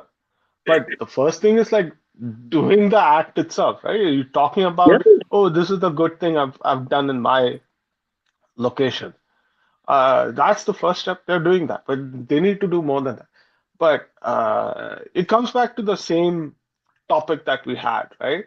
Now, for this stream, you had the picture of Modi standing rather timidly in front of a Bangladeshi tiger. Why does that picture hold some resonance? Because India and government of India as a whole sucks at communication. It was evident in Operation Sindoor. Yeah. And I think we all will agree if I say that, we just suck at communicating. And if we want to solve any issue in India, our comms is basically, I'm a slightly older guy. When I was young, everything was running on the basis of Ram Bharose. Now, today, I can say in 2025 that, uh, uh, there are only few things that is run on Ram Bharose, and that one of those few things that is now running in Ram Bharose is like communications. You can I don't नहीं, think expect यार the the एक Ram चीज government. मैं Bharose. बोलना चाहता हूँ. It is not like this is due to the innocence naivety of BJP government or RSS for that matter. No, RSS in fact अभी जो न्यूज में आया था कि पाकिस्तान अपना इमेज मैनेजमेंट के लिए कोई कंसल्टेंट फर्म का सहारा लेता है यूएस में, and they are asking for the consultancy of the same firm. It's not like they don't know how to do it. ठीक है, They're buying तो out the same basically firm that they know how to do all this. So this is not some naivety और innocence. ठीक है. दूसरा point ये है कि बीजेपी को 400 सीट मिल जाता, वैशाली दी लिख रही है कि it would have gone to the ramparts with electric so. मैं नहीं मानता. मैं मानता हूँ अगर 400 इनको मिल जाता, ये caste census latte.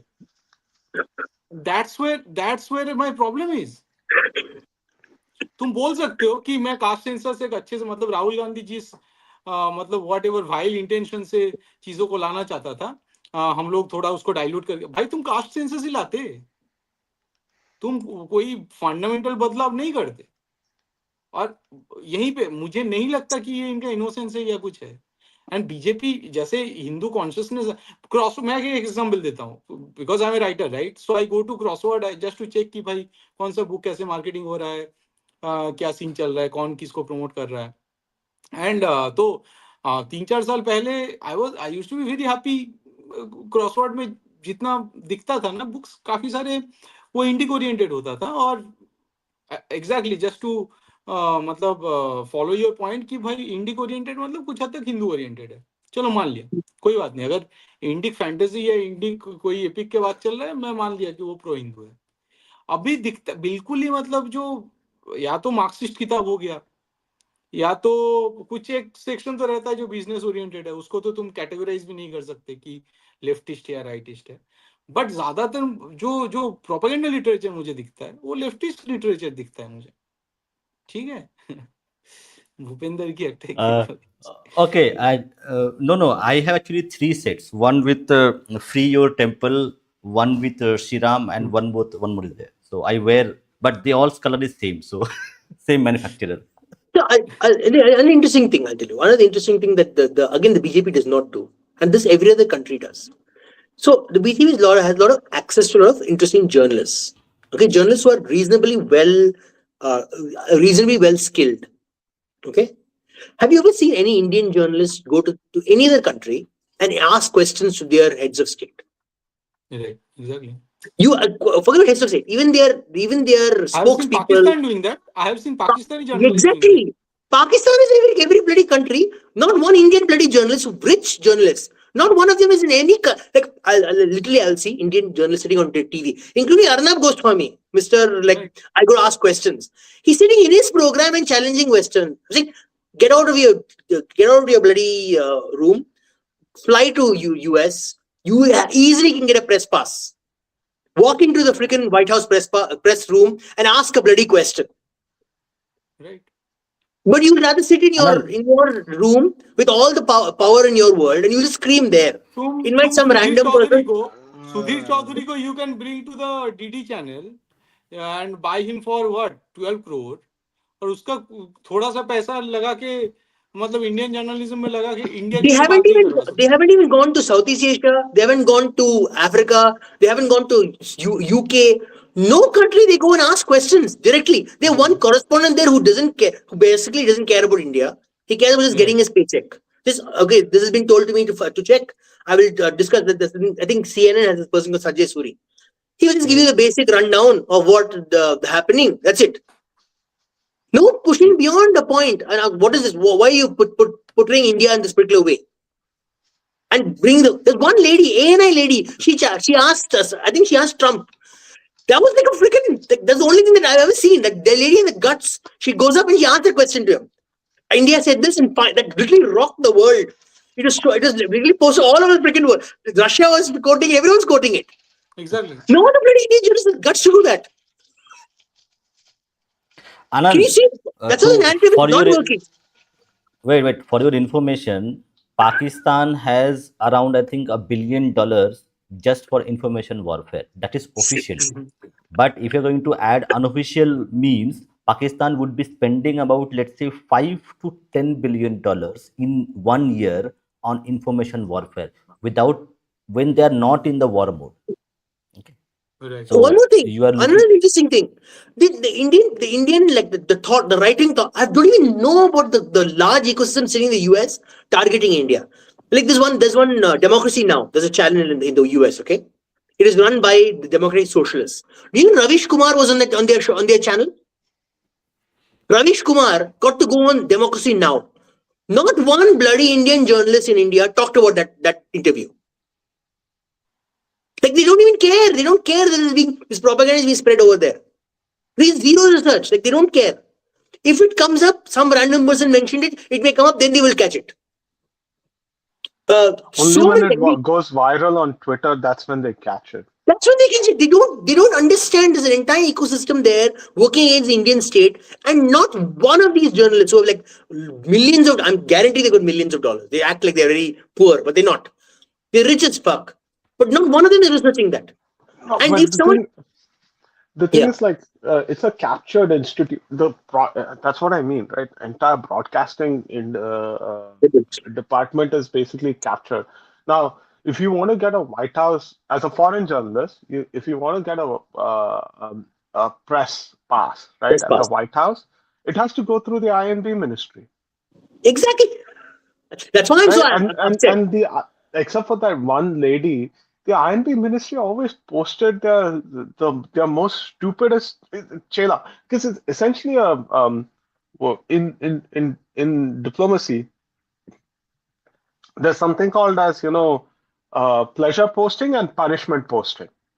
Right? You want to punish someone, you post them in somewhere in Africa. Sorry for Africans, man. I don't mean to demean you, but that's what punishment posting meant. Um, and US is a pleasure posting. DC में जाके you're going to hang out with a bunch of DC journalists. They won't even pay attention to you. But um, but at least you get the free drink in a nice DC hotel. So it's a No, pleasure I'm posting. So not such just things. that. I'm telling you, no, I'm telling you, there are like random YouTubers in the US, like no unknown YouTubers, who can literally go out of like they are creative, okay? They find ways to get tidbits from politicians. Like there is no interest in India, the journalist fraternity, to do anything creative. Everything is a bloody this. I know this politician. He will give me that tidbit when I need it. There is no creativity in catching a politician out and asking him an interesting question. Nothing. They're not interested in doing their actual what journalism. I have observed. To me, every Indian journalist, their journalist degree should be taken back. They're horrible journalists. This is true Everyone, Okay. for top to bottom, every. everyone is But this horrible. is Wait, wait, true. This is also wait, true wait. for every Indian analyst, right? So if you have a international relations analyst, except for a couple of them, mostly the and the thing about IR analysts is that they are supposed to do some amount of public communication, which means that they write articles on public newspapers.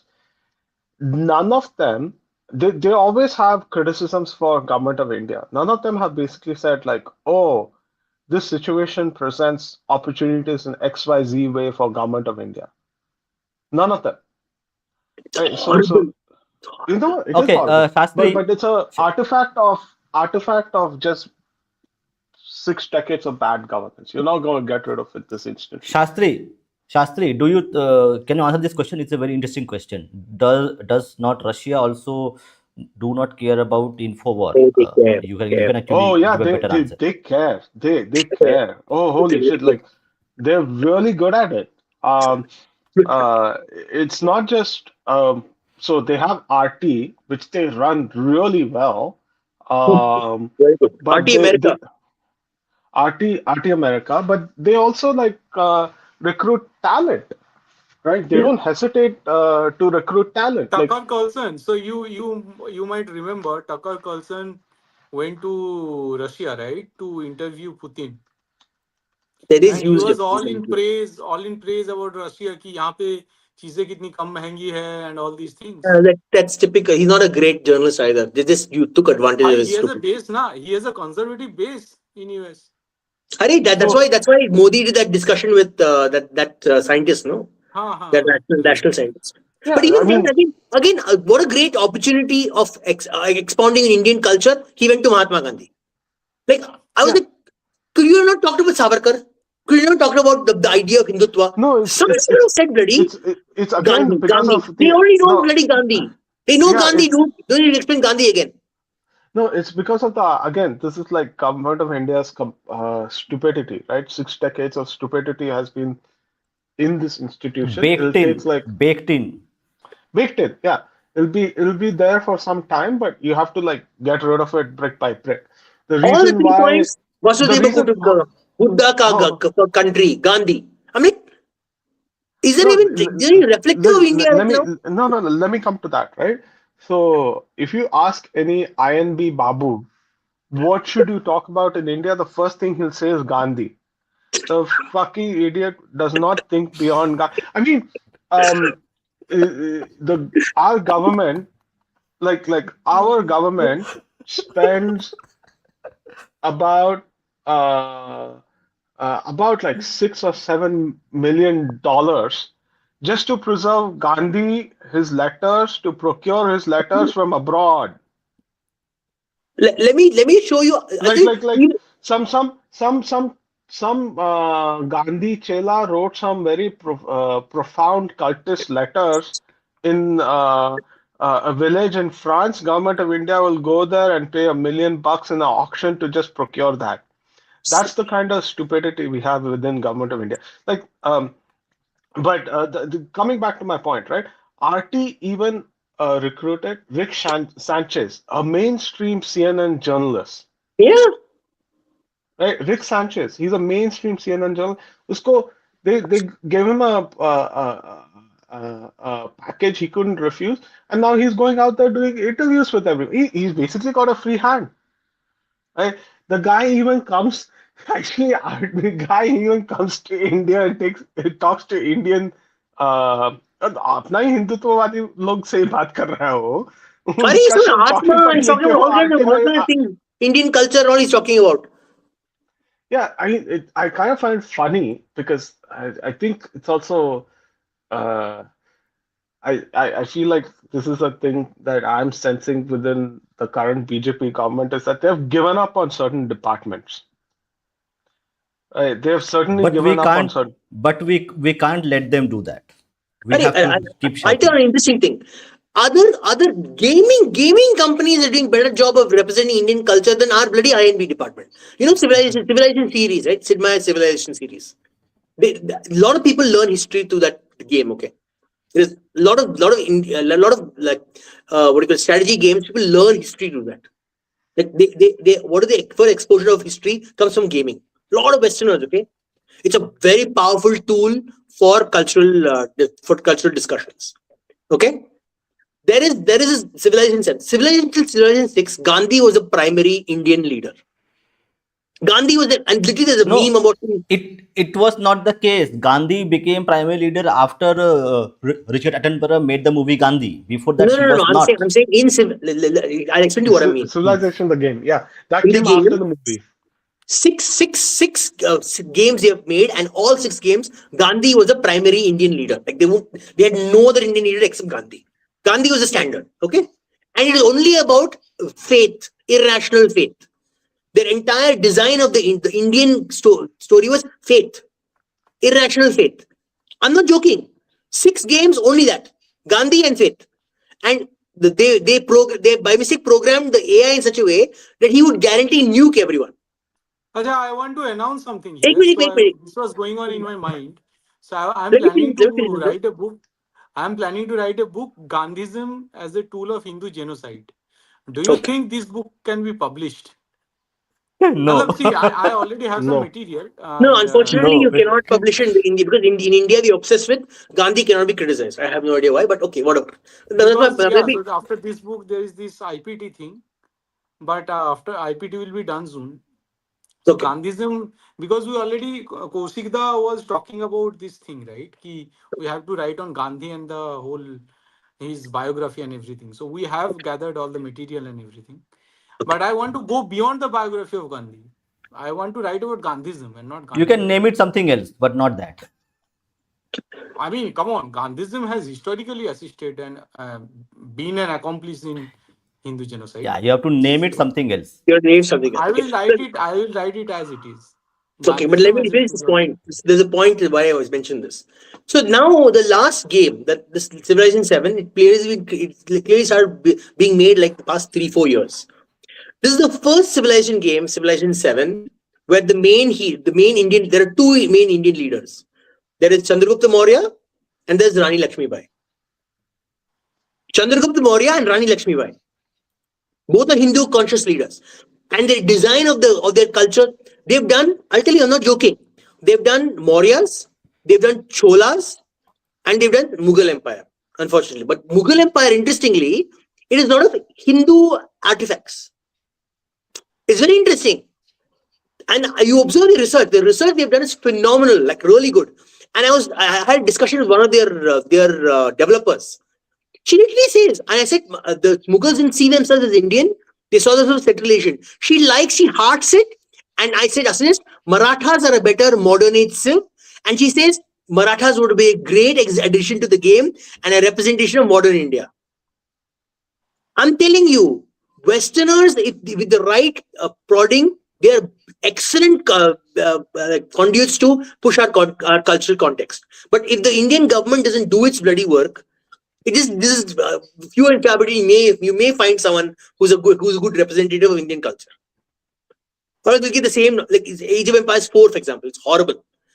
The Indian history there is bullshit. Like they're obsessed with the Mughals again. They're obsessed with Mughals and they're obsessed with the Delhi Sultanate. That's it. They're getting Okay, a was lot of Lord flack Buddha the for it, first though. woke? Okay, last question. Last question. We say goodbye and we'll come again Sorry. to our Oxford Union version, Indian version debate. Okay, was Buddha the first woke?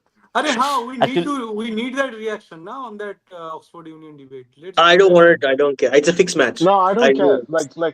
See, Huh? there's some things like, I put it this way.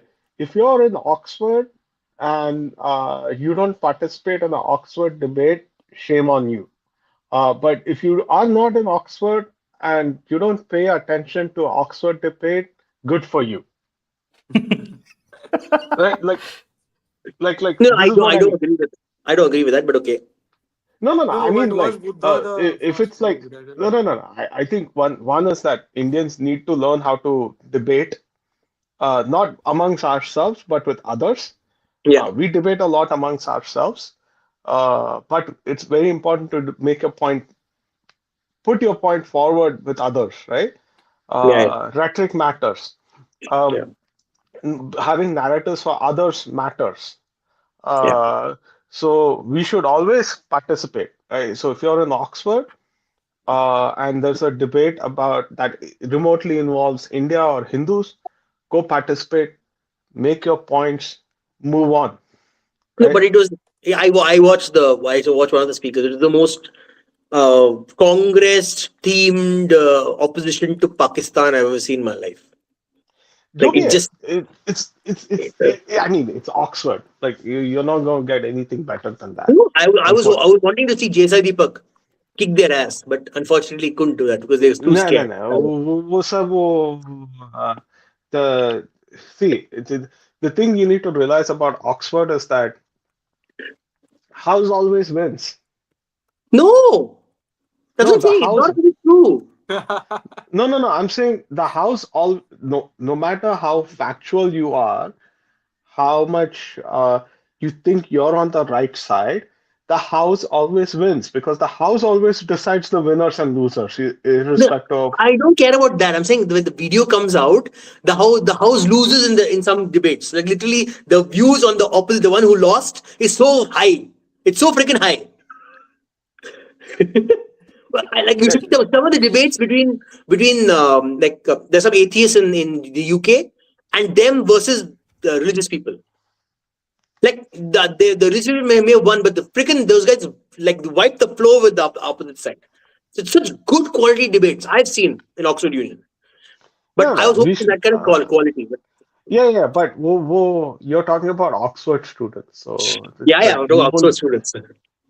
like No, you're not expecting too Oxford much students. from them because Yeah. you're expecting too much from people who are born with No, a it is. silver spoon in places like Worli, Bandra, horse cars, maybe like the nicer area around Presidency College, I know, he right? spoke Old well. wealth people. I just find it. I found it very standard. I know how to show I'm anti Pakistan, but I don't know to ruffle any feathers. Like that's what it was. Like it seemed very tame. Like how I would mean, I, see, unless you have people from the actual middle class going to Oxford, you won't get that quality. Abibi, it's still like creme de la creme of every, at best, it's like creme de la creme of every district politician, right? District politician, right? No, I'm like वो जिला परिषद का वो local MP MLA रहेगा, उसका बेटा बेटी जाता रहेगा अभी. Unless that goes down to middle class people, regular middle class people with a real passion for the oh, country. that's cattle. That's funny. Yeah, so I don't No, expect much. But the thing is like, let's but talk about Buddha. The topic on Buddha actually we skipped it. I don't have your Was opinion. I have no Buddha opinion. the father of all woks? No, I Wokism, don't. Buddhism से निकला. No, Buddhism No, is no, not. actually that is propaganda because Buddha was a very smart person. Correct. Well, He knew how to use. Buddhism was slightly anti-woman for that matter. I don't know how anti-woman is wokism. I think Pretends it is not. Buddhism is not woke at all. Buddhism is extremely problematic for woke people because it's very nihilistic, and woke people are not nihilistic. Wokism is Woke people about are right, yeah. actually, Buddhism is I would about duties, right? no, Duty to no, no, no, yourself no. at least. No, Buddhism has the same problem that Hinduism has, right? Interpretations require a certain kind of context. You can read about shunyata and easily mistake it for nihilism, whereas it's not at all nihilism. I think it's So nihilism. I mean, that's what I mean. Like Buddha's you ascetic learned it ideal is without it. nihilistic. I mean, come on. No, I mean that's what I mean. Like you looked at I didn't say shunyata it's nihilism. I said it's very nihilistic. I didn't say it's nihilism. again. That comes from reading it outside of its context. Right? So it has the same problem as see Tomato, if you tomato. No, we huh? know the fundamental differences between Buddhism and Wokism, but what are the similarities? I believe there are certain amount of similarities. Let's explore that part. Call to moral virtue. No, I mean, come on. That's a good thing. I mean, No, no, actually, Bijit, actually, the core Buddhism which was taught by Buddha, which is actually documented in Dharmapada, actually, it doesn't have any woke element. Okay, even I'll tell you example. Somebody actually asked Buddha that, like, if I don't become a monk or I don't become part of Sangha, will I be a bad person? Then the Buddha says that, no, like even if you go and donate some food to the monk, you cannot become a monk. But if you give food to the monk when he comes for his bhiksha, you are doing a good karma, which will give you better results in the next. So the later version of Buddhism, it became little bit woke and it became little bit here and there. But the original Buddha, what he taught, there is no anti-Hindu, there is no wokeism in that primary text. The other parts you will find few things. Hey, disciples. So there's Add a little masala on top. so correct. There's also a cat story. Correct. So in a Buddhist monk there was a cat, and somebody said that cat is speaking to me. So they put the cat as the primary monk of the monastery itself. Cat was the monastery's monk, and okay, and that is cat would do Wokism. Come on, that meow. is Wokism. No, that's what I'm Cat, saying. The primary cat Buddhism life which was taught. matters. Cat So life that I'm matters. saying the primary Buddhist text which was there taught by Buddha, there is no wokeism, nothing in that. The later stages it became like that, not exact way woke, but bit absurd in many ways. So okay, so shall we continue our debate tomorrow on Sangh, or we will tomorrow No, we are since, starting, correct? no. My suggestion is since tomorrow is Christmas, we should target Christmas. No, tomorrow we are Acha, trying. We you will want do a that. You want a debate or whatever thing on Christianism? We can do No, one thing. Christmas. Target Christmas. I want to target it. Okay, Ah, Christmas. yeah, there is a Okay. story, correct? The way it was transferred from April to December, correct? Everybody And knows debunk, about it. debunk Santa Claus. All kids must not believe in Santa Claus. We must make sure no one Exactly. believes in Santa Claus. So let's So put that out. Huh. tomorrow we are going to be the Bajrang Dal Actually, in. we should know that the image of Santa Claus was made after a chindi chor, basically, who used to come down intrude into a house through chimneys, used to steal and then go. So I have to go through that story, No, and we can. don't you know it's Sant Kalash? Sant Kalash is for when Santa Claus came with Sant Kalash. I'm not going to be part of that, unfortunately. God identifies as monk. I'm just joking. I'm trying to end the thing on a very comic note. So. Decolonizing Okay. India's erotic heritage. No, Get that for we must today. do Abhishekam for we must add Abhishekam to Christmas celebration. Very important. Abhishekam They of are the already doing it. They are already doing it, man. They We are are already saying- doing it. What are you already doing saying? Abhishekam to Jesus, to tree, Bhai, Lord Jesus. Om the Shri cross, Yashave Abhishekam Namaha. of the cross, Abhishekam of the tree. Om And Shri everything Yashave they are doing, Namaha. man. Bhai. You know who is providing the mantras for the Lord Jesus? It is the Ramakrishna Mission who are writing mantras. Oh God, why man? Why are they I doing am this? not kidding. So they do the Yusuf Puja, na? So Hmm. they chant all these mantras. I sent it to Bhupenda, na? Bhupenda. Ah, yeah, I have it. Yeah, yeah, I have it. So here is the Yeah, yeah, mantra.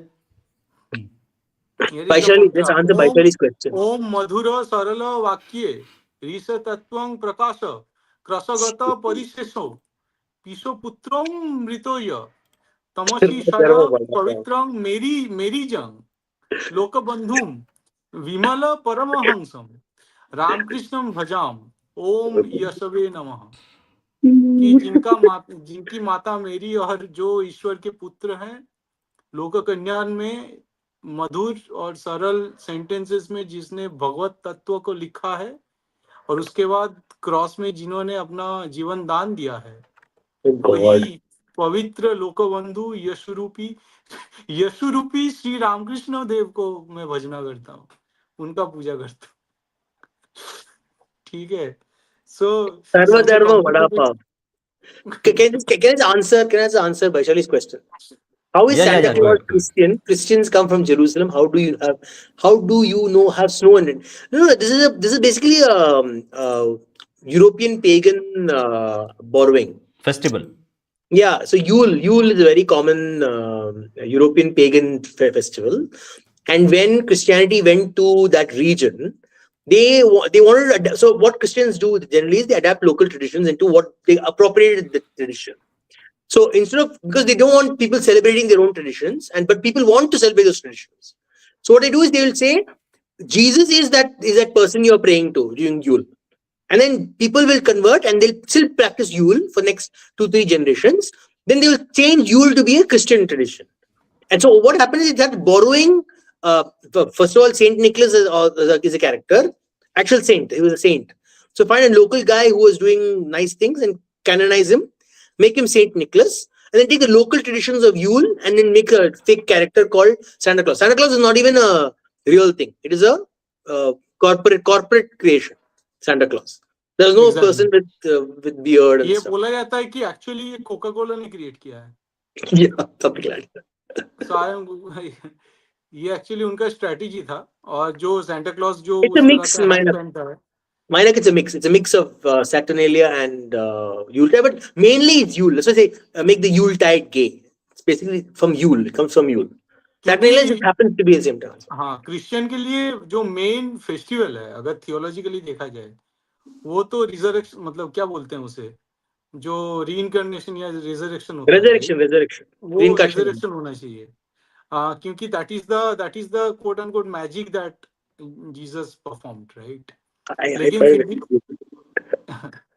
I find it very goofy how people believe and that this stuff. guy Saint Nicholas he was a big genocider by the way ठीक है मतलब he was a very brutal The person story is he knitted socks for the kids and he gave them the socks and like that's how the gift giving thing started basically. हाँ right So ये कल detail में चर्चा करेंगे actually. इसके पीछे एक marketing strategy भी है. But I was just joking, okay? I was just joking about targeting Christmas, okay? You have a good. I don't have enough content. I have little content. I don't have No, that much content to listen. if we want to discuss Christmas, why not? Like there are different things. मतलब Christmas is Arey, my not a sister is natural. celebrating Christmas tomorrow night with her husband and her extra family. I hope she didn't see this video. She didn't see this video. Send Get them angry this with me. message. Send them this. Yeah, we are going to do a video and then send it to them. Oh God, no. Anyway, so most Christian festivals are basically appropriated from pagan traditions. Right. They don't have anything of their own. Okay, so we will be doing a Santa Claus stream tomorrow. Okay, and I should also listen I will that. be wearing a saffron Santa. Get a saffron cap and a saffron saffron. One more thing, why can't we need to take back our green for Mahalakshmi green? You take it back. Both हो गया भाई. सब लोग हमारा green लेते रहते हैं. And I also say we take back Vanga Pradesh. That we have to do. There is no other option. From the river to the sea, Vanga Pradesh will be free. We need that. We need that. Hey, मैं तुम लोग को slogan दे रहा हूँ यार. Please trend it. No. Saurabh, I'm going to. Saurabh is asking why writing target about it. someone's tradition and festivities. Sir, when they got the tradition and festivities because they target someone's tradition and festivities. Literally. But why target someone's traditions and festivities? Okay, It is not so there. Christianism and Islam are literally born out of this funda by targeting someone's tradition and festivities. They get everything. It is only through the genocide of someone else's pagan tradition and festivities that these cults, these death cults are actually born. I mean, people may be nice, but they may be nice people. Some people may be nice people, but the fundamental how it got this stuff, you have to acknowledge that. I mean, You need to know exactly. You need to know how it all happens. Ignorance is not bliss, bhai. Ignorance is actually genocidal. This is how we lost so many generations of Hindu activism because we're like, oh, we will hurt their feelings, they'll get upset, and then we'll have a bad relationship with them. If they want to be your friends, after knowing the truth, they'll be your friends. Yeah. Instead of the fact that you exposed it. And right? and people ask like, "Are you do this thing? You hate Muslim or you hate Christian?" No, I don't hate anyone, yaar. I don't hate any individual. Can I ask one But question? I have problems for the ideologies. Yeah. And no, what I have a question. Is the same. I have a question. When we expose casteist behavior, do we automatically become enemies of every person of that particular caste? So, for example, if someone is being casteist, right? Do we become enemies of all the people who are of that caste?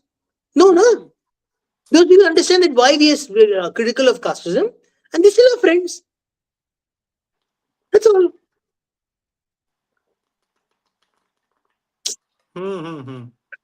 That's okay. That's the point. From the mountain to the sea, tomorrow is also right. 25th of December, 24th and 25th is also Veer Bal Divas.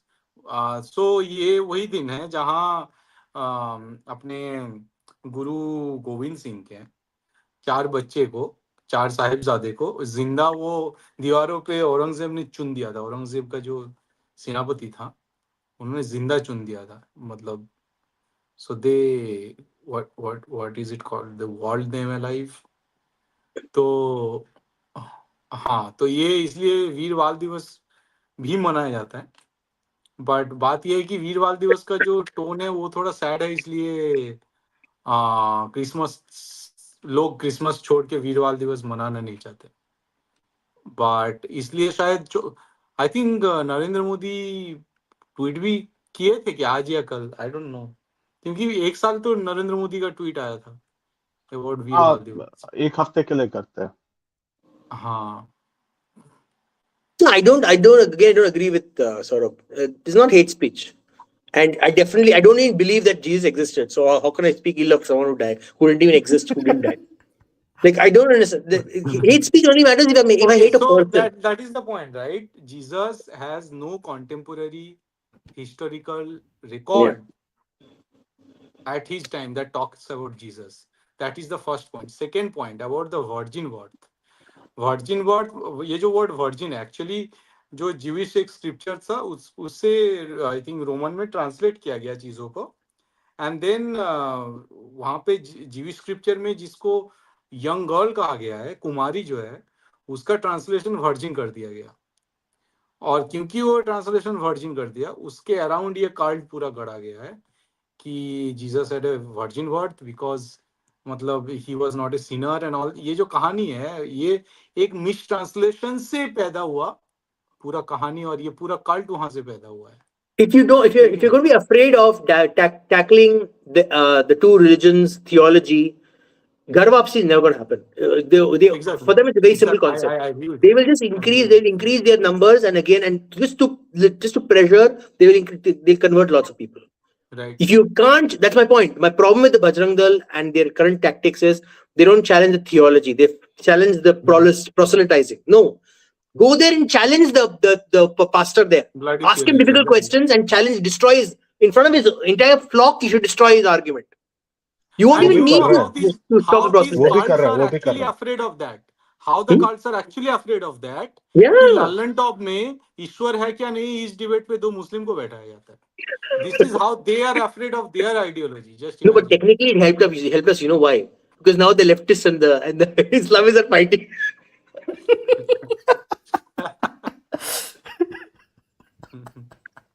From the mountain to the sea, Vanga Pradesh will be free.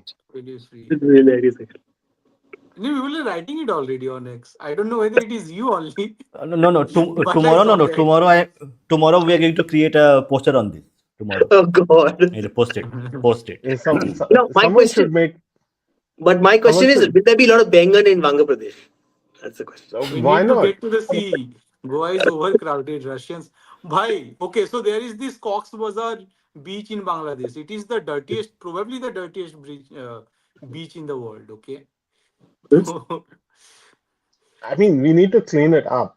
Swacha, We have to clean it Swacha, up. We have to gentrify. yeah, We Swacha need Gentrification is Vanga the to word. Pradesh. No. We need to inspire Modi ji to like initiate Swachh Abhiyan in Cox's Bazar. We need to tell See, Modi ji. We need to clean first this you up. guys need to take the entire Sundarbans. Seriously. How हाँ, can you allow them to have the Sundarbans? Like literally, how like they literally will go, they'll kill the tiger and eat the tiger. Like you cannot allow that. You go take back the no, Sundarbans. so the thing is like General Shankar from Gunner Shot, right? He had Yeah. 3 different proposals. I say we should go for all 3 proposals, but his thing was like you need to have 100-kilometer security corridor between. The guy went full Gaza by the way, but then, which is rare for him. वो भी इतना सनक है. सोच इतना patient इंसान है वो. He's very patient. बहुत हाँ. Very patient, yeah, very chill guy. Yeah. General Shankar, very chill, very patient guy. Yeah, it's still a secularist at heart, and he's like 100-kilometer security corridor चाहिए, and coincidentally that covers the Sundarbans as well. You know the funny part, no? I also was very secular at heart generally. Okay, I prefer secularism, but I was just thinking the other day. I was just having this like after hearing a lot of debates, I was like, we don't need Hindu Rashtra, we need Hindu Rajya, because you know what happens in Hindu Rashtra, right? Hindu Rashtra, anyone can say I'm Hindu and make up shit. Like there are a lot of these lefties go around saying I'm Hindu and then just make up anything, just say anything about Hinduism, right? But in Hindu Rajya, there are very strict rules. The Rajya will decide the strict rules of Hinduism. They will consult all the Hindu groups and create a proper structured Rajya. So anyone can't just make shit up. Like what's his name? The Sarvadam Vada Pav nonsense won't exist in a Hindu Rajya. But in a Hindu Rashtra, any random person can say, I was walking around my bikini and that is the women's liberation. Like that's how Hinduism was for women's liberation and walking around my bikini. Like or guys walking there in their V-shaped underwear. That's what Hindu liberation is about. Like that's also not Hindu liberation, you know. I protest against vada pav being equated to Sarva Dharma. So I like vada pav. So Don't insult vada Vada pav pav. by associating with Okay, Sarva secularism. Dharma Vangi Bar.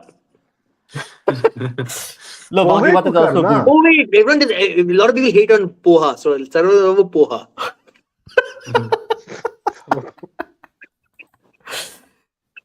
Okay, so Cox Bazar for Trump. That is final. Bad It will idea. go to Trump. Why give it to Trump, man? Give it to Hiranandani or Adani or Hira Lord Right, Happy. yeah, Hiranandani, Nanda, Adani. Atmanirbhar Bharat, come on. We need to decolonize our mind. Correct. Arey, First, I give it to decolonize our mind. Thailand. I give it to Thailand. They'll put all their guns in that direction. Say we need to fight today, and you say other side we put Cambodia. Like this, they'll be fighting there, and Bangladesh is like, what the hell is going on? Why are they fighting? Nah, I mean, I would just give it to some give it to some local developer in India. Or even better, let them do a JV with some Emirati. They'll Oh God, also no. enjoy it. Emiratis love good beach properties. Give it to Omanis. Give Oman people. Oman people are very Oman, chill. yeah. No, but fully no. JV. Joint Joint venture. Joint venture. Okay. Yeah. Okay चलो आज के लिए समाप्त करते हैं कल फिर मिलते हैं ओके जय श्री राम वंदे Jai Mataram Shri Ram. Namaskar. From the Namaskar. mountain to the sea, Vanga Pradesh will be free. yeah With mountain Venkat. to the sea Bangladesh will be free